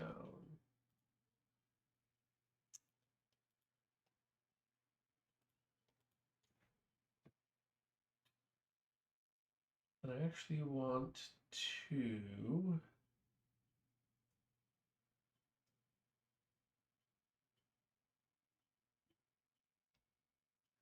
like,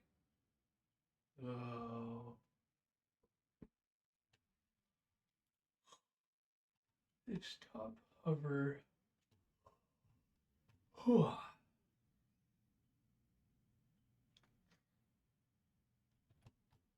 Rectangle. Add, subtract, intersect.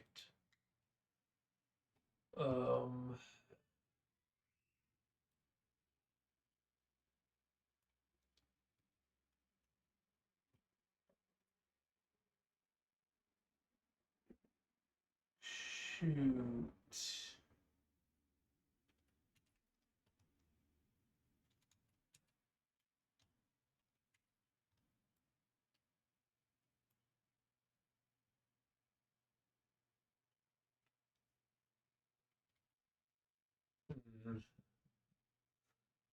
Basically, I want to take this row of pixels right here and put it in with this one.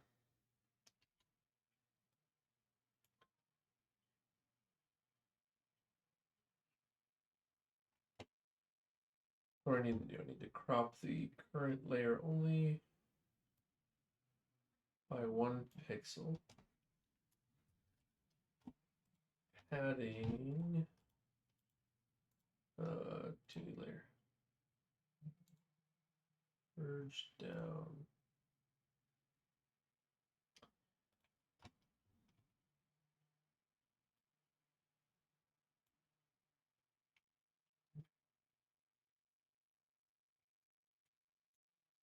Nope, not that button. Arg. Paste. No.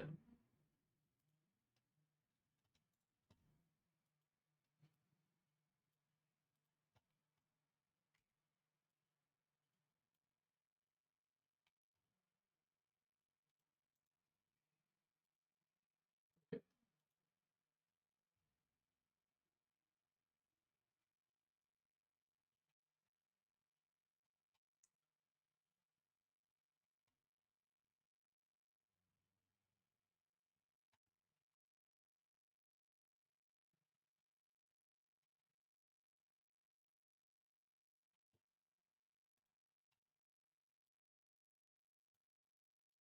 Crop this one. Padding rectangle. Not that one. This one. Cut.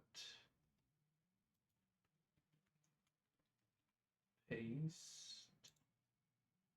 2 new layer. Merge down.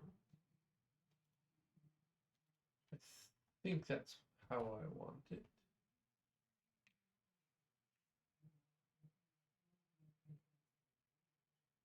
Maybe.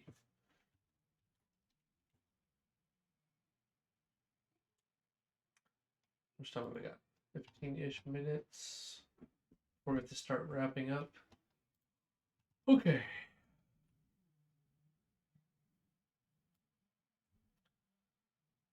Left, right, left, vertical.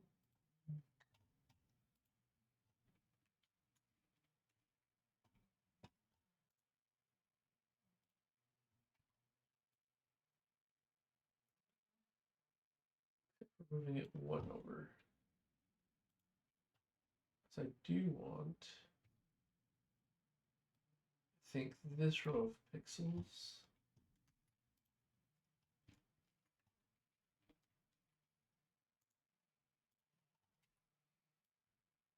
There. And then these pixels can be on the outside for interpolation purposes.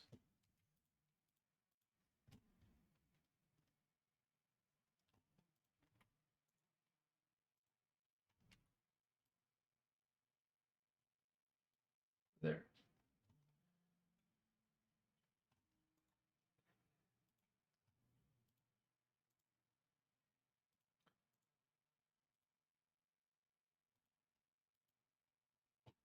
All right, right hover, rectangle,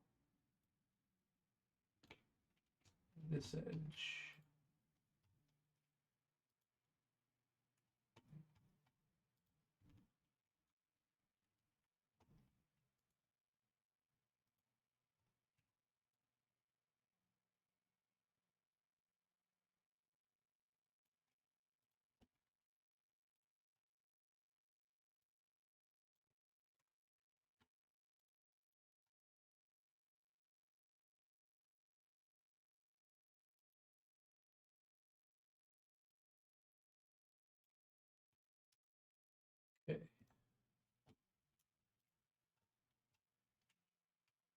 Again, one row of pixels outside.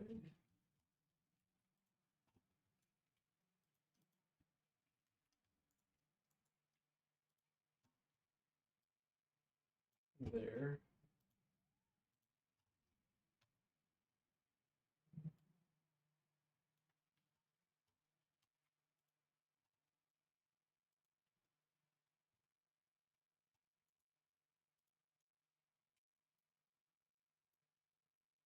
There. Okay. Merge down, merge down. Okay, so does that give us a decent hover, do you think? Or have I shifted things too much? File. Export. Export. And export. Oh gosh, let's hope so. All right, out of GIMP.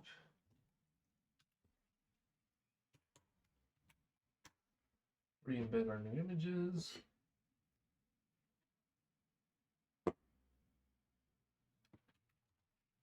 Okay.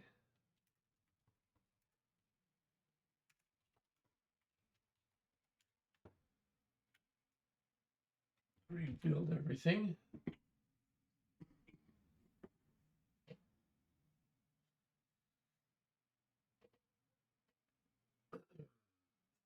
Oh, 5.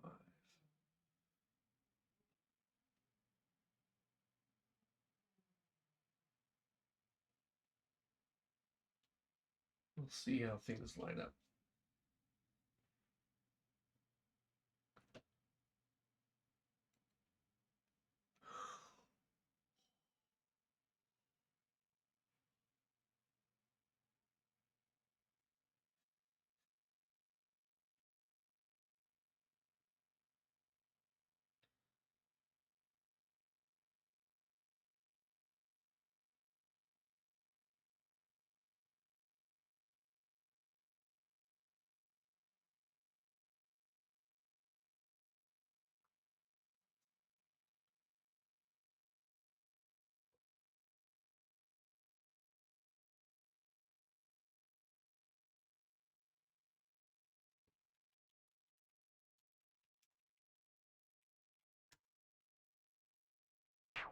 Okay, there's the buttons, and when we hover, yeah, I was afraid of that.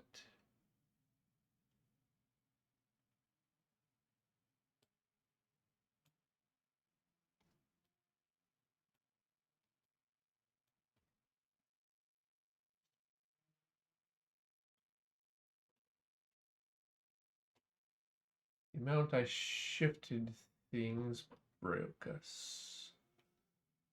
And the verticals need padding at the top and bottom.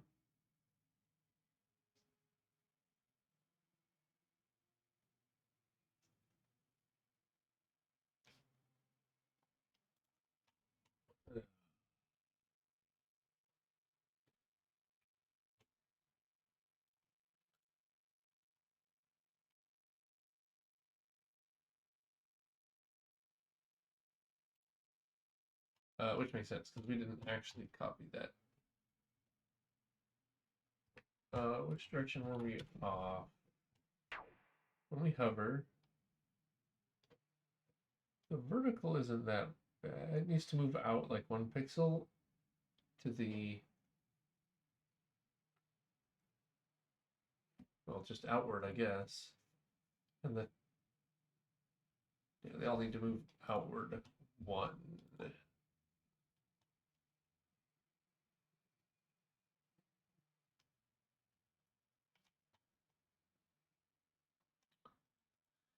Right. Angle.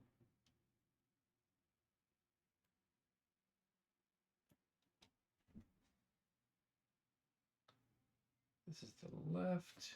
This is the right.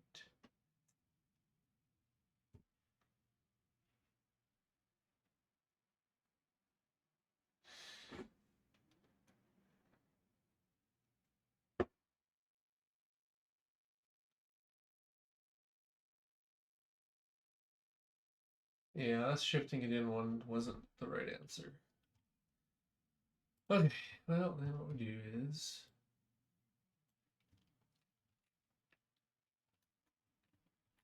paste, move that thing there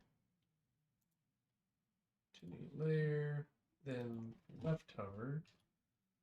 We're going to peel off this row of pixels, put it here, move everything over one to new layer, then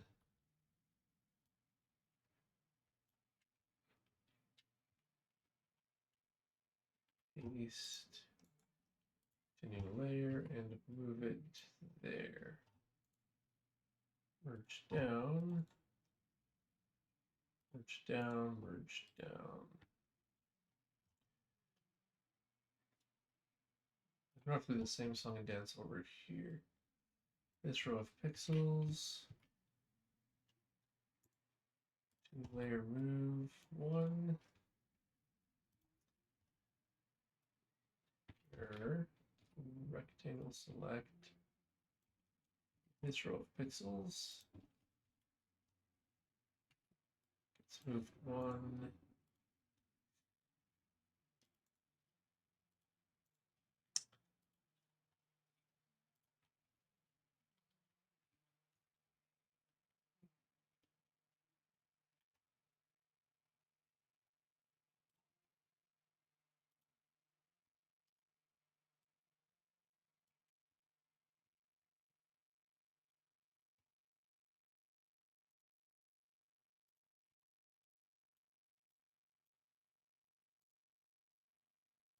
And merge.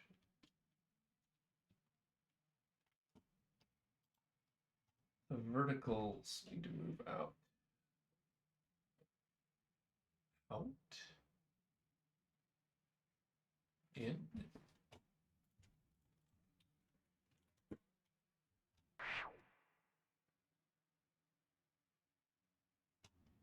Huh. Okay, well let's fix this up real quick. Left hover. Rectangle select. Row of pixels. Paste to new layer. Move.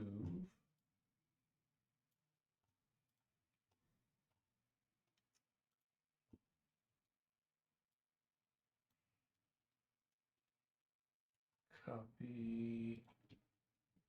Paste to new layer. Move.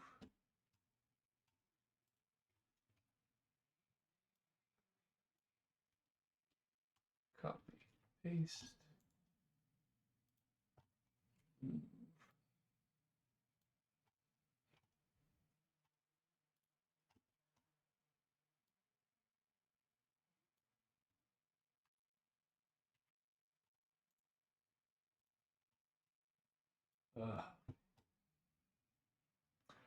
So that should fix the vertical padding issues. Merge, merge, merge. Oh. Copy, paste, move.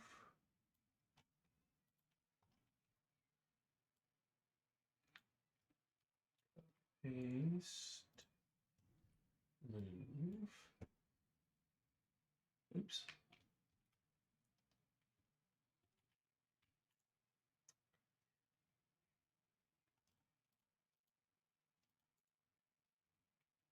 Okay, now it's delete. Okay.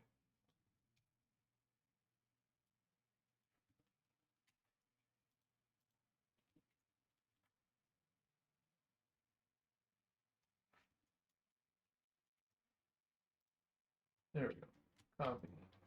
Now paste. Move down.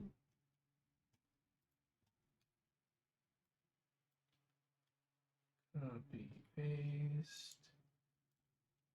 Move down. Copy, paste to layer move. All right. Merge, merge, merge, merge. Okay.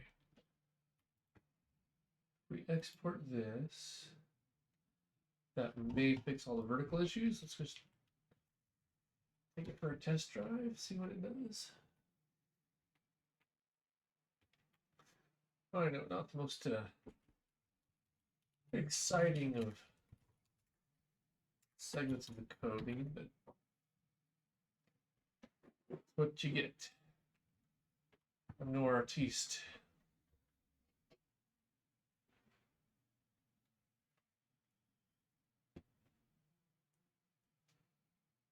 And I don't have an efficient enough asset pipeline yet to do this in a more interactive way.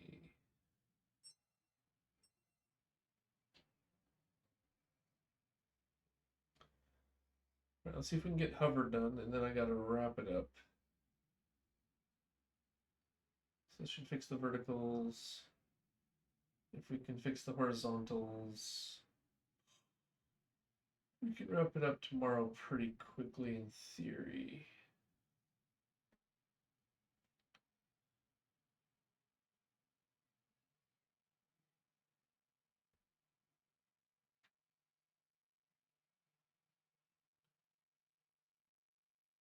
One other thing we need to look at is how it scales.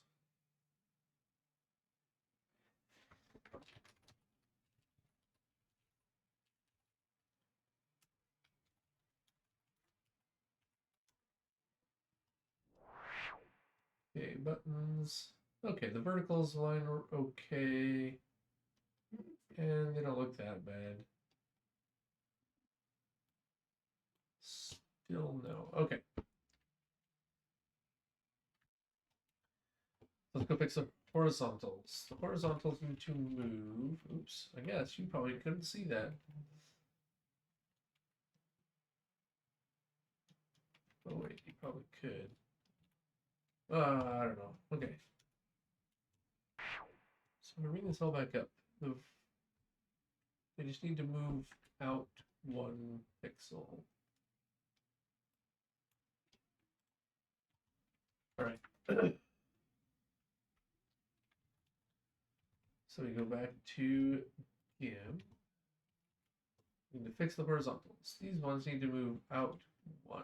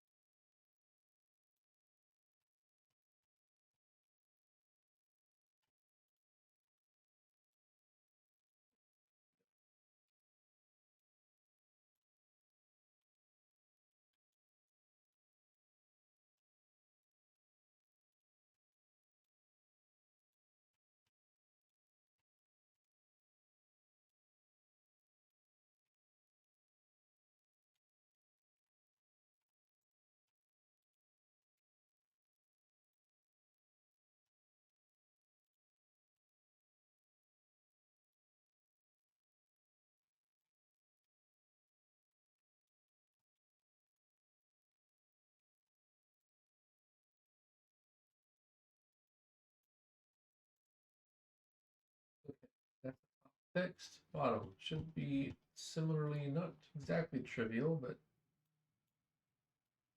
should not be any harder than that. So Copy. There we go. Paste.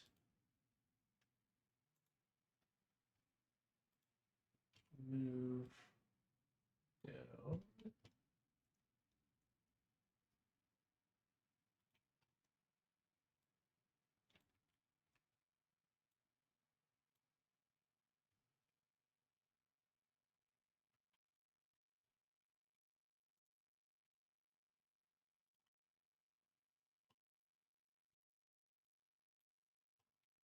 Okay. So the moral of the story is don't try to ship things, because then it won't line up. The way we built it was alignment handled for us.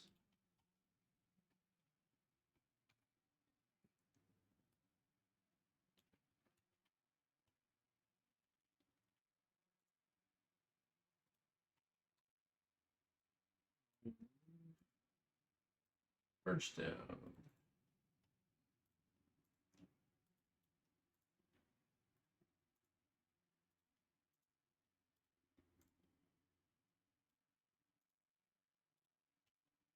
Okay. Save, save, save. Export.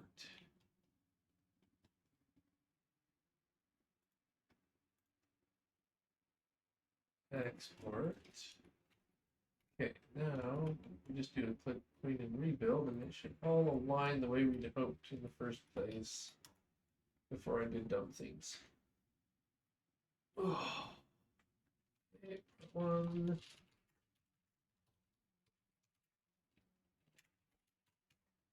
The reason we're doing a clean and build every time is because our image data is stored in static memory. Therefore, if we make any changes to the layout of that static memory, anything dependent on it will not link that memory correctly. It'll cause runtime crashes if we don't do that clean. Unfortunate.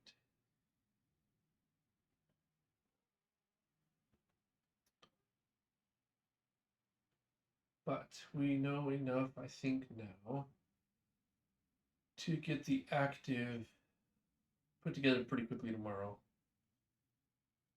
Let's get this wrapped up. Then get ready for my meeting.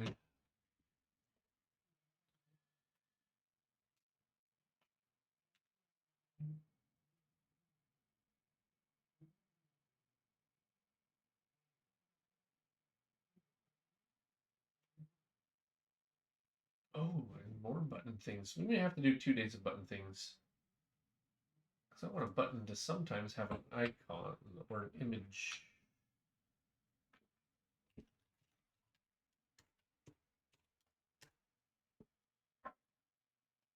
For example. Oh, that's better. Alignment's better.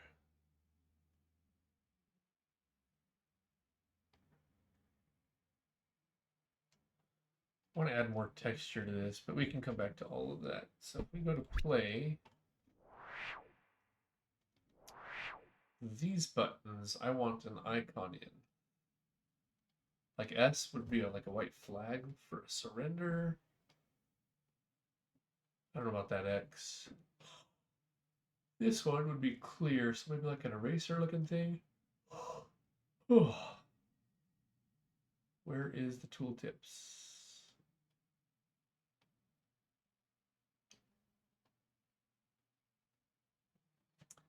Yeah, overall, I'd say the normal looks best. Instead of back, it'll be like an open door.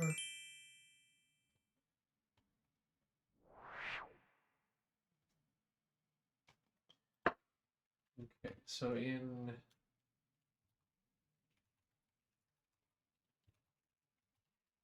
scene,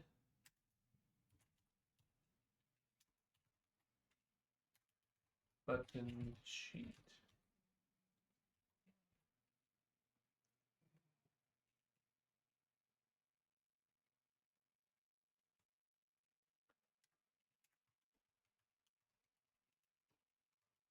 Set style.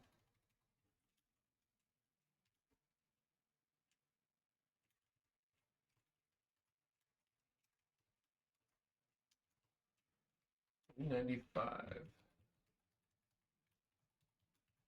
Cheat.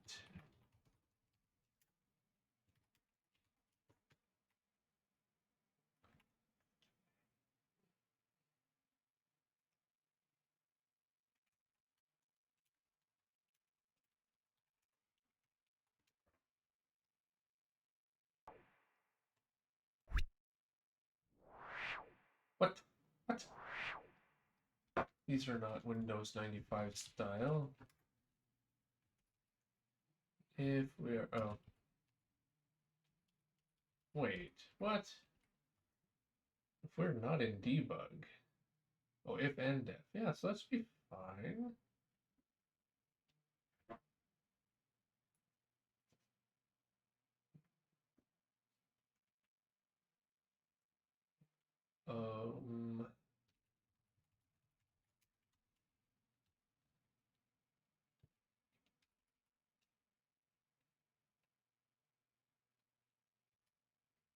I don't think that code should be there at all.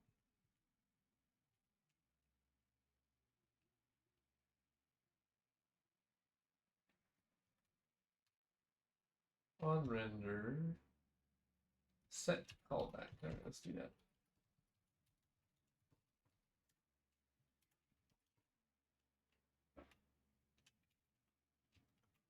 Surely this should just work, right? Play. Huh.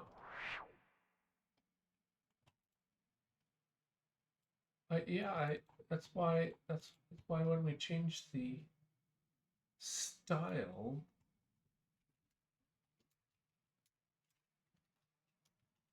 okay, so clearly we have an issue there. Set style.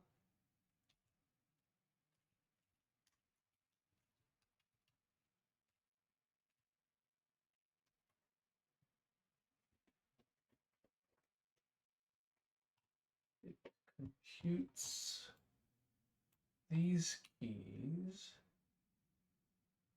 Update state.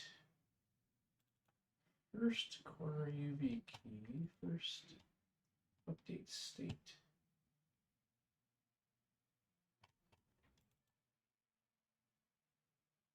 Huh. I was pretty sure set style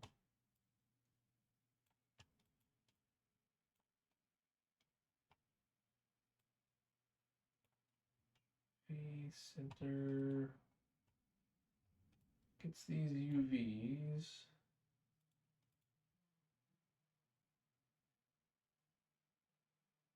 And then sets state to dirty. So when we update state,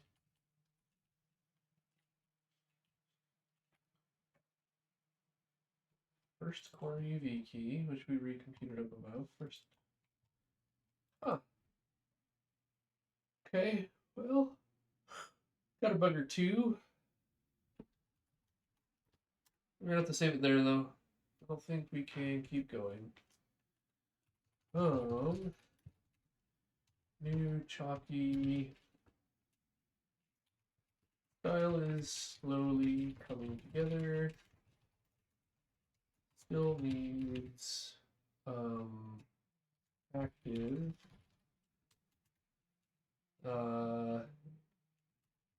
Cover seems a bit too opaque.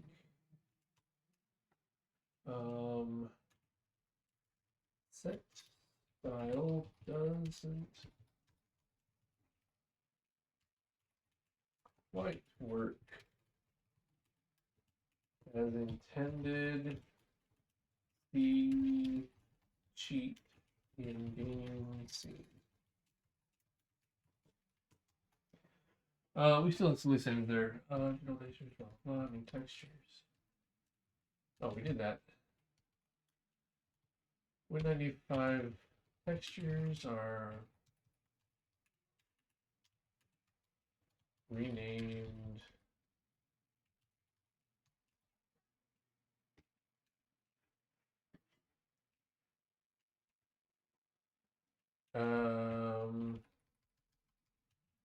So we saw some loose ends. Buttons with images, with icon. Okay, so that's probably what we're gonna have to call it today. Sorry for the short day. Had everything.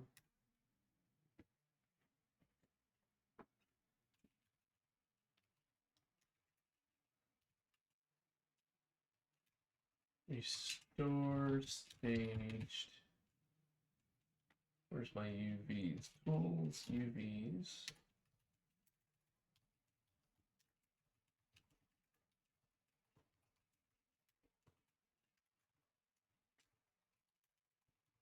Chalky button style. Mostly put together. See journal for loose ends. There we go. We're gonna have to call it there. Thanks for joining. You have a wonderful evening, and we'll see you tomorrow where we'll finish wrapping that up. Have a wonderful time. See you then. Bye bye.